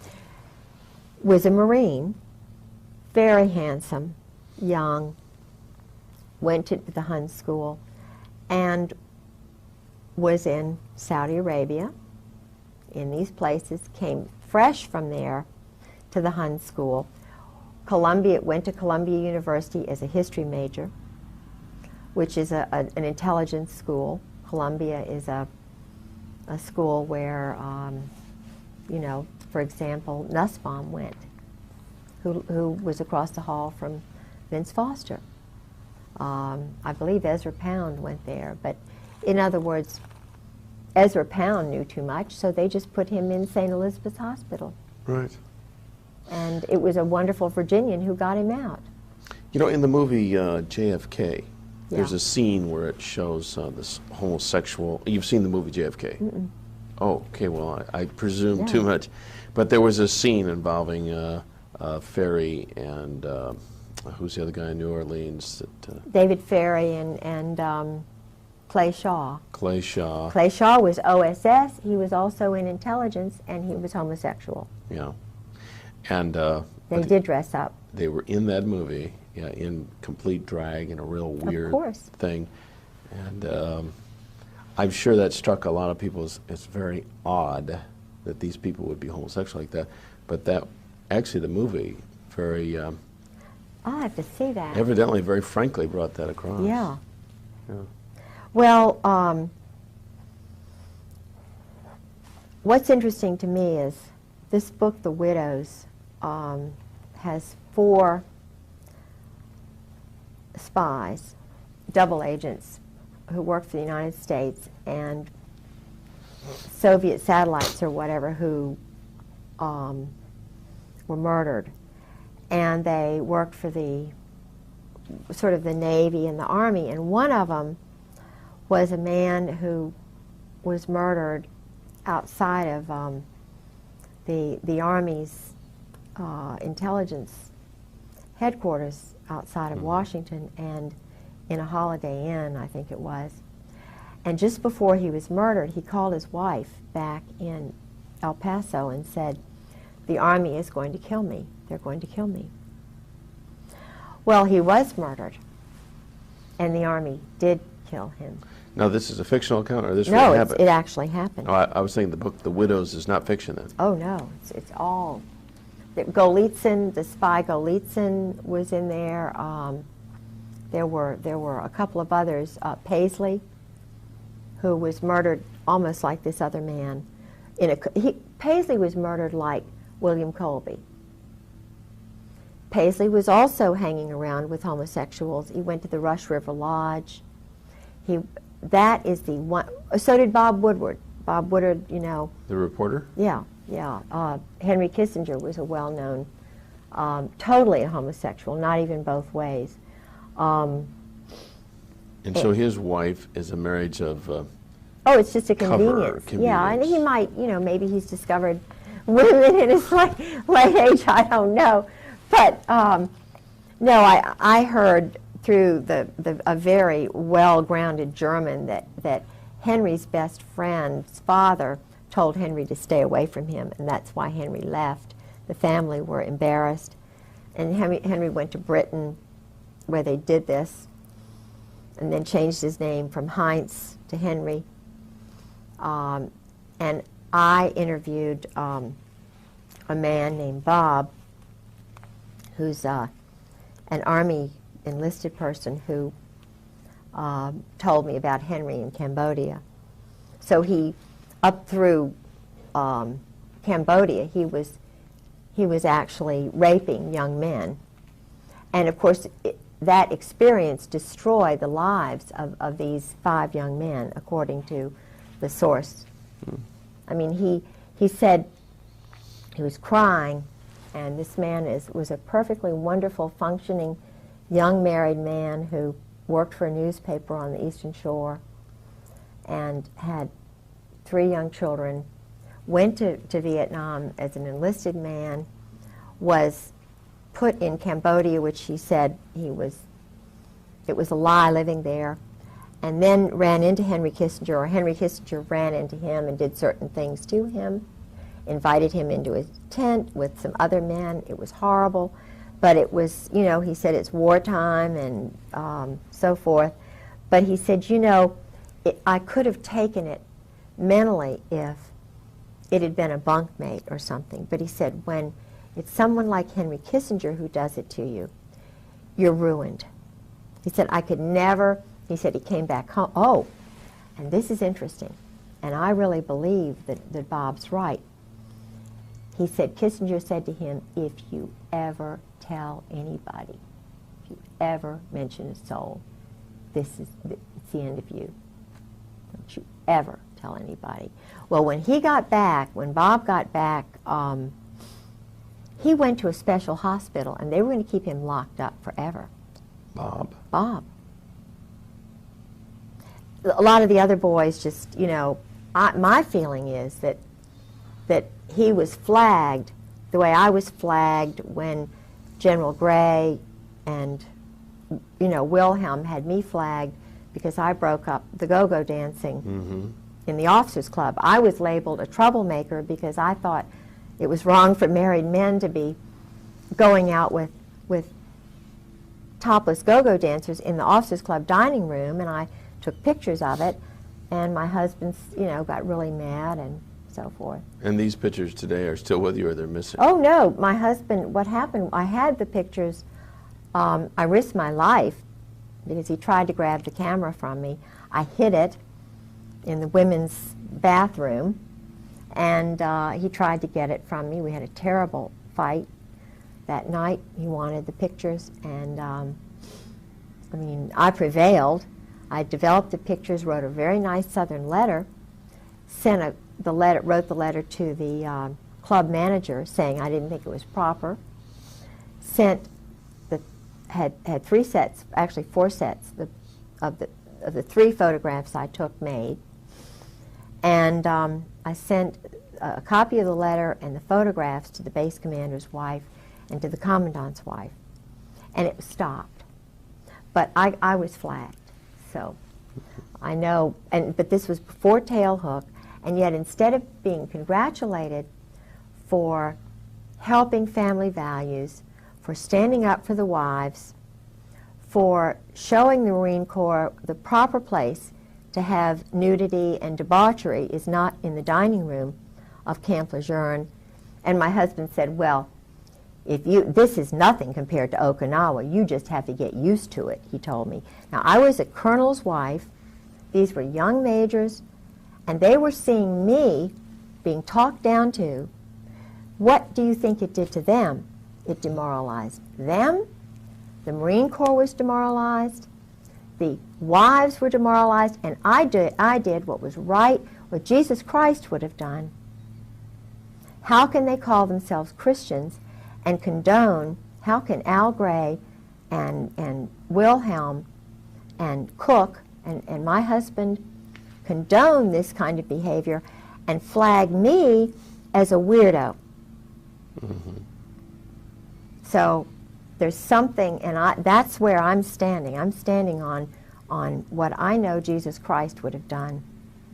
And if they want to, you know, continue to hound me because I'm telling truth, well, that's just the way it is, because I'm not going to lie and develop a different kind of personality just to please them.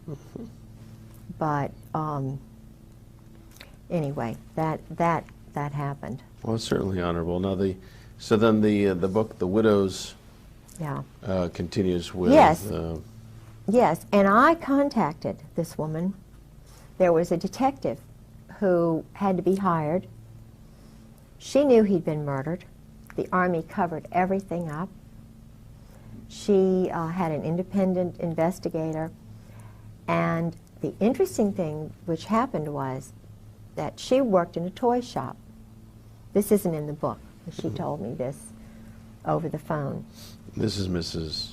Yeah, it's like Klein. Well, at any rate. So Yeah.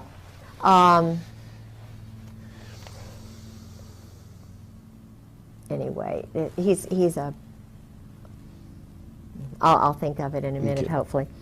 But she worked in a toy shop, and they were scoping her out.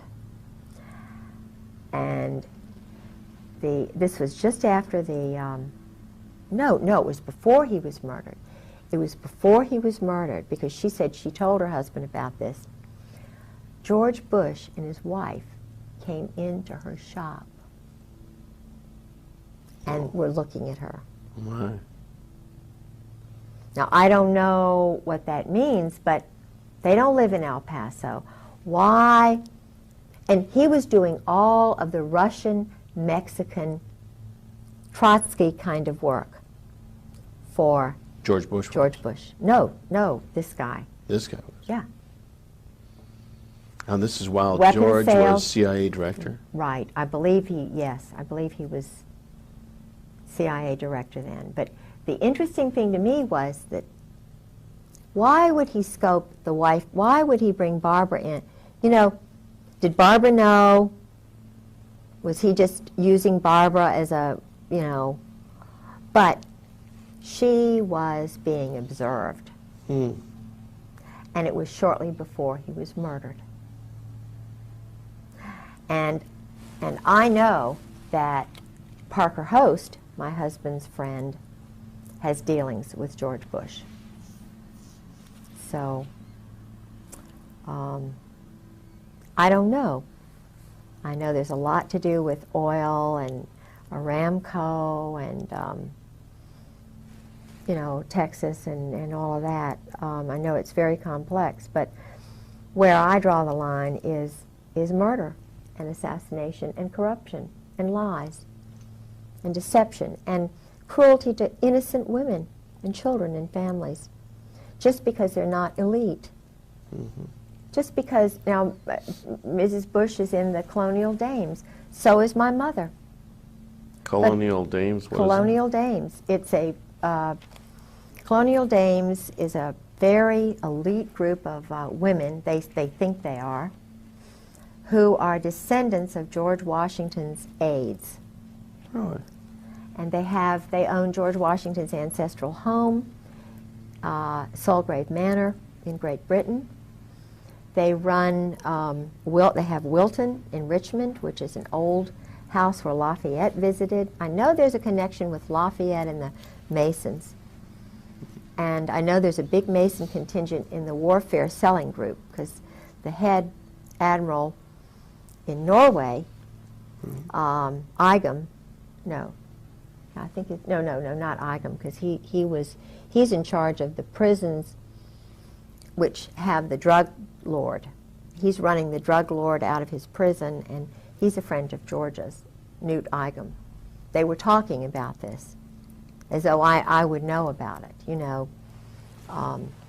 And he has a house or a cottage right outside of Kolsås, Norway, which is where they have their underground, one of their underground bunkers. They have one in Narvik, and they do a lot of the cold weather training NATO does up there. But I know they're doing weapon shipments out of Norway. Okay, we'll call this a wrap for I'm tired. You have done a stellar job. Well. You have done a stellar job. Okay, now we're on the clock. Who have we got here in this picture? All right. Let me just put this here. This individual here is, his name now is Rockland Williams. He's a South African quote-unquote general who was with the army of the White Army in South Africa, who was actually a double agent for Mandela's forces. He's an assassin, a murderer, and Did your husband tell you of any murders that he committed? Any people or any situations like that? he stayed there with us. He was a guest of the State Department, and my husband arranged, this is my husband here, this is a gal in our church, Carla, whom I thought would be interested in going along with us that day because of the South African connection and Mandela and so forth. she's another battered military wife who lost a child. And anyway, she is a very bright lady, and we No, this guy's name again is? Rockland Williams. He studied in Great Britain after this. Does he have any got other a doctorate. name? Yeah. He is very interested in Ireland. I think he's basically sort of part of that IRA kind of underground. But his father, interestingly enough, came over to North Carolina as one of the sort of underground trainees, or during World War II. They had a number of training bases for communists in this country. And his father trained and lived in North Carolina, but was not from America, which is interesting. All right, now we're on the picture on the right, an individual laying down. That's your husband? Yeah, my husband was a rageaholic. During Vietnam, he had to kill a number of people, and lots of people, and he was suffering from post-traumatic stress syndrome. And the interesting thing to me is that he cannot control himself when he is drinking, or either at odd times he goes into what's called a berserk state. Okay, so this is one of his passed out stages? Yeah, and yet he was chief of staff of the... Okay, let's go ahead. Yeah, this picture is of me and Sarah McClendon and General Carl Mundy, who became the Commandant of the Marine Corps after Al Gray, for whom my husband was Chief of Staff. This was at a party at 8th and I Street at the Marine Corps Commandant's house. It was a garden party for the Secretary of Defense. He's a good guy or a bad guy? Oh, bad guy. I mean, he knows what's going on and doing nothing about it, ordering hits and... And where was this taken again? It was in Washington, D.C. at the Marine Corps Commandant's garden party in August of 1996. It was a garden party for the Secretary of Defense and the Marine Corps Commandant Krulak. Who would have taken this picture? One of the military photographers, but they stole, I had at least 6 pictures of that garden party, and I would, because they were coming in my house and stealing pictures, this is the only one I have of that, but it's a picture of a picture, because they didn't want me to have any proof that I had been there, but I was there. Okay. This is a picture of my husband's, supposedly his retirement from the Marine Corps, which you never retire, according to my husband, from the Marine Corps. You're always a mercenary, and you work under the New Orleans 4th Marines, which are under a different kind of law than our country. Napoleonic law is the law of Louisiana. And my husband was always going down to Louisiana. They have a training school for assassins. They kind of hop around from Lake Pontchartrain to here and there. And, this is General Al Gray, who was the commandant of the Marine Corps at that time when my husband retired. My husband was his chief of staff. This is my husband, George Raymond Griggs. Okay, hang on just a second. Let's get a good shot of Gray here. Okay, who's the guy next to Gray? This is my husband's son. He's not This quite one? right. Yeah, he's kind of a little bit of a, he's not right. And the lady? That's the commandant's wife. He married her very late in life because he needed a 3rd star. Now, who's the commandant? Al Gray, and her name is Jan Gray. Is she a good lady? She worked Has for... potentials? She has potential. She worked for him in his... See, even when he was general, he ran an intelligence operation, which was a contract organization, trying to hook politicians and get them. What is the word? In other words, In compromising situation? Yes, yes. He has and still had and still has an organization which brings in whores, prostitutes, whatever you want to say, who will compromise politicians so they can be used. Jan worked for him in that organization, which was not part of the military. She was a hooker. Well, Paul, I don't know. She chain smokes, she sleeps with the dogs and stuff. But when his mother was ill, when he was at FMF Lant, Fleet Marine Force Atlantic, Jan came to stay with his mother because she was on sedation and she may have talked too much to keep an eye on the mother. And then he married her because he would not have gotten his third star or whatever without having been married, because he is a homosexual. He's a well-known group sex homosexual. Okay. And that's my husband, that's me, and that's my son, Garland, who's now married, and I have 2 grandchildren. All right, now let's see. This is a copy of my husband's diploma from the NATO Defense College at Rome. Okay, let's... He was in the 56th course there. Okay, again, this is the... NATO Defense College, which is part of the of NATO, North Atlantic Treaty Organization. Okay. He also worked for NATO, and I was the head of the on the board of the NATO Wives Club. This is just, the Norfolk branch of NATO.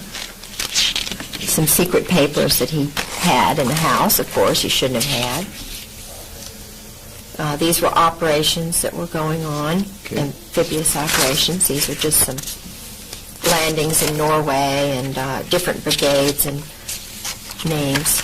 Okay. This is an original of a memorandum from when he was at NATO. And this is a funny picture. I just heard about Morshenko was going to be at a book signing, and I kind of was curious to know whether he had even known George and so forth, and he did. And that's a picture of me with Richard Morshenko. And his father was, of course, one of these mercenaries who came to work for our country. And if you read any of his books, you know that they do everything they want. There's no right or wrong, and then these guys are churned out. And now this I have in here because this is about the royal family of Saudi Arabia. And my husband this is how my husband's gotten his power, because my husband went to a private boys' school on scholarship. He was hooked the same way Oswald was, homosexually. And the 3 oldest Saudi boys were also hooked homosexually. The first one to come over after the uncle had been murdered, because uncle was a really good guy, and he favored the British. So these saboteurs, these communists who were in... Now, when you say uncle, you're not making reference like Man from U.N.C.L.E. No, the uncle of Okay. the Saudi royals. I just wondered if there's any connection between that television series and... But Mansour was killed. It was Mansour who was poisoned in Paris. Right. Okay. And my husband went to school with them. And now there's one of them involved with the Marine Corps. He's kind of... All right, this is the recruiter for my husband. I'm sorry it's not a better picture, but it was faxed to me, and they took the originals. This was a copy of an old one. His name was Charles Caddick, and he was a homosexual. Borland was a homosexual. Okay, I need you to hold it up about 2 inches.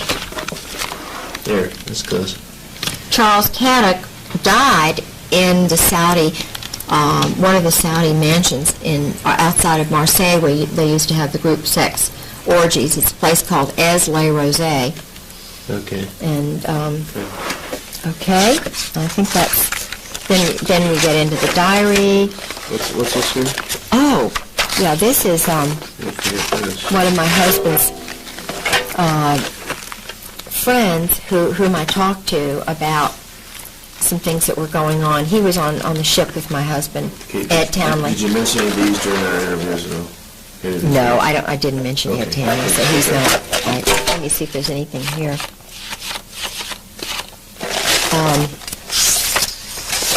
Yeah. When I was going through, they've taken so many of the originals, I met with Ollie Whipple. Now, Ollie Whipple is another Marine intelligence person who told me about Dale Dorman. Okay, do we have any pictures? No. What we need to reduce on this tape here is pictures. Okay. Or documents that are significant to anything we might have discussed. Englehart. My husband's getting mail Major for an Englehart, Joseph Major. and I know that there's connection. There's money's being laundered. This is a presidential citation, copy of one from my husband. Okay. Oh, and this number is important because this is not his Social Security number, and you can find out a lot by that number. I think it's either 077 170 or, but that number, you can find out a lot about my husband from that. Oh, here it is, 077670. Hang on a second. Oh. President. These are certificates of what? When he rises in rank Oh, I see. from one rank to the Major. other. Captain. We went from colonel all the way back. I see. He was, let's see, Now, next up after colonel is general. general. He didn't make general because of his wife's mishap. Yeah. Here's Sticker. That kind of put him back a little bit. You missed him, huh? Now, No, I mean his first wife, oh. her death, which was not.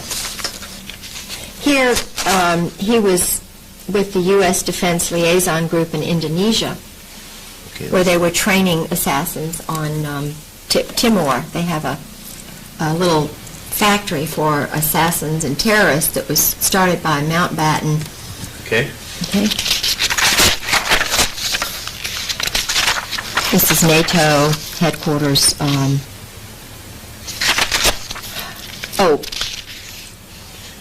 These are notes by his Marine Corps friend of his from Princeton, who was in his class and who helped me a little bit to understand what was going on. But this is interesting in his handwriting because it says, Robertson says Kay has spoken of abuses, George spending up to the limit, $33,000 on credit cards. He says an intervention often might be good. J.R., Jim Robertson, is disturbed by Kay's stories, and this is J.R.'s number. Well, who is Jim Robertson now but the head of the Justice Department Criminal Division? And this is in his handwriting. They've taken the originals. Mike Kimmel was mentioned to me by Jim Proctor, who has written this. Mike Kimmel is the son of the famous admiral who was the head of Pearl Harbor at the Pearl Harbor bombing. And my theory is that these guys take the sons of generals and then they suck them into their little thing. Jack Herman, in the dark. Jack Herman was my husband's roommate from Brooklyn, whose father was Barbara Streisand's doctor, and who is really literally kind of a basket case since he graduated from Princeton. Siegel is the president of the class. Right. John Wilhelm, I think he's related to Charlie Wilhelm, whom my husband's now working for. He's in intelligence. We have a picture of him in the region. Yeah, we do have a picture of John Wilhelm. Murdered or something happens to me. And I'm really scared when I talk about this. It's all right. The more you talk about it, The more you talk about it and the more people know, the more safe you are. This guy, his name is V.W. Wooten. He was and his son Wallace, he said it was his son. This is the license number, ZYF 3977, Chrysler LeBaron Maroon. The time, it was 5:30:96, 2 o'clock, from about 2 until 4:30 in the afternoon. They were parked there, and on his clipboard he had personal data. He had a book entitled Religions of the World. He was obviously studying Islamic religions, because that was, what the thing. 2 Army pea green coats, his curriculum vitae, and he had 21 years of service with the Air Force. Among the top, I couldn't read the rest of that. Experience, 1992 to present. Chief of Security, K.I. Sawyer, commander of 350 persons, provides protection, top secret security, education, master's degree, bachelor's degree, squadron officer, Air Force Staff College, fundamentals of probably total quality, I don't know, awards, Air Training Command, member of the Marquette, he's a fraternal order of police member. But this is interesting, 1991 to 1992, Provost Marshal at Keflavik, Iceland, which is where all of this, the drug smuggling and stuff goes through that airport. Staff supervisor, 500 people, brief U.S. ambassador during the visit of the Pope John. He was guarding. This guy again is who? Was guarding my neighborhood. V.W. Wooten? Wooten. Yeah. All right, this is just a letter from Jim Proctor to Mike Kimmel, who was the son of the famous admiral, head of Admiral Kimmel, World War II's, the bombing of Pearl Harbor. Yeah. And it says, it seems George has recently disappeared from home for short periods. Kay's trying to talk to everyone she believes who knew George better than average, both in reference to where he might be and in perhaps a more important sense, what makes him tick. Apparently, his pattern predates their marriage by quite a lot. She's coming to Washington sometime the week of March the 4th through the 9th, but at a minimum, she would like a call from you. Her number in Virginia Beach is that. I saw your picture in the 35th reunion book, sailing off Shady Side, blah, blah, blah. And both of these were Princeton roommates of my husband. Okay. This is from the Princeton military ROTC book, which has the names of the men who were commissioned in the Marine Corps at the time my husband was. There's George Raymond Griggs, and there's Jim Proctor, who's handwriting in letter to the other guy. Okay. All right? And Tom Lewis, I think, is in there. These are just more notes. Okay. This is a medical complaint. When after I was battered and beaten, I tried to get copies of my pictures. They wouldn't let me have them. From the medical? Yeah, they wouldn't. These are just some little things about. It's not that important. I was just writing down things I remembered. I don't think this is just about some of his background. Yeah. No, this is not really. These are just some legal things. Oh, yeah. I had so many break-ins in my house, and this was one, and they always had a Marine, 20-year Marine as a police officer, who would interview me and say, oh, well, there's nothing, nothing wrong. You're just imagining things.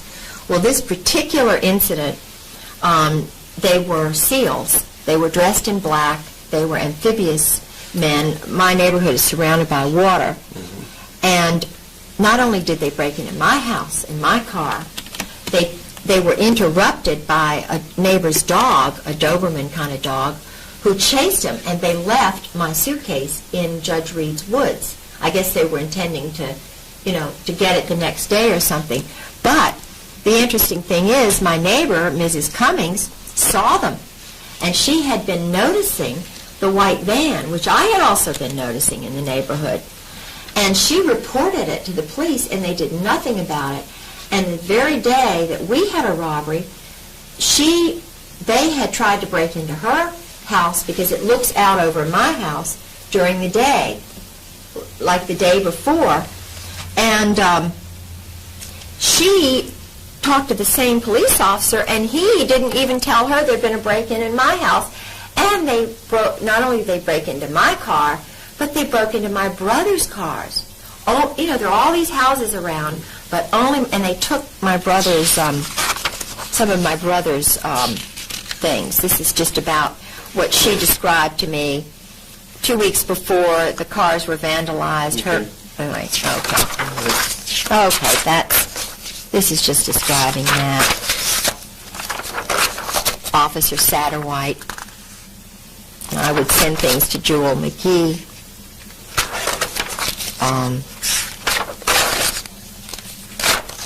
These are just, I had a lot of things going on in my house where they were doing things.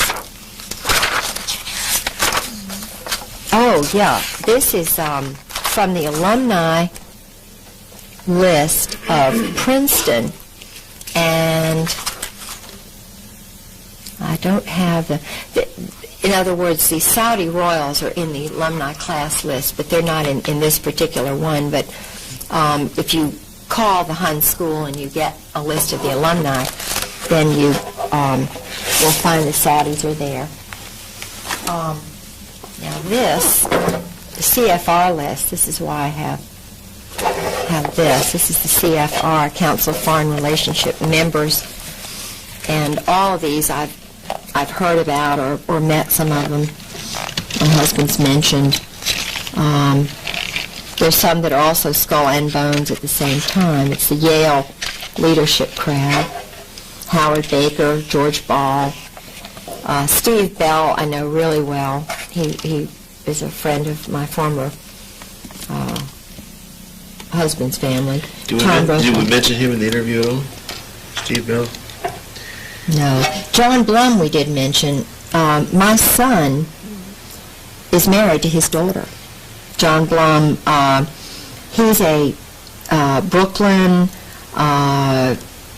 Yale-y. His best friend is this Rockefeller guy, not Jay. His son is married to your daughter. No, his daughter is married to my son. His daughter's married to you. And they met. His father, they're Jewish, part Jewish. Mm-hmm. But what's interesting to me is that, I married the governor's grandson, and my son is John Garland Pollard the fourth. I mean, you're talking old Virginia. Mm-hmm. I was like a brooding mare for them. I mean, I was a bird of Virginia. It was kind of like, you marry this John Garland Pollard. Well, my son went to Woodbury Forest, which is where George Bush's son went and Oliver North's son went. Okay. My son went there for 4 years, and he met Alice Blum, who, they have a place in Maine, and there's a lot I know about John Blum, but I didn't mention that. I mean, there's so much. Tom Brokaw's name is in there. Tom Brokaw, Califano, Jimmy Carter, Chafee, Bill Clinton, Cisneros, Cheney, so forth. Harding Carter is a real close personal friend of my husband's and a Princeton graduate. Okay, look this up too. Yeah. There we go. Oh. Harding Carter. Okay. And so is William Prow. And who is he? He's a Princeton classmate of my husband's who was what does in he do? the Carter administration, intelligence. All mostly intelligence. And they're not intelligent. Michael Dukakis, Andrew Biddle Duke, Larry Eagleburger, he and Henry Kissinger were good friends. Einhorn, oh, no, I didn't mention him, so I won't. Okay. Forstall, he's the son of James Forstall, who was murdered. Okay. Ellen Frost, I know her. Firestone, Gelb, David Gergen. Anybody you might have mentioned in the tapes? Let's see, I'll go real quick.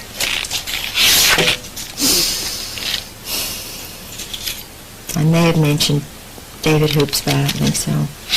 No, okay. These are just CFR people. Yeah. Henry Kissinger. Heinz, yeah. Oh, another good friend of my husband's is Cord Meyer, and Bob McFarland, really good friend of my husband. Pelletreau, real good friend of George's. The Pincus family. Oh, Consuelo Rice, she's a good friend of my husband's. The Rostos, all four of the Rostos. Yeah, these are bad guys, major bad guys. David Rockefeller is a friend of my son's. He came to my son's wedding. David Rockefeller? Mm-hmm. In Connecticut. He was in Connecticut.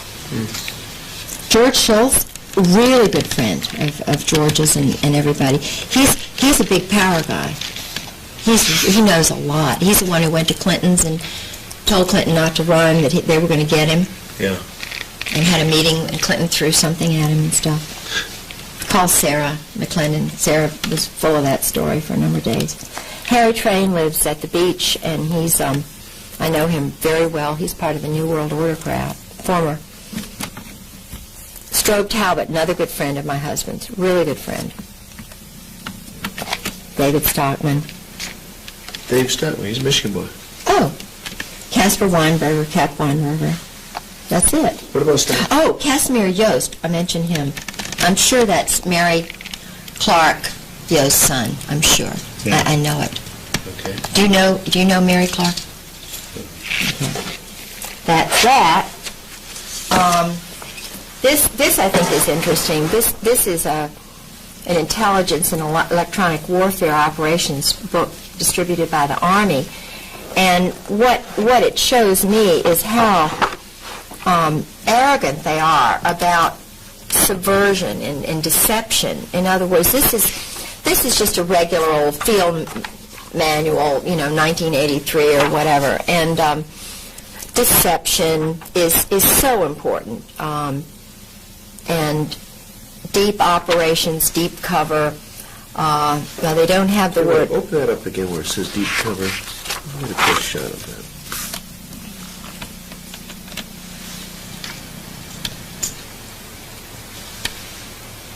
Okay. In the special operations is what my husband was head of, operations. The electronic warfare, an important part of electronic warfare is deception and knowing everything about the person, not just knowing about the target. Now, human beings are called targets. Women now are being targeted by the military, Right. wives like me.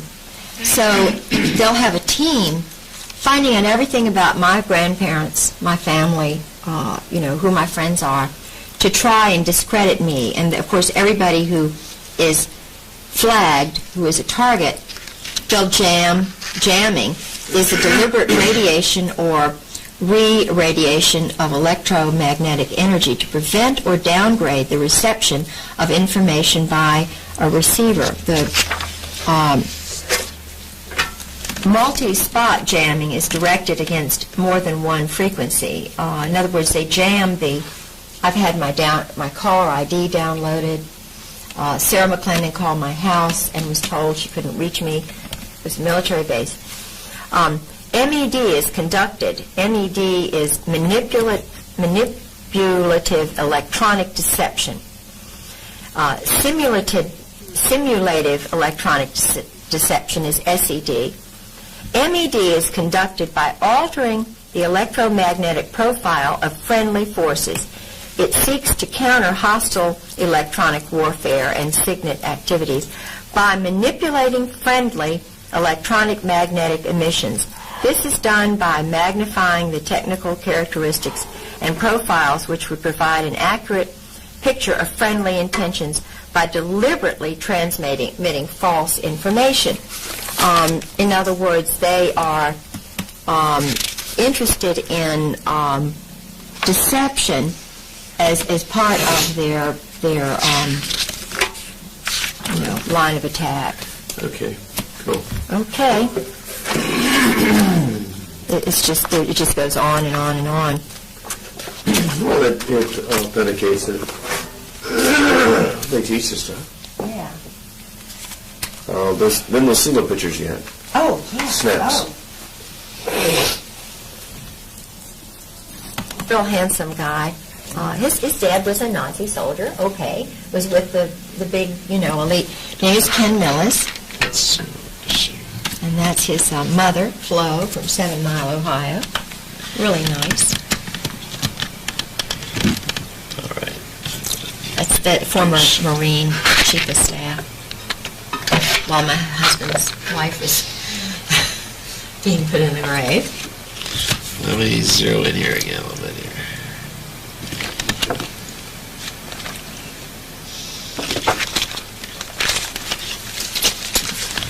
This is where I gotta back off a little bit. I gotta get tight on that.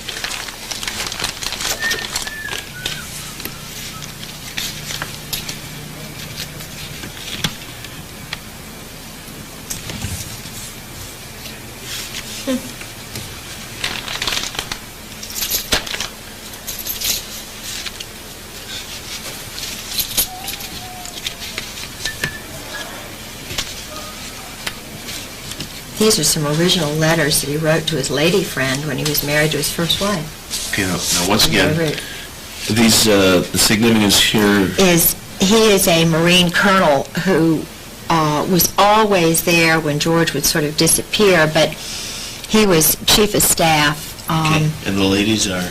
His wife and his mother and my husband and me. Okay. Okay. Whoops. Oh, I'm sorry. Pictures. Sorry. Okay, the other one shows that you're actually human. Yeah. Dog lover. Yeah. Princeton ashtray. And who's in the picture above? That's his first wife's mother and his daughter and his daughter-in-law with the baby that I just prayed that there would be a granddaughter. And this is Melinda, little Melinda, in front of the dollhouse in our yard. Okay. Okay? This is his first wife. Can't tell you what. With the dog. Let's hold those right about, I don't know. Let me put something up so we get beyond. How about this? There we go. Just use the box of film. There we go. Just lay them on top of that. All right. I never knew Sue. That's his first wife. Mm-hmm. Okay, next. Yep. This is George and his cousin Bob. They're big drinkers in that family. I don't know who the other people are. Okay. This is George in one of his rages.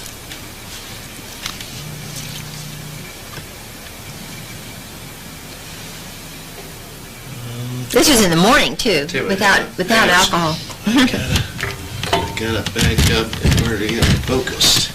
Back up to the raging one, the one we did before. Okay.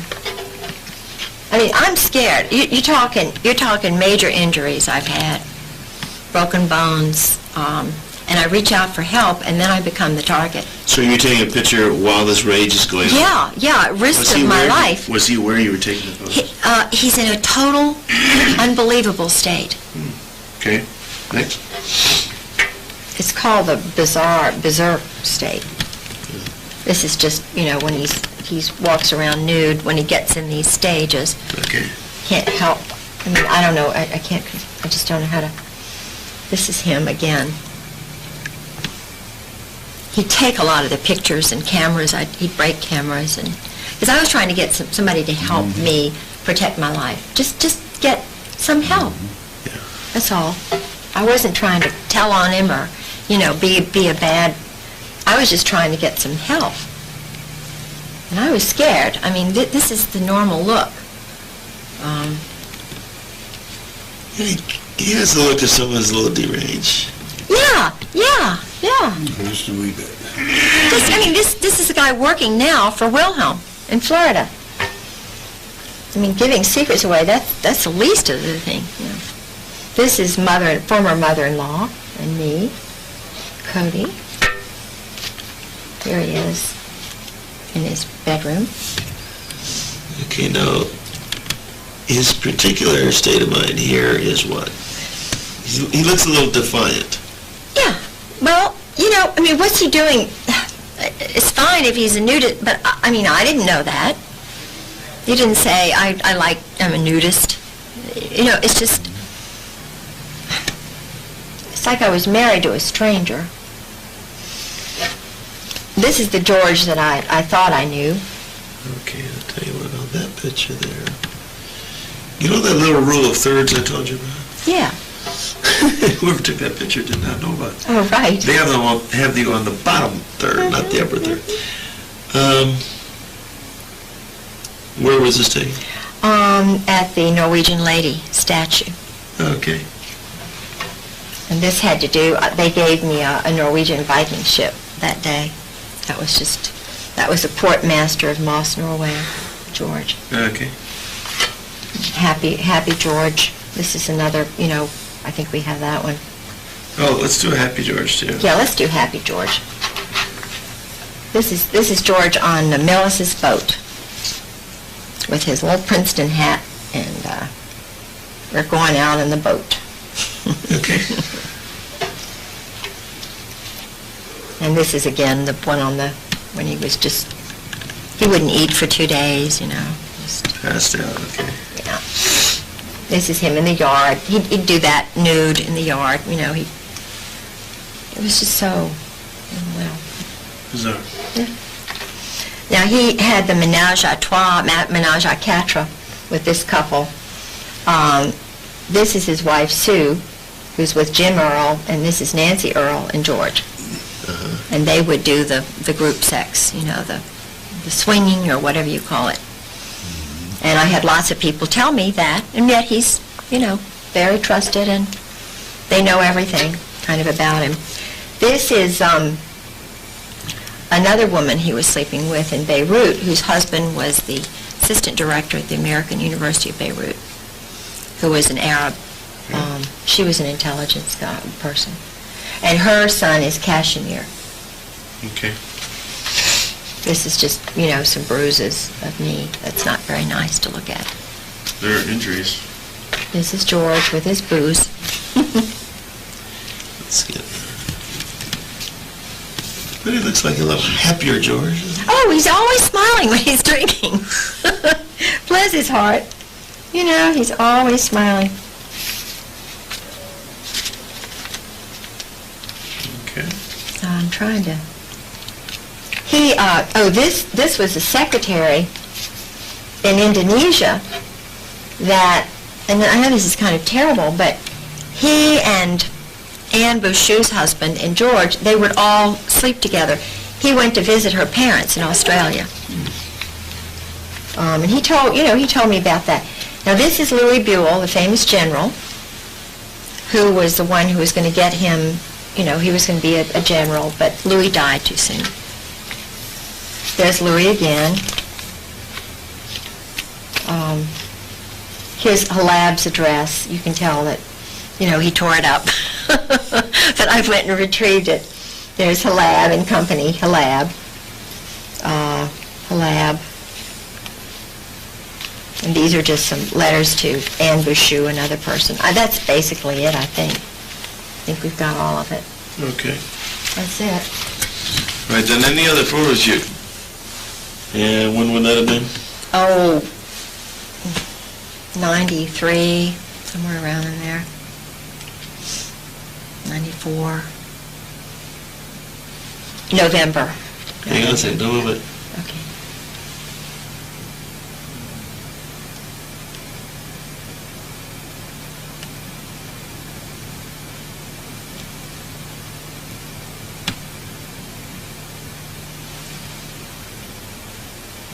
Okay. Okay. This is Mr. T. Parker Host, Burma assassin, friend of my husband's, owned one shipping agency when he met my husband, knew he was a friend of George Bush's, wound up with 8 or 9. Changed from being a Democrat to a Republican to introducing George Bush in '96 when he came to speak to a banquet that he arranged ostensibly for John Warner. But when, they did a fundraising thing, you meet George Bush and Barbara, pay $1,000 or $500. Well, he's a mover and shaker and a nudist and a group sex guy. His sons are real messed up. But he's my husband's best buddy. That's it. That's George's. And that's at his farm. And we would go to the farm, and George and Parker would go out on the boat for 2 and 3 hours. And I thought, what is going on out there, Okay. Here's a little thing about T. Parker Host became chairman of T. Parker Host Incorporated. David Weibel. That's just Parker. Okay. This is his wife, Ann, and I introduced him to her. Good work. She's my school friend, Is she still married to him? Yeah, he's loaded. She wants a lot of money. Her uncle is one of the guys who went to the moon, Collins. Her grandfather was this big Army general, so I didn't know Ann was all that well connected to the Army. Her uncle was head of the Army's big, after he retired, library or, their records. Yeah. And her grandfather, Lawton Collins, was the head of Vietnam before, you're talking major, if you're Army, interested in the Army. So I introduced her to Parker, and he was just a little anyway. What's the next one? Okay. George and the Earls. Oh, that's the swap. The swap. Swap team. Swap And team. within that picture, each mate is swapped. Yeah, exactly. She's not standing behind her Oh, husband. no, and they're not sitting with each other either. They sit on top of the other's lap. Yeah. Now, this is a Norwegian couple. No, you don't need to see that. Oh, this is the way he left the kitchen Yeah. when he took off. Okay. That's his beer machine there, by the way. Okay, this is just us at a wedding. Oh, that's a nice picture. Okay. Validates the fact you spent time together. Oh, yeah. And there's even a date in this particular photo. Hang on a second. 94, 10/15/94. Let's see.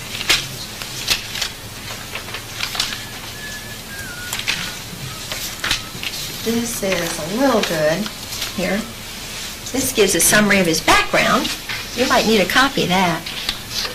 This is his whole, it's not really, doesn't go into the operations and so forth, killing operations. When he was in Jakarta and Naples and Shea Okay. and Beirut. Next page. That's it. Good. I think that's all. All right, then what? When I don't have a pad, I write them on little things because my brain won't hold all these funny names. Take your pad with you last night. Pardon? Too bad you didn't take that pad. I should have. And I'm just trying to find where in the heck I put that. You're wired. And I am not wired. I know he was called the Commissar, and they called him the Commissar.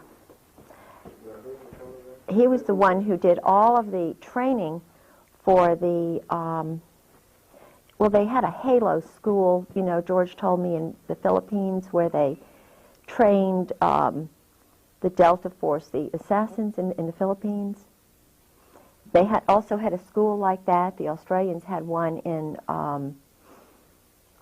Indonesia on an island where they're having big kind of East Timor. East Timor, yeah. Yeah, it's in the mountains, and it was started.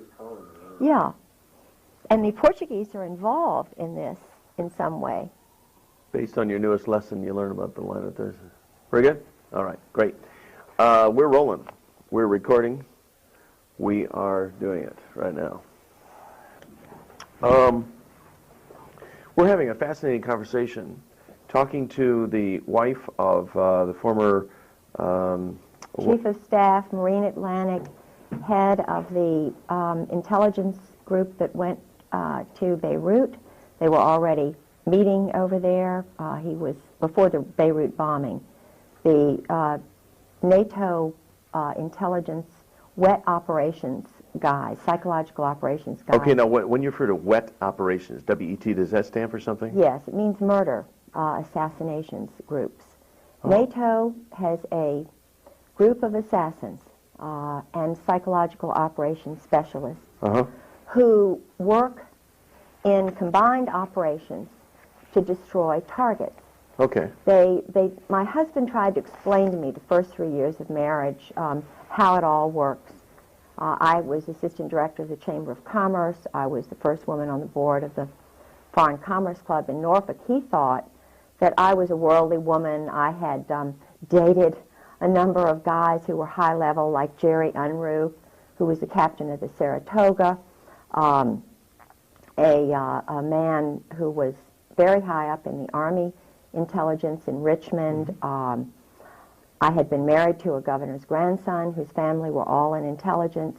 His father was Harvard economics professor. They thought... You even mentioned that years ago you dated John Engler, John who Engler, is now he our was governor. in ROTC. I'm sure it's the same John Engler if he was in the Navy. I dated a John Engler who was in the ROTC in Norfolk because, you know, Norfolk is the largest military complex in the world.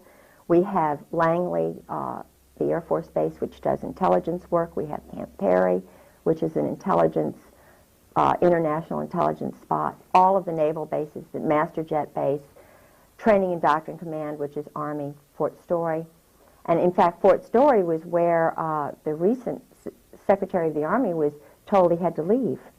I have intelligence guys who tell me truth because they know they can't talk, and I get a lot of scoops. Togo West, who was basically honest, and like Colin Powell, most African-American men are not going to condone murder and assassinations and so forth when they find out about it. Togo West... No, you think there's something, I'm missing something here. The Afro-American man is not like... Generally. Generally. So you feel that Colin Powell is a different cut of general than these other guys we've been talking about? Oh, absolutely. Colin Powell's... The wonderful thing about some of the African-American men I've met is they'll tell truth. Why would they allow these guys to rise in rank then? As puppets, thinking that they will, you know, be able to make them do certain things because psychologically they're innocent, they're naive. They cannot believe that our government has got hit squads, that there's group sex going on, that they are giving people money in exchange, you know, for their services. Mercenary training is going on in the Army and the Air Force at the highest circles. And Colonel John Ryman, Dr. John Ryman, they have him targeted as a kook. Colonel John Ryman lives in California. He was on the high track up, the Rising Star track. He was in Great Britain. He found out about a murder over there. Okay. He reported it. He also had the crazy idea that there ought to be a peace college in Cambridge. You know, we ought to really start working towards peace. Well, the minute he got back, he gave an idea, a synopsis of his sort of peace college idea to Colin Powell and his wife. Colin Powell took it to the National Security Council. When Ryman got back, and I'm not sure of the logistics and the chronology of all of this, but I'm in contact with him, he was put in a funny farm. I think he was put in a place in either New Orleans or St. Elizabeth's Hospital, where they put Ezra Pound and where they've got Reagan's assassin. St. Elizabeth's Hospital, like the Eastern State Hospital in Williamsburg, has Army intelligence people in there. They're targets, people who have decided to tell truth or whatever. In other words, people who believe in the American dream, who are Christians, who are trying to get things straightened out. If they transgress that line where they upset somebody in high command, just like in Germany, they all of a sudden move from being a person to being a target, from being a human being, a Christian, a loving, wonderful soul, to being a target, therefore the enemy. This is also what happened in Germany. Why should God makes us all wonderful and beautiful. Those of us who have the courage of our convictions and who believe in what Christ did, who stand tall, why should the leaders not be able to speak and tell truth? Because it's in the rainbow of truth, the rainbow of individuals who are God-fearing and love truth, in which we can build a better world. So why are good people silenced? Why are their papers gone through? I have an interesting, I took some notes last night, and I'm trying to, Okay. Well, they're silenced because they are, they're in a conflict of good versus evil. Yeah. In this struggle. Where am I? I need my. No problem. We can find. Yeah, I need my. Your checkmate book is down there. Oh yeah, this is what. Is it in there? Yeah. What's happened to me? What's happened to people like Marianne Poors, Deborah Von Trapp, Colonel Sabo's dad? Let's talk about Deborah Von Trapp for a second, because I've heard the name, but I somehow associate her with. There was something negative, or there was some discrediting of what she... Is she the same Deborah Von Trapp that alleged that the Oklahoma City bombing was somehow Japanese-related? Or is that a different person? Now, she may... I do not know. I've met her on the phone through Sarah McClendon when I was staying with Sarah. Everybody's experience is different. When you're a Christian, when you're a very strong Protestant Christian, as I am, and you're walking in light, you're walking in truth, you take people at their word until you find out that they've lied to you. And if they have intentionally lied, then, I just let God deal with them. Do you know what I mean? Okay. I don't believe So maybe in somebody fed her disinformation solely designed to discredit her. Yeah. She, and I do believe this is true, I believe that, I know that she worked in the White House. I know she worked under a man named Getzman and some mob figures in the White House who were Army. Now, this CIA thing, from my experience, is bogus, because every person I've known who was in the CIA was in military intelligence first. For example, my husband. He told me furtively when I saw him in court, I don't work for the CIA. I knew he was telling the truth. He was afraid. He wanted me to know. Point is, he works under the Army. He's a Marine Corps, high-level intelligence officer. But he's under all these Army people, so I'm having to assume that the judge, the lawyers, the commissioners, all the people who are handling my husband when he's around me, because I really believe that he loves me, even though he's under their control. And I think that's why he's been totally kept away from me. His daughter-in-law told me he can't come back because he'd end up staying. It was... the point is that David Lay, my brother-in-law for 20-some years, I married John Garland Pollard, whose sister Mary Lloyd Pollard married a CIA agent, David Lay. David Lay was Harvard hasty pudding, translates Mandarin Chinese. He's a brain. His family came over from Germany. I think they were Zionists. He doesn't believe in any religion, but he is still working for this intelligence arm. He's doing wargaming for this monolith, this global monolith. He's playing chess by mail. He's writing articles about the Middle East. He's an expert on, what's going on in the Middle East from the Israeli perspective. He's Army. I was with my sister-in-law when he went on a mission, and she was in the same psychological state that I was in. This is what, how I know. And that state succinctly is? Keep the women out of it, terrorize the women, make the women fearful of their own, in other words, make them, I can't describe what I went through except to say that every single Marine wife that I know is in that psychological state. Thank God, thank my grandmother for her wonderful Presbyterian background. women are intelligent, kind of, you've got the spunk in you or the genes or Jesus Christ, whatever it is. I know truth, and truth is vitally important to me. I cannot live a lie. Do you know? I can't live a lie. I cannot. Maybe I was injected with pentothal when I was an infant. I don't know. But So like that incident at the officers' club where your husband at the time told you, just get used to it. This is the way that it is. yes, You just can't get used to living some facade and looking the other way as if something doesn't exist. no. And he's sick. My husband's really mentally sick. Any man, I believe he killed his first wife, Sue. He's dangerous.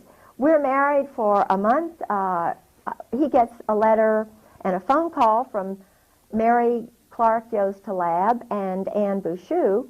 And, you know, naturally a wife who's newly married to a handsome man isn't wanting other women to write. And I'm saying, you know, and I've already found out who they are. I've got a master's degree. I'm a researcher.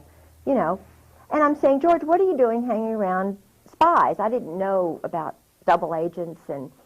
And Kashmir Yost is on the Council of Foreign Relations. Her son, I'm sure it's her son or her cousin. And her husband, as I mentioned before, was a Muslim who was really a turn person on the Palestinians, who worked at the American University of Beirut. My husband was sleeping with her, Al Gray. Everybody knew this. And I didn't know that this is what you do until I called Valerie Wilhelm, General Charles Wilhelm's wife, on the phone. Now, who is General Charles Wilhelm? Right now. And let me tell you what she told me. Okay. You just have to get used to it, Kay. She told me about, you know, her husband I said, George has got another man.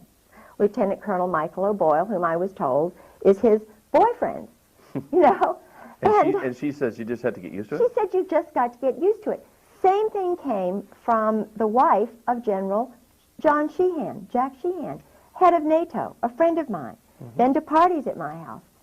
And I see, by now I've gotten my little tape recorder from Radio Shack, you know.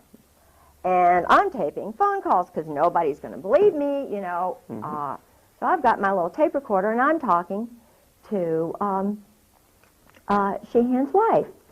Well, she's saying, come on over. Well, let's have coffee. You come over at so-and-so time.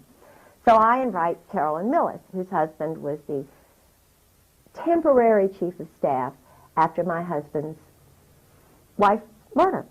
Sue, I know Sue was murdered, blow on the head. I had so many blows on the head, you can't even believe it. Broken bones and so forth. Well, in the middle of these terrorism episodes that, you know, my husband would put me through, he would say things like, you know, I'm down on the ground, he's got a 45 to my head, or he's strangling me with his thumb on my jugular vein, you know, and he's saying in this sergeant-like voice, you have got to believe me. You cannot question me. In other words, it's like, I am being interrogated, or it's the most awful experience to have the one you want to love, the one you have made your commitment with, have you in pinholes, and knowing he's an experienced guy, you know. So, it's horrible. And these wives, now I cannot say whether their husbands have done the same thing. I don't think they have. But what they train them to do is to be speeding along the highway. It's shock treatment is what it is. I've been told it's shock treatment. And they're driving along the highway, and you've got an important person to meet or an important party. You know, you're all dressed up, or you're going to somebody's house. So he screeches on the brakes, provokes you in some way. You don't even want to fight. You say, I don't want to fight. You know, what is this all about? And he's just speeding up, going like, you know, 90 miles an hour, screeches on the brakes, and then he gets out and runs. You cannot believe, it's horrible. And where did he run to? Oh, there was a party, a Norwegian party. The first time that happened was when we were down in North Carolina with the camera, you know, when he wanted to get my camera. I nearly drowned. He wanted me to tell him where the camera was. He tried to kill me that night to scare me so that I would behave. But I was raised in a family with strong men. You know, you stand tall. You don't let people intimidate you when you know you're right. Because there are more important things. God is above us all. Jesus Christ is above us all. Truth is above everything. The Ten Commandments are above everything. You know, under that is Jesus Christ, and then your mate. So I put, you know, that's why I put him in very high esteem, but I knew he was not normal. I'm an intelligent woman. I read. So I was hoping I could change him. So it was a battle. It was a spiritual battle going on. I knew it was a spiritual battle, and I was believing that that I could, you know, reprogram him, essentially, subconsciously. Now, I didn't know that at the time, what was going through me, but I was really being tested. Of course, the many years of operant conditioning he'd been through fortified and solidified his positions. Yes. He was far more entrenched an operative than you were going to be able to undo. Oh, he was involved in the HALO program, the MAC Wait a minute, HALO? What's HALO? He mentioned it was something to do with training assassins and training psychological operations specialists. It was in the Philippines. They also had one in Panama. Okay. They had a school for Army and other guys where they would strip them down nude. They would tie them onto logs. The man who ran the school was dressed up as a Nazi soldier, even though his name was Olenchek or something. He was a Czechoslovakian pervert. Then they had a man who dressed up like a woman who was really pretty, you know, and here are these guys nude, and they're training them to kill.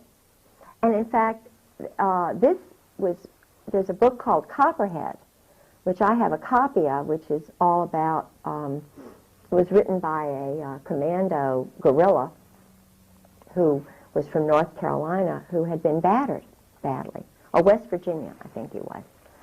And his father had battered him, beaten him.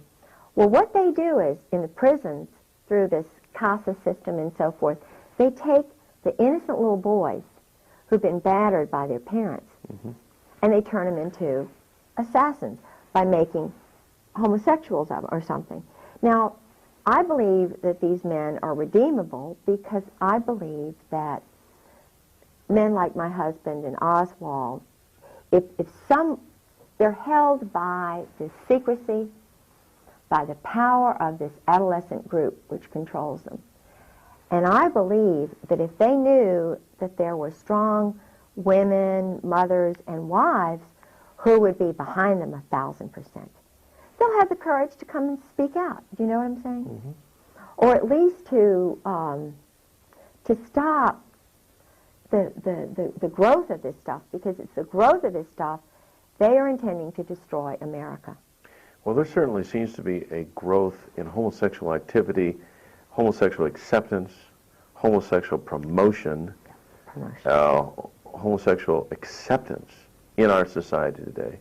Yeah. And it just seems like everywhere you turn, you're finding a little group of homosexuals, or even in our local community, I'm surprised how many homosexuals are running businesses, and certain restaurants are becoming homosexual hangouts.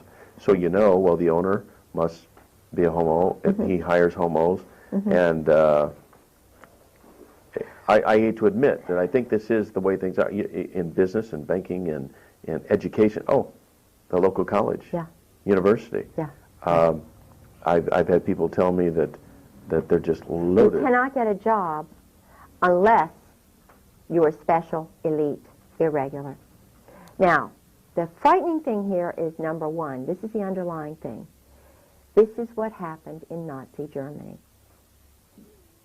This is exactly the same pattern that happened in Nazi Germany, the exclusion of women and mothers who love their children. Now, I'm pragmatic enough to realize and say, look, we mothers look at history and we look at the future. We're pretty daggone damn wise. I don't use profanity unless I'm talking to soldiers, but I've learned to use, you know, this is what they listen to. They're really, you know, I can talk sailor talk, I can talk Marine talk, I can talk commando talk, because I'm the, you know, little bitch who loves Jesus. And, you know, I mean, when you're in the streets, Christ he wasn't out there with all the goody-goodies. He was out there in the streets. He was out there talking to them, the drunks and so forth. I know how to reach them, because I don't mind transgressing into this kind of little verbiage if that's what Jesus Christ did. But the danger here is that, yes, it's growing. It's a growth industry. It's growing exponentially. So what's going to happen? What's going to happen? They're cloning people. You know, do they need women? You know, which women are they going to have? The party girls, the bimbos? In Norfolk, just to give you an example, Lieutenant Governor Dick Davis, Marine. Second wife is a prostitute. He loved her very much. She had a wig salon. My uncle, Dr. George Bentley Bird, was the major obstetrician for everybody in Norfolk, prostitutes, everybody. Mm-hmm. He told, our whole family knows, you know, who the prostitutes are, who goes to the Saint and Sinners banquets. Judge Richard Kellum. I mean, this is a nice guy. Now, the Saint and Sinners banquet, is this a local affair? Yeah, okay. Yeah. Every town has got this sort of, you know, Saints and Sinners group. The sleep around group or whatever, okay. You know, the group who tolerates it and has a little fun. Uh-huh. And they're all, you know, they're all guys. Well, okay. But the thing is, where's it going to lead?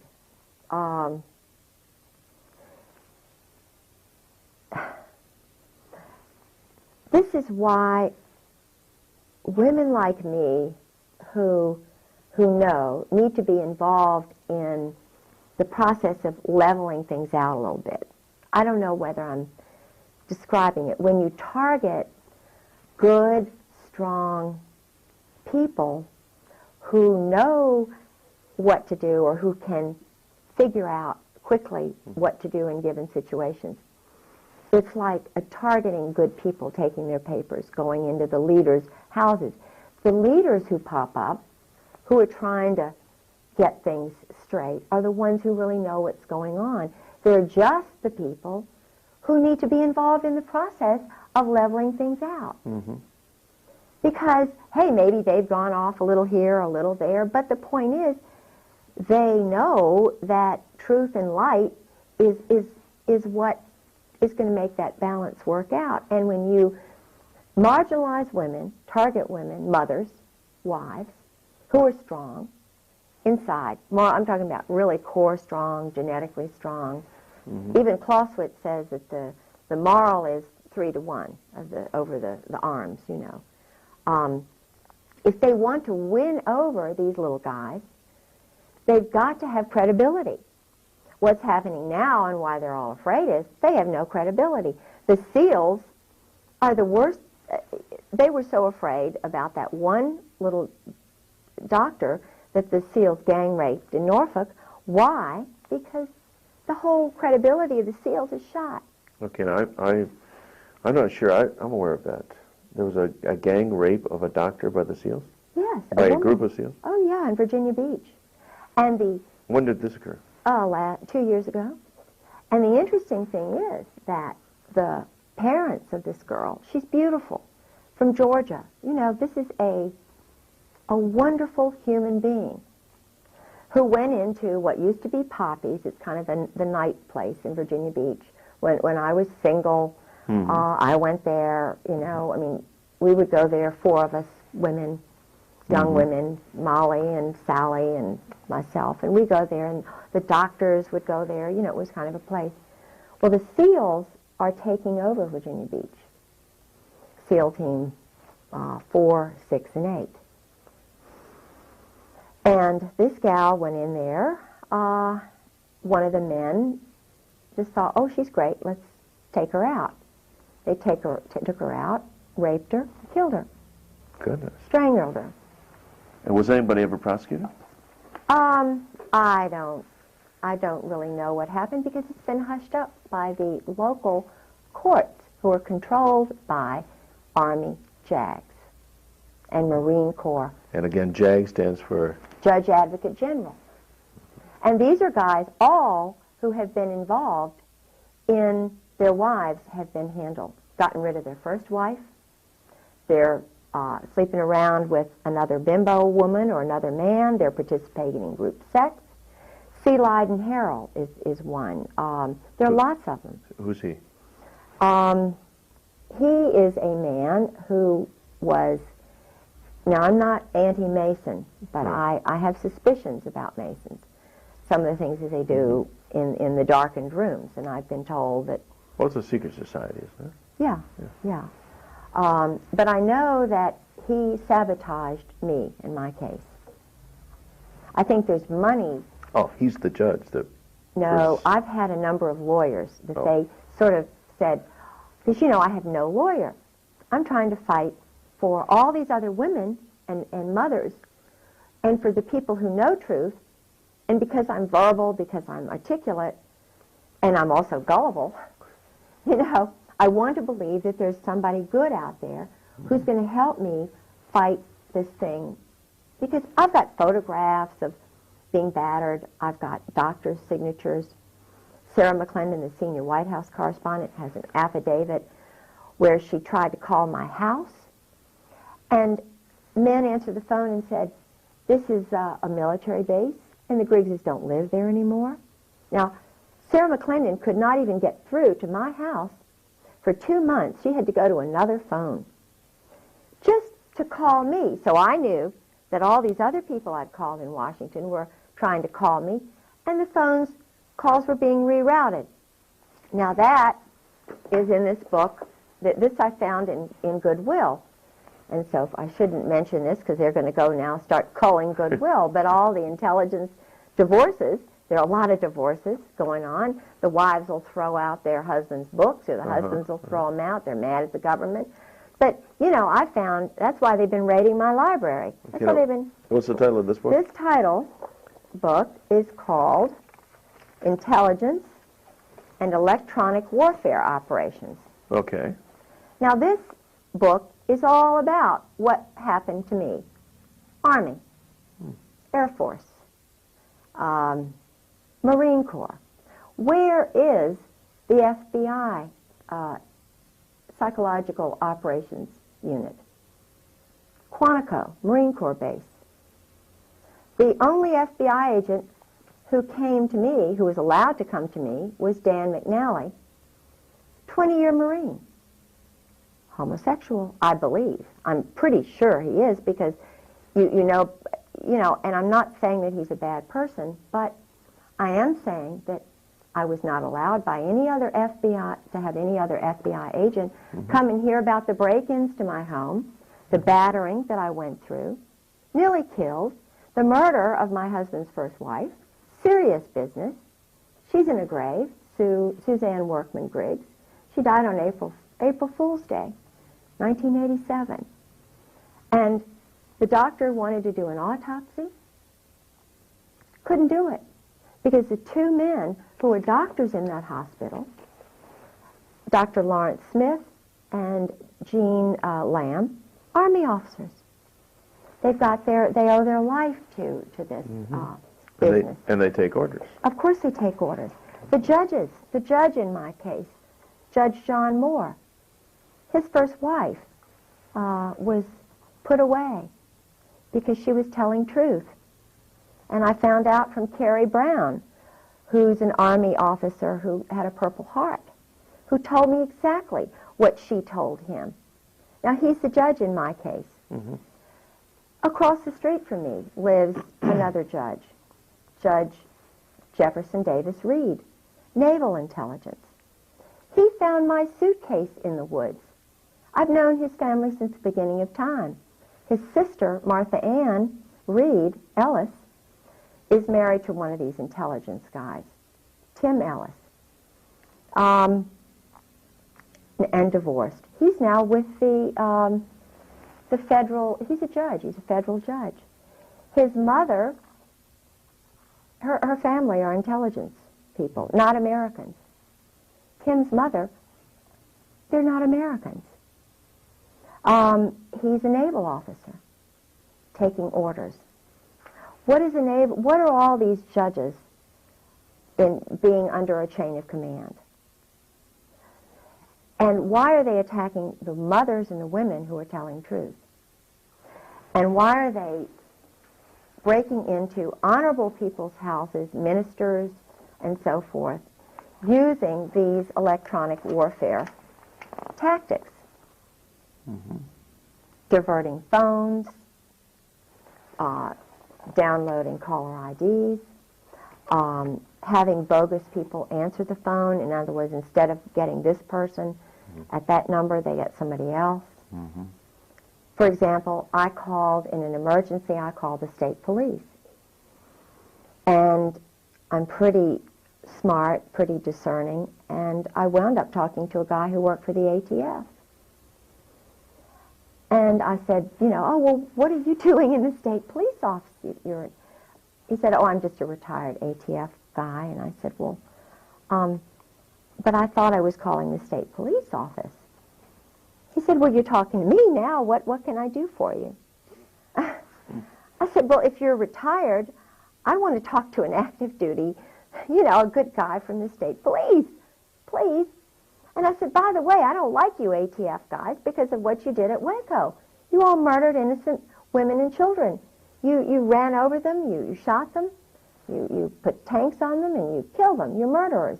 I don't want to talk to you. He hung up on me. He didn't like what I said. Well, you know, if he's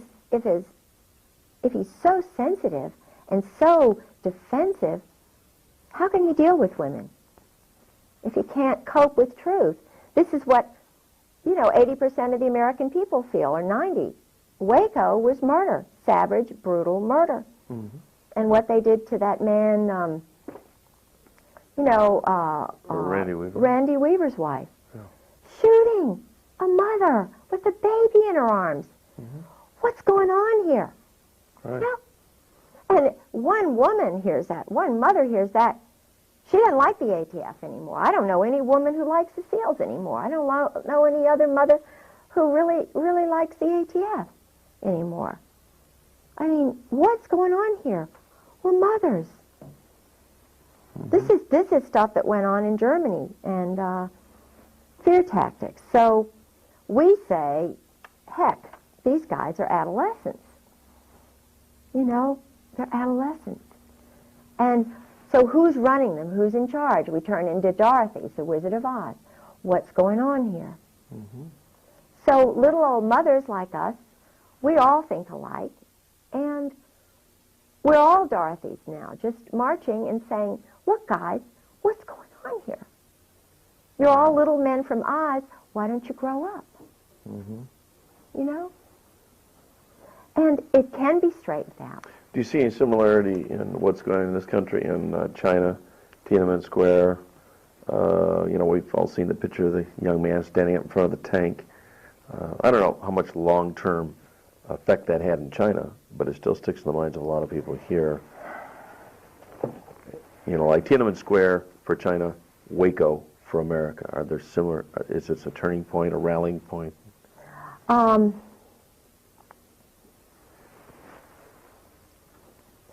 A man named Mr. Lee, who is an intelligence officer in Norfolk.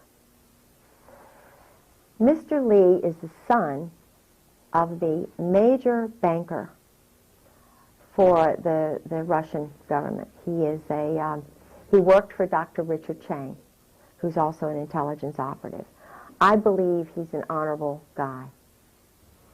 He's tall, he's sort of a Princeton, Harvard-looking guy, I believe he's honest. Okay. He came to Virginia Beach, and I was putting together sister city organizations, and I was trying to get the leaders of all the different ethnic groups in Norfolk to sort of start a sister city program in globally, you know.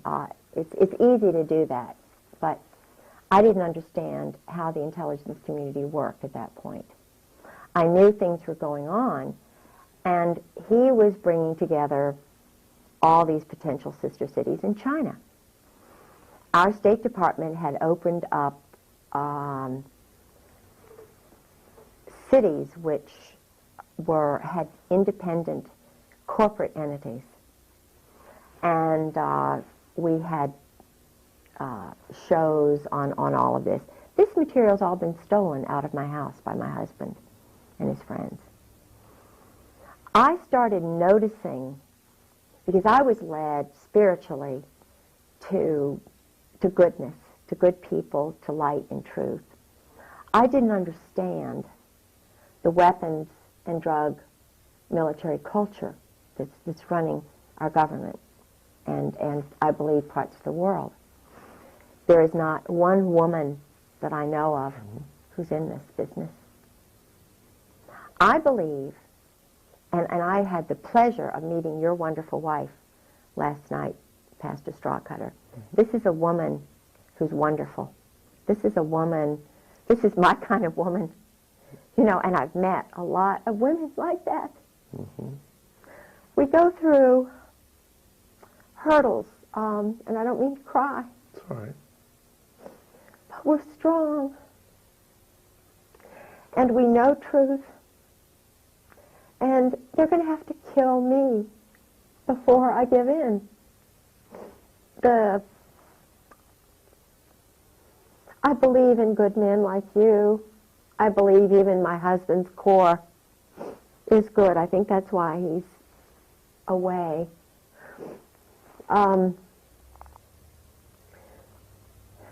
I looked at, and that's the way I have this, I have this little book here. It has the list of the members of the CFR, Council of Foreign Relations. Do you recognize names in the CFR list? All these names that I've underlined, I know. Okay, you're out of camera there. You're out of frame. Go ahead and pull it in close. There we go. All right. All these names that I've underlined are friends of my husband's, or I personally know. Okay, okay. My son, John Garland Pollard, and I hope I'm not jeopardizing my family, but and I believe that there are some good people possibly in here, so I want to qualify that and say they're not all bad. Just because you happen to know them or underline doesn't mean that they're on a bad list. No, right. No. But, and I don't have my glasses on. I'm blind as a bat, and I had surgery, so I can't hear right. I'm just a, 55-year-old wasted woman. Not at all. But there are quite a few names here, and it's quite a long list. I mean, we're only at the end now. This is the, Bill Clinton's on here. You've got the Rostos. You've got 11 Cohens. Okay, we're at the Z's. You've got Mary Halab's son. I'm pretty sure that's Kashmir. Carl Vorno. You've got a lot of. You've got the Commandant of the Marine Corps, whom I have my picture taken with.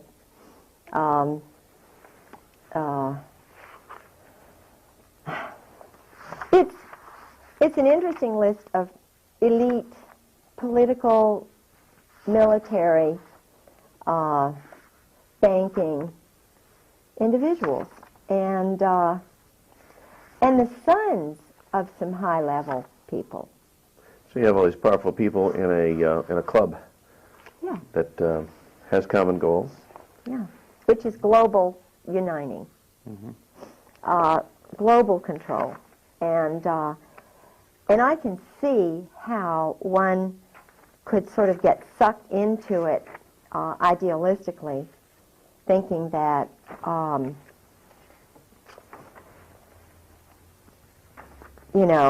it's something that we should, world peace and harmony and everything. And I mean, I can understand wanting world peace and harmony. I'm trying to find a name here. But if you're a Christian, which I am, a Christian with a little c, because the early founding fathers never capitalized the word Christian. Did you know that? Did you know that all of the founding fathers were homeschooled? Did you know that? Yeah, Madison? I was aware of that. Yeah. Think about that. Did you know that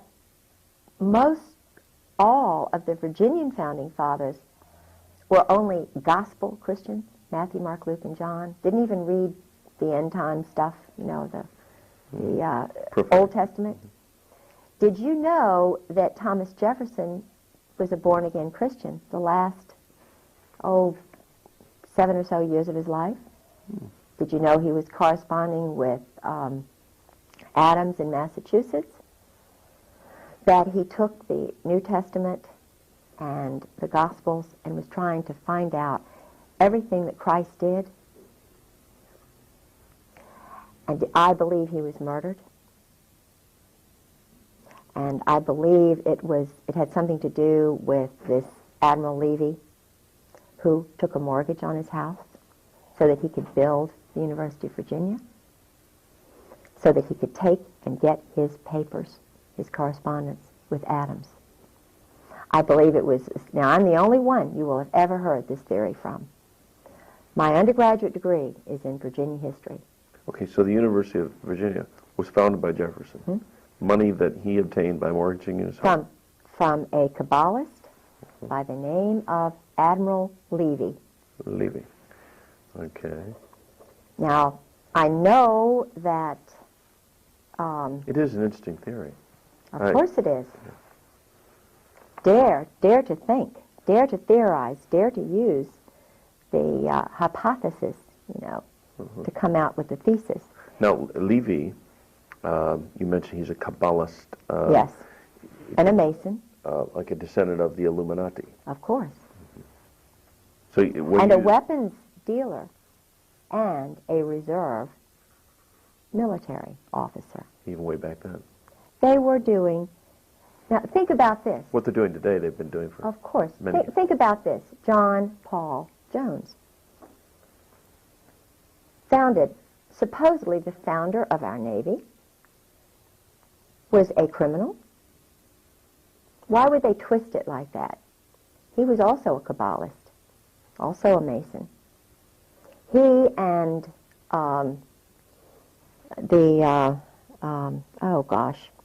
Lafayette. Lafayette was a weapons merchant. They raise up some people who are sort of questionable. Now, I know for a fact that Jefferson became a Christian. He did not necessarily believe in the divinity of Jesus Christ, so maybe you could say he's not technically a Christian, but he said, I'm a Christian. He was working towards, he was going to Baptist churches. He was contributing to the American Bible Society. Do you hear this? No, of course not. Jefferson was a born-again Christian who was searching for truth, who was murdered, I believe. Okay. And at the same day he was murdered, so was Adams. Think about this. July the 4th. And of course, you're being a Virginian and a descendant of James Madison. And a student of Virginia's history. Somebody like yourself could dig this out and would dig this out. It would be germane to you, whereas who else would it even be important to? Yes, I was, God and my Christ had put me in the most amazing places and times. You would not even believe. When I studied at the University of Edinburgh, I received a grant in 1978 to work on Lord Dunmore's papers. Lord Dunmore was the last royal governor of Virginia. I was invited by the current then Lord Dunmore, Johnny Dunmore, to work on the Dunmore papers. No one but John Selby has done any work on Dunmore. So I stayed with, I'm not going to mention too much because I don't, but the point is, I know a lot about the triangular trade, what was going on in Bermuda. Triangular trade.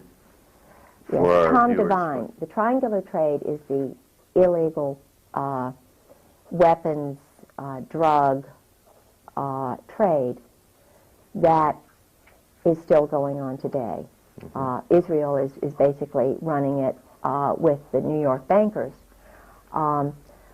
It has something to do with Kabbalism because the Pentagon, the symbol for the Pentagon, the Brotherhood, they feel so compelled to not think for themselves, to sort of depend on somebody else who's more physics-oriented, you know. In other words, these guys are so much smarter than I am. They can be doing totally immoral things that, you know, are breaking up families, breaking up, you know, wives. And in other words, they're not looking at the structure of the family. They're not looking at the structure of society. They're not looking at the culture, the community, the basic ingredient that provides life, the planet, the trees. They're not looking at anything but sex.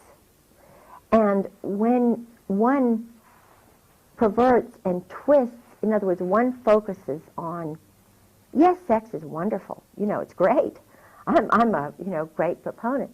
But there's so much of a focus by this group on sex, and the military, you know, they go back to Greek days and they have all these symbols of, you know, the Washington Monument is supposed to be a phallic symbol, you know, and they say, well, this proves, you know, because the Greeks were doing it, the Egyptians were doing it, and it's this secret little group that was, you know, back in the days of Nefertiti and you know, Mark Antony, and it just proves that we're just great because we had the Holy Roman Empire, and Alexander Great that was homosexual, and Catherine the Great was, you know, but it's debauchery. The thing that one has to realize is that God knows best. You know, it is an abomination. It is a sin. Now, we've all sinned. We're all sinners. I don't believe we should be putting people on stakes for doing this. I think Jesus Christ said, the simple answer is this, which Mandela said, the simple answer is this, just repent. Just show that you're changing your life. You know, I've sinned. Everybody's sinned. I don't believe that that targeting people, whether you target them this way or that, is necessarily the answer. Now, this is just my personal opinion. I am not a judge. I wish I could be a much better judge than any of the Kabbalist male judges in Virginia Beach, because they are doing this to women, mothers, who are honorable people who are telling truth. And I would like to hear Hannah More tell her truth. I would like to hear Grover Wright's wife, Lynn, tell her truth. These are generals' wives. These are wives of judges in Virginia Beach. Okay. I would love to have heard Ken Whitehurst's wife tell her truth. She was shot. You know, Well, no, in Virginia Beach is Pat Robertson. Would you like to see him be a judge? No, I would not. Okay, why is that? I wanted to believe that Pat Robertson was honorable and good. He's a Marine. Did you know that? Did you know that he went to the psychological operations school, whatever that is, at Yale? Now, I'm not saying he's bad, and I'm not going to judge Pat Robertson, but I know that he was under the influence of a Belgian man who is very powerful in this group. I know the one thing I can judge him on is that, well, I will say things, and I know they're going to get me for this, because Pat is very powerful. But if you walk into Pat Robertson's Williamsburg Inn, it's a hotel there, and you're poor, and you are a woman or a person who's poor, or an African American who's poor, and you walk into that gift shop, you've walked into the house of the Sadducees and Pharisees. The dresses in there cost starting at $200. The belts, I mean, these are clothes, basic commodities.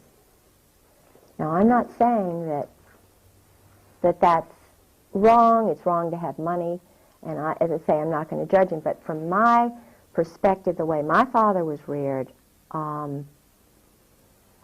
there's a lot of money going on there, and Christ. I walk in the steps of Jesus Christ. Now, I'm not saying that, you know, Well, because I'm not really sure about all this. Everywhere you seem to look, and you find the leadership, whether it's in banking or education or religion, there seems to be also this line of military intelligence, Ivy League background that. You know, the Pat Robertson has the same kind of pedigree as these other people that we kind of filter through. If somebody's going to be the leader of a television big-time ministry, it would have to be someone who would be kind of a chosen one. Yeah. To be allowed to rise in that kind of power. And I think he's basically a good guy. You know, I mean, I really, I like the fact that he's promoting Christ. I nearly got arrested there. At the 700 Club? No. I went in to use the law library because I'm fighting the Kabbalist group in Virginia Beach because I was nearly battered to death. I was nearly killed. I am a totally abused, psychologically, physically broken bones wife. Now, it says that if you are this way, you just get a warrant and you get your husband to say he's sorry or something. You know, that's all I wanted, was for my Marine Corps husband to say, I'm sorry that I did this. But if he's got men behind him telling him to do this, they're not going to let him say he's sorry, are they? No. If he's got Phil Holwager, the pastor, who's also Yale-trained intelligence chaplain with Pat Robertson, who's the pastor that I took my husband to try and get him to become a Christian, if he's meeting with Phil Holwager and Phil Holwager is telling my husband what to do, that says that Phil Holwager is a programmer for my husband. He's been trained in mind control. And Phil Holwager admitted to me, I've had psychological training, yes. And it slipped out. Oh, well, I made the mistake and told George, you know, in other words, he let me know that he has power over my husband. So then there's Ty Kroll, who's in the same church with my husband, who is a sailor, and he did some sexual things to his son, and he had his children taken away. Well, he's in the church and a good guy and everything, but he's a pedophile. Now, my husband, and I'm sort of taking up Ty Kroll's side, because we're in the same Bible study. It's kind of interesting. But Ty Kroll and my husband are meeting kind of secretly with Phil Holwager. And then there's T. Parker Host, who's running around nude at his farm, enticing my husband out, you know, and they go away for sort of boat trips for 2 hours. Now, I'm saying, as a woman and a wife, what's going on here? All of a sudden we go up to Matthews County, where Holwager also has a house. Host has a house. But it's also where my grandfather, Miller, was born. So I feel very comfortable in Matthews County. These people were not born in Virginia. Do you know what I mean? And yet they're bringing, all of a sudden, spur of the moment, taking my husband up and then taking my husband away on a 2-hour boat ride. Or we get to Phil Holwager's son's house, and then all of a sudden my husband's riding home with Phil Holwager in the car. It's all been planned. So I'm saying, and this is just before, just after my husband got back from Norway, And I'm trying to remember whether the King and Queen of Norway had come either just before or just after this. It had something to do with the King and Queen of Norway's visit. They wanted to keep me away from the King and Queen of Norway because I believe they're Christians. I believe they're honorable people. And I was able to prevail against this group by going to the Norwegian ambassador, who's a wonderful man, and saying to him, and this is where Jesus Christ comes in and God comes in, and I know that they're with me because I'm good. And I was thinking about the good Norwegian people who wanted to see the King and Queen of Norway when he came to NATO. And all I did was what any honorable citizen would do, representing the honest little people who were Norwegians in Virginia Beach and Norfolk. I wanted them to have a chance to meet their king and queen. And the State Department didn't want me to do it. NATO didn't want me to do it. The Kabbalists didn't want me to do it. And neither did my husband. But what happened was I was with a solid, wonderful person, Ambassador Kjell Vibe. And we went to the Norwegian embassy. This was, I know I'm digressing and this is hard to follow, but Kjell Vibe and I were sitting at the table with my husband and an intelligence operative named Bill Nelson, who tried to sabotage the Norwegian group that I was running in Virginia Beach. And Kjell Vibe, we were planning a trip to Norway in August, which I think was just a bogus sort of thing to kind of, I don't know. To appease you a little bit. Oh, yeah. And I knew things were going on with my husband and the weapons sales and, you know, all of this stuff. And because he was dealing with the embassy, the American embassy, and with people, and, you know, there were things going on. And I knew things were going on. I was sensing it really strongly. So we were in Washington, sitting around the big table in the Norwegian embassy with the ambassador sitting to my right, Bill and Kate Nelson to my left, my husband across the way, and Suzanne Baptist, who is the daughter of the man who started the Sister City Association. And we were supposedly planning this trip for the mayor of Virginia Beach and her husband to Norway. And he let it slip, the ambassador let it slip, that the King and Queen of Norway were coming to Norfolk in October. And the ironic thing is, it was the very day the Nobel Peace Prize was being awarded in Norway. I didn't know it at the time, but I thought, this is really strange later on. Here's the King and Queen of Norway are at NATO headquarters the very day that they're giving out the Nobel Peace Prize in Oslo, which is where the King and Queen of Norway are.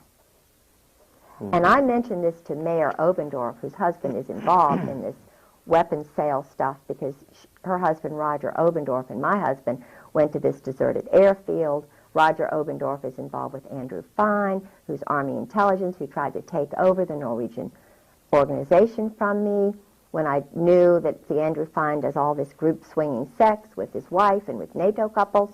And, you know, and I'm going, something's going on here. Roger Obendorf and my husband went to this airfield. I wasn't allowed. So I knew, because my husband was meeting with other people, like, in other words, this is big. Yeah. Now, when you mention NATO group swinging sex, are you talking about some of the most powerful people in this world, the leadership of this military? Absolutely. And their wives being privy? I mean. Yes. Yes, I'm talking major. I mean, this does not give security to the people of not only this nation, but the people of the world. No. To think that people who have the power to kill others, wage wars, send your sons and daughters into battles, these people are complete, whacked out degenerates. Absolutely. Let me give you an example. Because I was involved, I love people from other cultures. I went to an Episcopal religious girls' school, and all of my they had girls from all over the world there. They had a Turkish, my chemistry teacher was from Turkey. Her name was Mrs. Kunt. I had a Daddy Didion was an Armenian. Turned out he was later a spy, or they told him, he was a spy, but he was from Armenia. I had a French teacher who was in the French Resistance. St. Margaret's School is a school for double agents, or at least, but it's a great school for girls because you're with all these people from other cultures. You know, we had the president of the school's father was with the Ramco. I didn't know about all this stuff and how they kind of do it. Woodbury Forest is another school like that. I sent my son there. He went 4 years to Woodbury Forest, which is where President Bush's son went, Oliver North's son went. It's in Orange, Virginia. I didn't know how it all worked.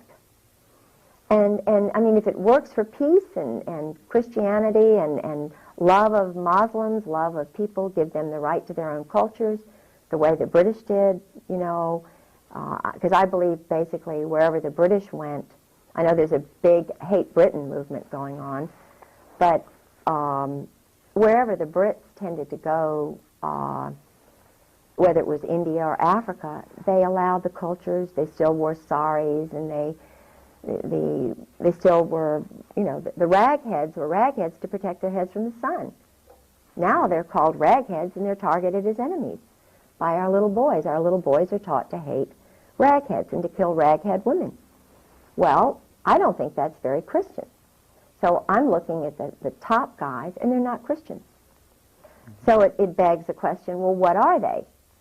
Well, that question was in my mind after I was married 3 years, and I started delving. My own little Miss Marple, my own little, you know, and I've arrived at the definite conclusion that they're not only not Christians, but when you have group sex and homosexual sex and orgies and things of this nature by the top people who are running my city, at least, certainly Virginia Beach, I started looking at other military towns and started asking questions.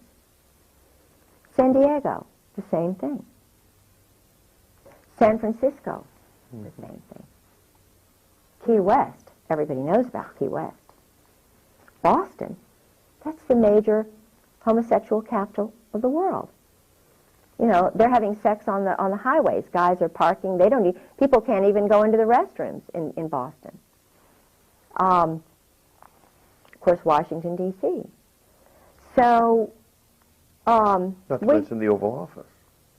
Yeah, well, but at least, now I don't know about, see, I know that he is sick and he's addictive, but I believe that, now that you all will all disagree with me, but I lived with Sarah McClendon, and Sarah is a senior White House correspondent, and I believe he was just addicted to sex, and I believe that he was put into that office to try and control him, but I believe that he has repented. I believe he had strong grandparents who loved him, who were Baptist.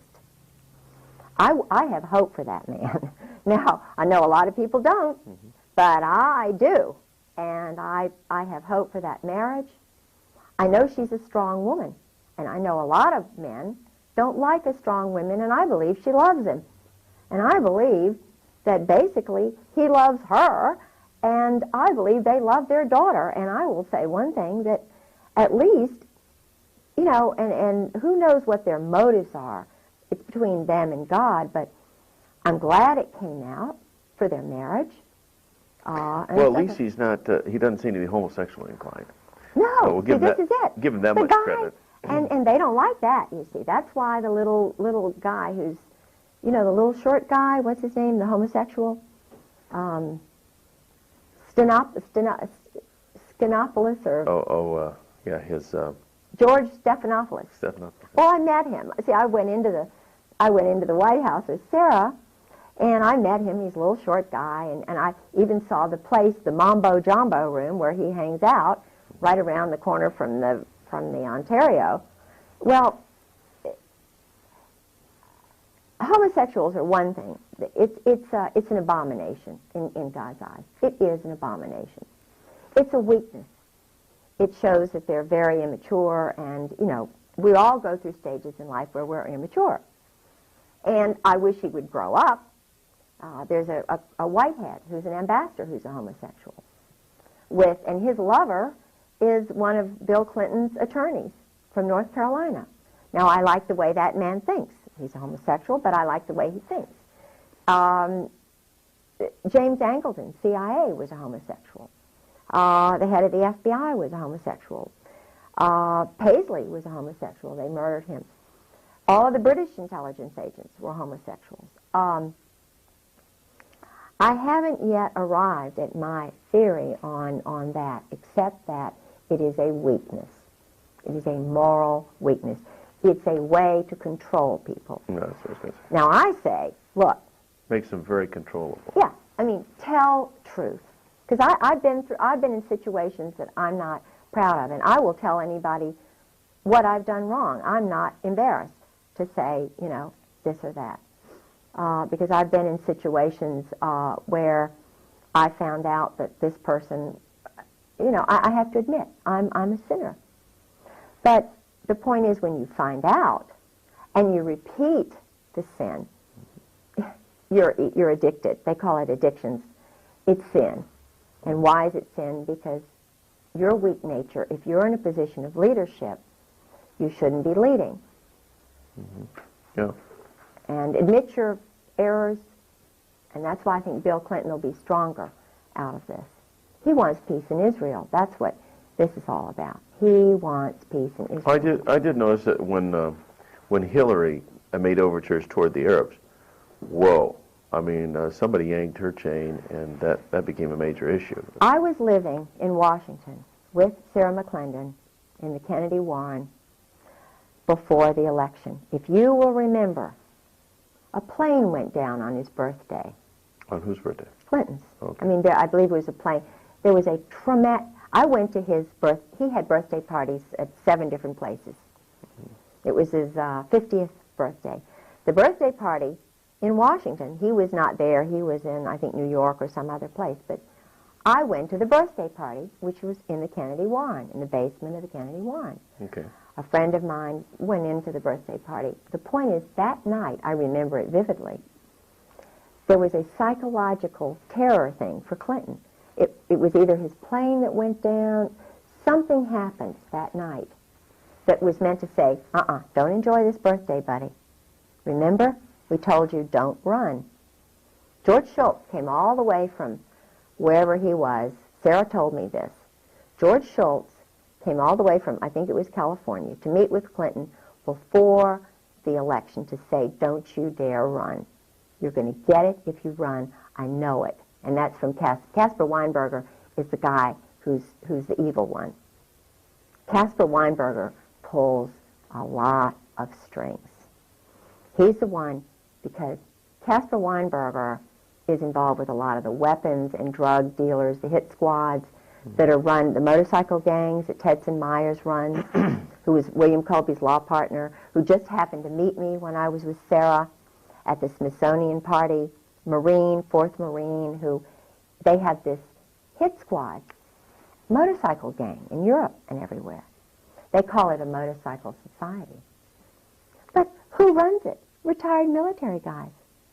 And just after they meet up at Caspar Weinberger's place up in Maine, Consuela Rice and Tedson Myers and one of the lawyers that Marianne Poore knows, the Motorcycle Society will ask yourself, what do? What happens right after the Motorcycle Society meets? Now they'll probably get this and find out, well, we've got to change the time when our Lady Diana is murdered. They have, because I read all the newspapers. I go into Barnes and Nobles, and of course they're going to cut out all the news and stuff. But they had a minor war in the Netherlands or wherever. They had another attack by motorcyclists on Cyprus. In other words, they're stirring up trouble, murdering people so that they'll sell the weapons and So the you drugs. really think Diana was murdered rather than just Oh, absolutely. a reckless There's no car accident? question she was murdered. I knew and sort of went out with a guy named Richard Ord. Okay. I later found out he was married. It was when I was single. He was Prince Charles's This is bodyguard. before you married your husband? He was Prince Charles's bodyguard. It's like I also went out with a guy who was divorced, a Marine who was MacArthur's wife's bodyguard, Okay. who turns out to be an assassin, a Marine assassin, who's living in Virginia Beach, I think, now. But I didn't see the connection with Marines and information. Do you know what I'm saying? It's kind of a, I didn't know how organized it all was. Okay, well, you gained that knowledge after you married your husband. Yeah. And then during his drunken stupors, he just blabbed and Yeah, told everything yeah. he knew. Yeah. Actually, his alcoholism opened up the door for you to find out all this stuff. Absolutely. If he hadn't been an alcoholic, That's course, why I praise most of them God in are. a way. I don't praise God that his mind is destroyed and that he's a brutal, he hates women kind of, you know, but I think, yeah, I praise God for everything I've gone through because every I know by his stripes we are healed because I walk in his shoes. I have to as a follower of Jesus Christ. When you're punished, when you go through hell on earth, he is giving you strength. In a, it's not a funny sort of way. It's a very special way. I know I'm going to die. I don't know how I'm going to die, well, we're going to pray that you stay alive. but I love him. And he's just given me all the strength. I'm a weak human being, but he is the truth and the light. And when you walk in the light, you walk with him. And it's not bad, it's great. It's marvelous. Tell you what, why don't we take our first break here? Yeah. And so we can, you might need to use the restroom. And, Yeah. uh, Oh, I know a lot about John Warner and Loretta Tate and stuff that is really kind of spooky because nobody's ever told this out loud. You know, he married Elizabeth Taylor, Warner, yeah. and he was... Go ahead and sit back so we can get you right in the Okay, frame here. yeah, right. And? He was... There were murders around him. He was having an affair with Loretta Tate, which everybody sort of knows, who was married to a dentist, Randy Tate, Okay. who is his secretary or his main person. Hang on, so I'm going to have to make an adjustment. Randy mysteriously died. Hold a second, I got to make an adjustment. Randy died mysteriously. What happens is when the guys find out about the mob and that their wives are involved with it, the husbands take off. They go to the Eastern Shore or the closest they can to get away from Virginia Beach. But they die. There's a homosexual clique on Virginia Beach that I know about very well, which has to do with the Coast Guard, and it's a long story. But the point is, I don't know whether they're the ones who murdered Randy, but I suspect that Randy Tate was murdered. George Heilig is another one I suspect who was murdered, who was a delegate, very powerful guy, honest. He died, very young. And Dick Obenshain, who was an honest candidate for governor. And Dick Obenshain, Dick Obenshain was running for governor. He was the Republican candidate. He was an honest, honorable guy. Mysterious plane crash. And what happens after Dick Obenshain's plane crashes? Well, they have a little convention. It's conveniently right before the convention. He's the titular guy. Well, Elizabeth Taylor comes into the picture. And never before, they just go right over Robert's rules and everything else. Elizabeth Taylor goes around, movie star goes around and says, I think you ought to nominate my husband. Well, he hasn't even been involved in the process. Dick Obenshain, who's honest, conveniently dies. John Warner comes right in there. They did not want Dick Obenshain in there because he was not controllable. Warner was. Same thing with Paul Tribble, who's a cousin of mine. So I'm a Waring, and his family are Warings, and we're related. Paul was married to Rosemary Tribble. Well, there were some things that were going on, thinking that, in other words, Paul Tribble could not really totally be controlled. He was, they got rid of him. Rosemary knew a lot of stuff, and they get rid of the good guys. Murder, I believe that... Well, don't they refer to this as Murder, Inc.? I mean, yes. another name yes. for... Well, the Marine Corps so-called- are the assassins. The Marine Corps are the assassins for the mob. If you look at guys who've been in 4 years, let's just take Tedson Myers, for example. Now, he's a very nice person to talk to. He was involved with the founding of the Peace Corps with Sergeant Shriver. He's from the Brooklyn Bayonne mob. He came from that group. They sent him to Ohio State. Then his 4th year, as I understand it, he did something like truck driving school. Then he goes into Korea and becomes UDT. And then they underwater demolition. In other words, assassin. He's you know, very smooth. Yeah, the mob in Virginia, Virginia Beach, is very, very strong, very well organized and connected with the military. Yeah, well, you indicated before that there's a connection everywhere between the mob and military. Absolutely. The Whether it's New military York or is San run by the Diego or- mob. The military is the mob. The Marine Corps are run, they're the assassins for the mob.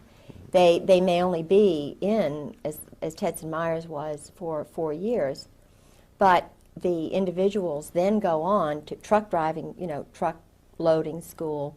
They're always loading things and, you know, moving things around. But then they send him to Harvard Law School. You know, then he winds up, when I met him, or just actually, I met him after Colby's murder.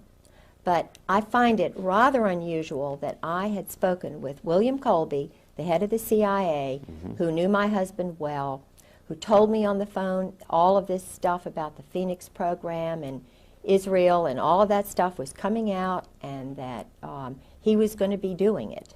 Okay, your husband told you. No, Oh, no, William Colby. Colby on the phone. And Tedson Myers was across the hall from him. Okay, so law was partner. William Colby Murdered. a good guy from the get-go, or Yes, was he, he was a good guy. one of the insiders they need to get rid of, or was he... He was an insider who was involved. He knew about my husband's involvement with Krulak, Victor Krulak, Al Gray, the Russian double agent who was, I believe, Czechoslovakian or Georgian, who was called the Commissar, who was running everything in Vietnam. He was the murders, the assassinations. My husband was involved with the murders, the assassinations. He was involved with teams that did that. They were training boys to kill, Okay, and using again, mind control, using... the whole reason for Vietnam, or any of these conflicts, is simply to use up a lot of arms and make money. yes. Basically, that's all there is to And it. to train more killers. To use more weapons. Absolutely. To make more money. Yeah. It's a sick, sad little adolescent boy cycle. These are not grown up. These are little men from Oz. That's what I call them. Al Gray is a sick little man. Al Gray is a That was the general. former commandant of the Okay. Marine Corps. Carl Mundy is a sick, pathetic, lying little man. And he is... The former commandant of the Marine Corps. Then you have Krulak, who is the son of an agent, of a double agent, Victor Krulak. Not American. These are men who the Constitution is just beneath them. People like me, their wives, and citizens like you and honorable people are just beneath them because they're special. They're elite, just like the German SS. That's exactly where this specialness came from. Germany, from Nazi. In other words, they took with them the most perverted aspect of Nazi Germany, brought it over to the United States, because over 200,000 of these guys came over. And of that, there were some who were existentialist, humanist, anti-Christians. They hate Christians. You know, what happened to the Nazi, the cross of the Weimar Republic was turned this way. Hitler was homosexually recruited in a brothel. He was working in a little brothel. A Kabbalist, Zionist doctor came in and said, "Oh, you look special and great." And in other words, he was one of the many like Oswald who could be used. And they see how they grow rather than see how they go. They see how they grow, manipulate them. This is why they have so many, the Army has so many psychological operations specialists. And the one way to keep them is secrecy. And anybody who believes that Jesus Christ, I mean, everywhere you read in the Bible, he talks about openness. Truth is light. You walk tall. You don't hide behind trees and be the snake, you know, in Adam and Eve, and be deceptive. Truth frees you. Truth is a liberator. It's your ally. And the power of their operant conditioning is all in secrets. Yes. That's the one way to tell if they're evil, if they're weak, if they're cowards or bullies. The one way to tell the cowards and the bullies who are now at the very top of the Army, the Marine Corps, the Navy, Gaiman, Hartzog, Abram, Krulak, especially Charlie Wilhelm, who's doing awful things with, you know, men and women. What would Charlie Wilhelm, again, he is. Charles Wilhelm, I met in Norway. He is my husband's one of his closest friends besides Michael O'Boyle. Okay, They're and these called are all Cherry Marines. Marines. Yes. Generals. Now he's a general because they rise to the top. If they're one of Gray's boys, and I talked before I went public, I went to colonels and wives. And boy, I mean, I had conversations, and I'm not going to mention their names, but I had wives tell me when I first found out, and a wife said, it was the most cryptic conversation I've ever had in my life. I said to my blank friend, have you ever had another wife? She said, hundreds of times. Her husband was a very important person. Very important. So he's working now for Al Gray. Al Gray he pulls the strings. It's all New Jersey mob. Where do you think Al Gray was born? Right outside of Atlantic City. My husband was born in Atlantic City. Sheehan's father was in the mob. You remember that big concert that they had back in the 60s where everybody was smoking pot and they were doing experiments on young people? They had all the public... Yeah, I forget the name of it. Guess who did all the flying in of all the bands and the drug dealers and everything? Who arranged it all? General Sheehan's father. Oh, Now, this Woodstock? is the head. You're talking about Woodstock. Woodstock, New York. That's where he's from. Now, isn't that unusual that the head of NATO would be, and his brother is doing all kinds of weapons deals and selling things to the military. And I went to his wife's home.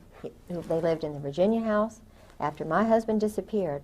Well, was Woodstock a kind of Of course, a testing ground for experiment. drugs. Okay. Of course, it was just an experiment, like the Jim Jones thing down there in Guyana. Yeah, that he was working. I think even little David Koresh was used because he had a Mossad, he had an Israeli agent. They always get away, don't they? The Israelis always are in there, but they get away, don't they? Mandela. I don't mean Mandela. The guy in Panama. Noriega. Noriega he was an Israeli double agent. The anybody who is Jewish is automatically a member of the army, the Israeli army. They have a joint relationship. How can they be loyal to America if they will shoot ships like the Liberty and it's covered up? I dated Lawrence Geis's son when I was a teenager, about the time I went out with the governor here, and John Engler. John Engler. I'm sure if he was in the ROTC class, I dated him, and I got letters from him. Seemed like a really nice guy. But my love at that time was Tom Williamson. And Tom Williamson was a Yalie. His real father was killed in World War II.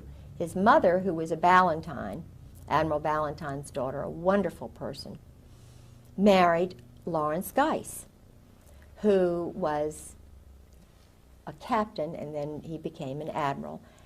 And I went to the change of command to the Forrestal. I really did like that family very much. And being a Norfolk girl, old Norfolk, grandfather was in naval intelligence. He retired a captain in the reserves, military doctor, very prominent family, and I lived next door to my grandparents. I was sort of the good to date this girl, she's a lot of fun and stuff. So I dated Tom, and I went to Yale to visit him and so forth, with Bob Tate and some of the guys up there. Well, Admiral Geis took over the command of the Forrestal. He was the head of the whole everything for the military when the Liberty was bombarded by the Israelis. Right. And one of my best friends, Josie Toth Lennon, you talk about a wonderful, she's been through a lot, woman. I've learned a lot of information from her. Josie's brother was on that ship. Did he survive? Of course, no, he was murdered. He was a rising star, brilliant young boy. I think about 30-some guys died on the SS Liberty, didn't Yes, he was one of them. It's now being run by a group that's holding it down. They don't want it. Why don't you? Those Israelis, and yet every Jewish person who's in the military is a member of that army, whatever it is. Now, something is very strange here when you have the whole State Department, not one Christian, not one Protestant in the Near East section, not one Muslim. Why not? They have Jews there. We have Muslims in the Navy. Why are there no Muslims in the Near East section of the State Department? Why are there no born-again Christians or real honest people who are not under some chain of command? Why don't we have anybody who can decide right and wrong, who has to be interpreted, Something is strange when you have a State Department that is run by Israel. There's something really strange. It's no wonder there's no peace. Do they want peace? No. They want to control all those little countries around there. And there was an interesting luncheon, it was a dinner, that I had over at Carolyn Millis's house with the Marine wives and some of the, I don't know what they really are, but I thought they were wonderful until this night. And I was really caught into this. I was getting into this cult. Shh, don't talk. Don't talk about the go-go dancers because your husband's career, even though, shh, don't tell this, don't tell that, quiet, you'll get, We were sitting around the table, and we always would do prayers before dinner. And there was a woman there, and she was from Pat Robertson's place. She was married to a Jewish guy. And I'm not saying that he was bad. I think I met him once. They were at Carolyn's Christmas party. But it was right after, was it Begin who was killed, or who was shot? The prime minister, the president of Israel. My mind's blank. I know, it's either Begin or no, whatever. Anyway, it was right after that. And it's the furthest thing from my mind. thinking, oh, great dinner, you know, this is great. So this woman said, and we were in the middle of the prayer, and she said, oh, just thank you, Jesus. I thank you, God, that you killed Begin. We just praise you for that. You know, this is an evil man. We just praise you, God, that you killed so-and-so. Yeah. And I'm sitting there. You know, I've traveled, been 20 times to, you know, England and Scotland and known all these NATO people and so forth, and I'm thinking, what did I just hear? Thank you, God, Jesus killed the head, you know, because he wants peace. This is the guy who got the Nobel Peace Prize with Arafat. And I'm going, what? So what do? This is one of these moments, these crossroads moments where you have to take my culture, which is Southern Protestant. I have to say something. I'm over 50 now. I'm not shy anymore. You know, I've got 6 grandchildren, so forth. I said, just in my nice little way, I said, what? What did you just say? And then Carolyn Miller says, well, we just, you know, he's really, you know. I said, wait a minute. Didn't he just sign the peace? It was like they knew something I didn't know. Right. And I was trying to say, what? Wait a minute. And I looked around at everybody, and it was like, I'm an outsider. I said, Hang on a second. I'm going to adjust this mic. all right, too loud. Nope. No, but just every now and then, this sleeve makes contact with it. Oh, And when it does that, it'll go. Okay. So I said, wait a minute. I said, wait a minute. I had to get him to, like that go-go dancing thing. Yeah. I had to interpret Jesus for them. Because these are supposedly followers of Jesus Christ. Mm-hmm. I said, do you all, I want to get this straight, do you all mean to tell me that you all are for the murder of a man who wants peace in the Middle East? Just, you know. And Carolyn Millis, always the one, you know. Well, you know, of course, so-and-so and so, you know, well, you know. So. And I said, well, wait a minute. I think you're wrong. Because Jesus Christ would have been behind peace in the Middle East and so forth. Well, I was just, you know, you can't trust her anymore. Mm-hmm. I wasn't going along with the program of whatever Israel wants to do, if they want to kill Palestinians, if they want to sabotage, because George told me that that's what they do. They do a lot of sabotage. They train, they take men who are Jordanians, Iranians, Iraqis, sons of leaders, and they bring them over here, wine them and dine them, and then rev them all up to hate their parents, and they give them weapons. What they do is they feed their ego. This is intentionally done, according to my husband, by the Marine Corps. I mean, they train them, they take them. Well, this is an interesting point. Things that your husband has told you specifically about the training techniques. This is, right from his mouth, this is what is done. Mm-hmm. Oh, absolutely. Absolutely. Intentionally, because the objective is to get the goal, whatever it is they want, Machiavellian or, you know, Clausewitz. And of course, my husband was reared, he was suckled on Proust, Sartre, Camus. If you want to read his thesis, it's in French. It was written by Todevay, and, you know, but it's at the Princeton University library. You can read what my husband believes. Now, this is the Chief of Staff of the Marine Corps. This is a guy who writes with a purple pen, which means homosexual, arrogantly so, writing with a purple pen. Al Gray, he's working under Al Gray, called Gray's Boys. This is what they call them, Gray's Boys, all homosexuals. Cherry Marines. There are books on Cherry Marines that I've got. Everybody knows about Cherry Marines. Now, if you have to be a Cherry Marine to get to the top, and then you read about Krupp and the German High Command, and you know that they're using the same word, special. You know that they changed the eagle to be the colonel and the captain. You have to get an eagle. And that started when all of these people started coming over to change the America to be generic, no more of a Christian nation. And that started the head of the Marine Corps, who was a Kabbalist, Zionist, in the 1860s, 1850s. You can do your research.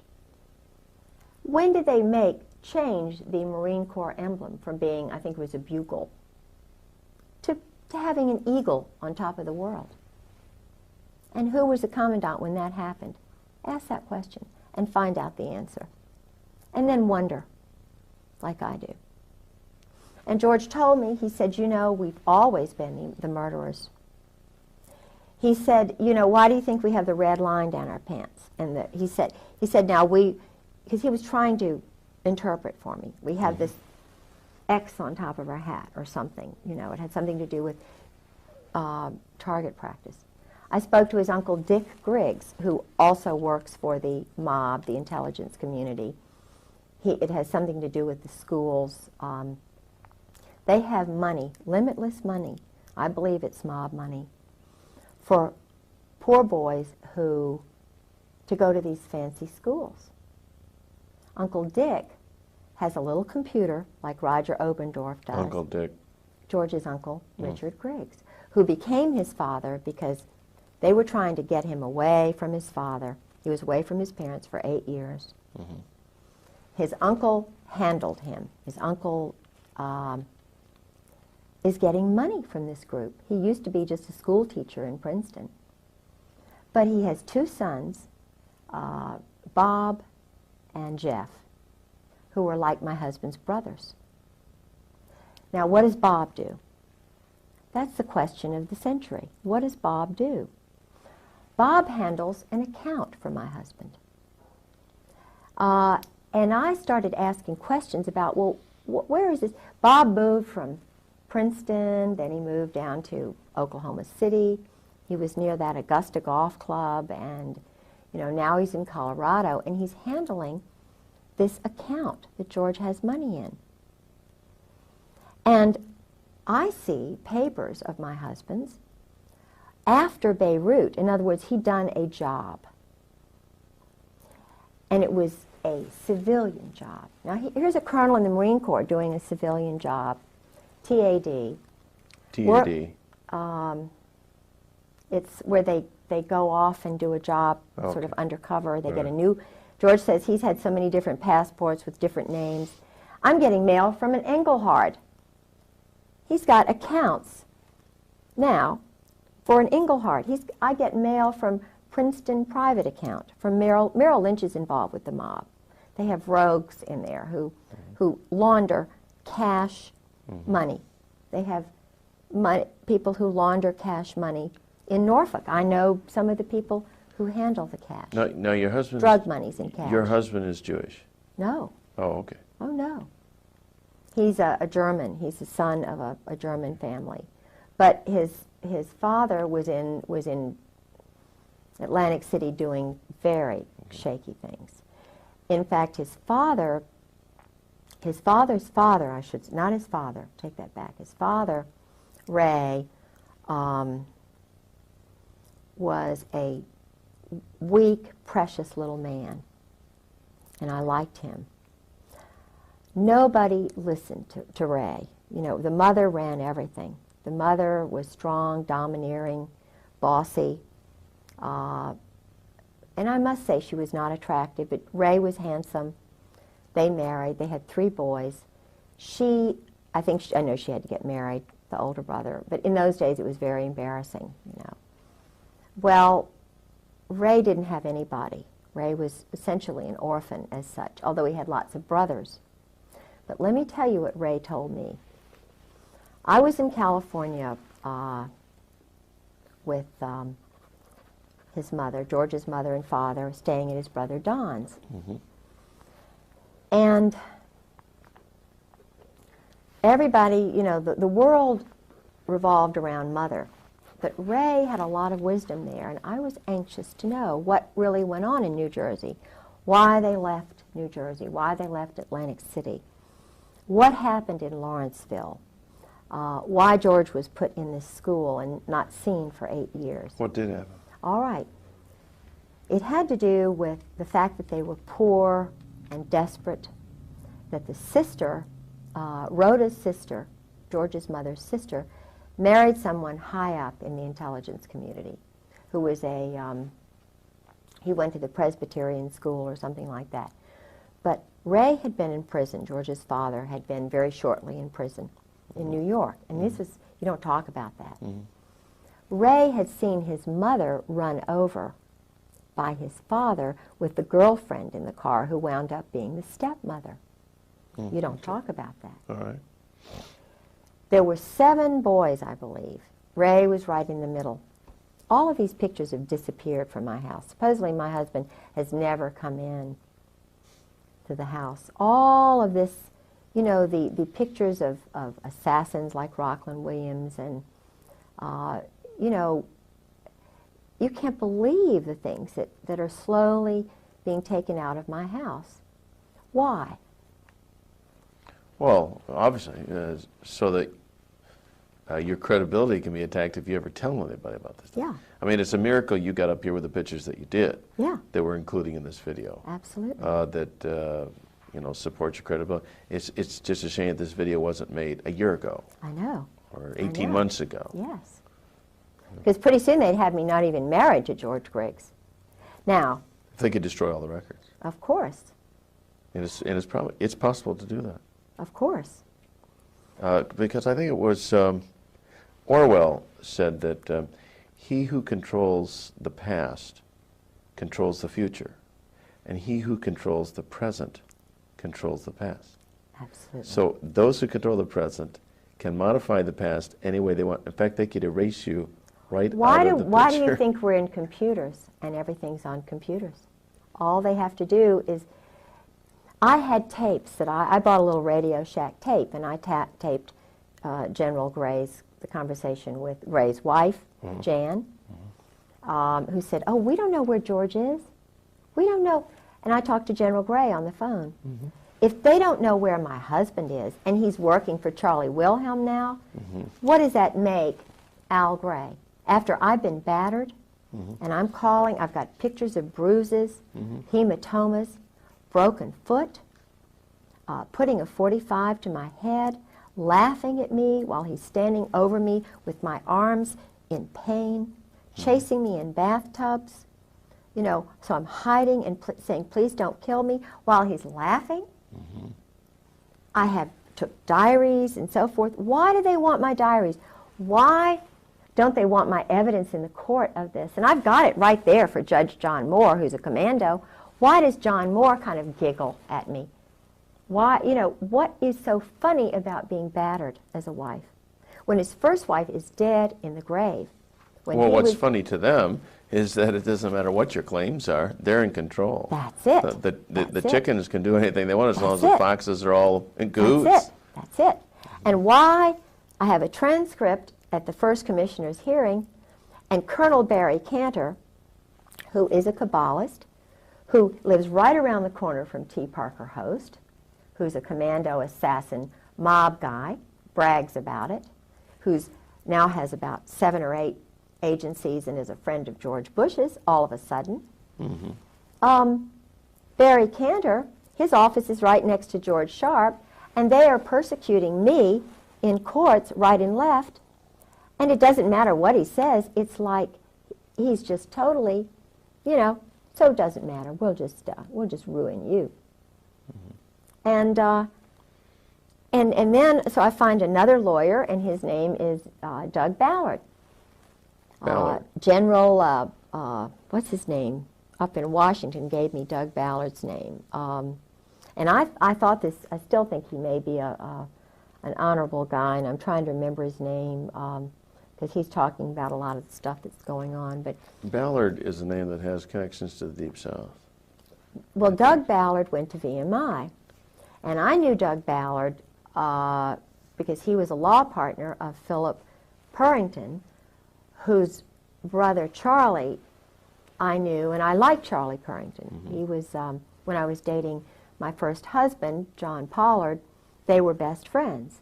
And I went out with Charlie a couple of times, but I was, you know, I was making my debut, and, you know, I was kind of, Charlie was just a good friend, and still I like him. And I I introduced him to his wife, and they're still married, and she's a Carolinian, he's a Carolinian. Well, Doug Ballard was in law practice with Phil Purrington. Well, so I went to Doug Ballard, and I heard he was a Christian. And I got the information from Paula Ballard about Obenshain's murder from Paula Ballard. And because Paula was very involved with the Republican Party back when Obenshain was running for governor. They were insiders. He was an Army intelligence person who was doing business with the Saudis. He was up in Washington with Oliver North and that whole crowd. Doug Ballard was doing business, illegal business, money laundering. But I was attracted to him because General Ben Parton said, maybe this guy will help you. Benton Parton. General Ben Parton gave me Doug Ballard's name. Do you think Ben Parton is a good guy or a bad guy? Well, I don't know, because what I was set up, or maybe he didn't set me up, but I went to Doug Ballard, and, you know, he's a shyster. This Ballard. guy is crooked as they come, or either very weak, and I think that goes along together. I told him about the things that had happened to me, and keep in mind, he's Army. He's Army Colonel. Ballard is. VMI, but I didn't know what I now know. And VMI again is? Army. Kabbalah. You know, it's But VMI stands for something. Virginia Military Institute. Oh, okay. And because Benton Parton is very well known in certain circles now Ben for Parton. challenging the Oklahoma City bombing. okay, well then I believe in him. I think he just didn't know what I know about Doug Ballard. I think he heard Doug Ballard went to this born-again church, and his wife is all this born-again, which is great, and because I'm born again, but let me tell you what happened. I mean, and they may have been persecuted. They did go through some persecution, but what happened was, and maybe they know too much, but what happened to me was this, because he is part of the Brotherhood, Doug Ballard is. I trusted him with my file. See, Barry Cantor, my husband's lawyer, is an Army colonel. Ballard isn't colonel. The judge, John Moore, is a colonel. The commissioner, two of the first commissioners were colonels. Andrew Agee, who is mixed up with Crooks in Virginia Beach, he's a commissioner in Virginia Beach. Then there is the first one we were going to get. No, Agee was the first one we were going to get, Army Colonel Reserves. Then there is the former Commonwealth Attorney, Andrew Evans. He's in the Masons, and I just talked with his wife not long ago, and she was shaking her head like, yeah, I know all this stuff, I know all this stuff. Well, there's a brotherhood. And Andy Agee and Andrew Evans, who was Commonwealth's attorney, they're part of this brotherhood. Now, they were going to judge the case for me. Then we get the third guy, who was in the House of Delegates, Ned Caton. He is a Coast Guard JAG intelligence guy. So finally, we choose Ned Caton to go because he had done work for us, and I don't think that's really right. But the point that I'm trying to make is that every single one of these men who were judging a battered wife, almost killed, first wife dead, do something with the husband, bring up the battering, it's handled. We go into his quiet, secret office. I think I have a lawyer given him $1,500, and he's one of these society lawyers. And he doesn't want to mention anything about the abuse for some reason. And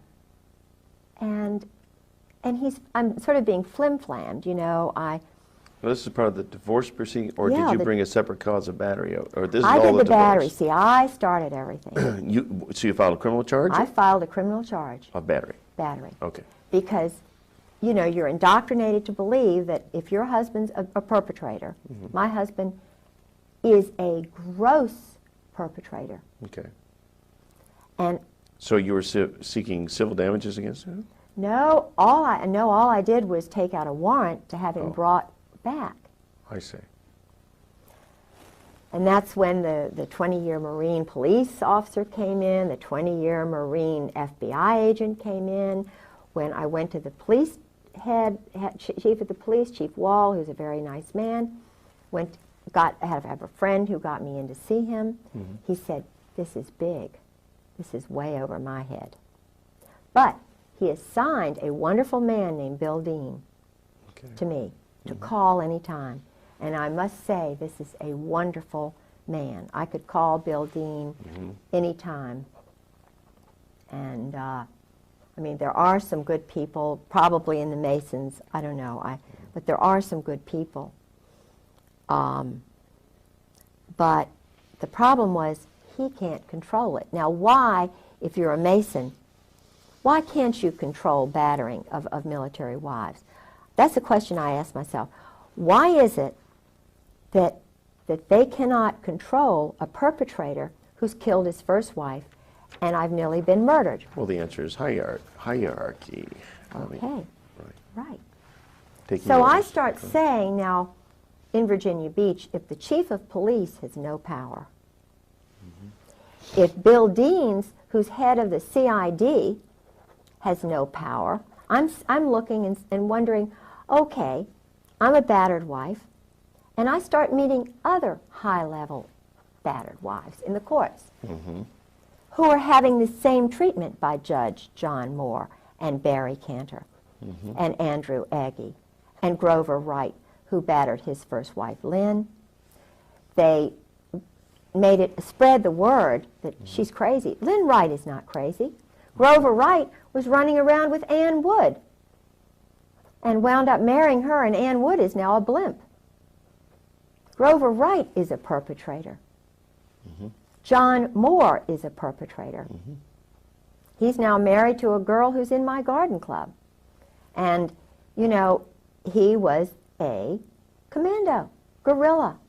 His father was a general in the Coast Guard, which the mayor's husband is a colonel, a captain, whatever, captain in the Coast Guard. So there really is an elite clique that runs everything, controls absolutely, everything. and it's not the CIA. No. Is there a name we can give this group? Well, George calls it, in his diary, he calls it members of the firm. He called it brotherhood. He mentioned the old guard, Army. It's Army. And it's White House. Did George ever talk about? But the presidents don't know about it necessarily. Okay. Did Oswald, or did your husband ever talk about Oswald? Yeah. In terms of knowing anything about his handlers or how that was? Yeah. all The way George talked about Oswald was the way when you communicate with an alcoholic like that when he's drinking, and he's been totally battered, mind-controlled, but is fed lots of money, being poor and so forth. A woman, 55% of what people say is verbal. And then you learn to read the nonverbal. George was diarrhea of the mouth, verbal. But when I mentioned, it's like when I mentioned the word General Jim Joy, I knew it was General Jim Joy who had authorized the terrorism of my life. I know it is General Jim Joy, General Carl Steiner, General Hartzog, General Abram, General Gaiman, and Sheehan. I know. And Krulak. These men are the ones who are perpetrators. They bugged my phone. downloaded my caller ID. They have authorized and given money to people like Tedson, well, not Tedson Myers, but certainly Alexander Robinson, Ern Reynolds, 4th Marine, JAG, worked for the Justice Department. The Justice Department is involved. There are rogues in the Justice Department who think they are handling people by using cruelty, tricks, psychological games. This is not the way you handle a nation. Women know this. Right, but mothers know this. Like you mentioned New Orleans as Yes. kind of a center of mob and mind control, illegal criminal activity. Did your husband ever mention any of the people there in? Yes, he did. In fact, he went down there. Okay. He went down there with General Gray, with Michael O'Boyle. During the time of '63? Oh, he was always going down there. And Michael O'Boyle was going down there. Well, your husband was a young man at that time.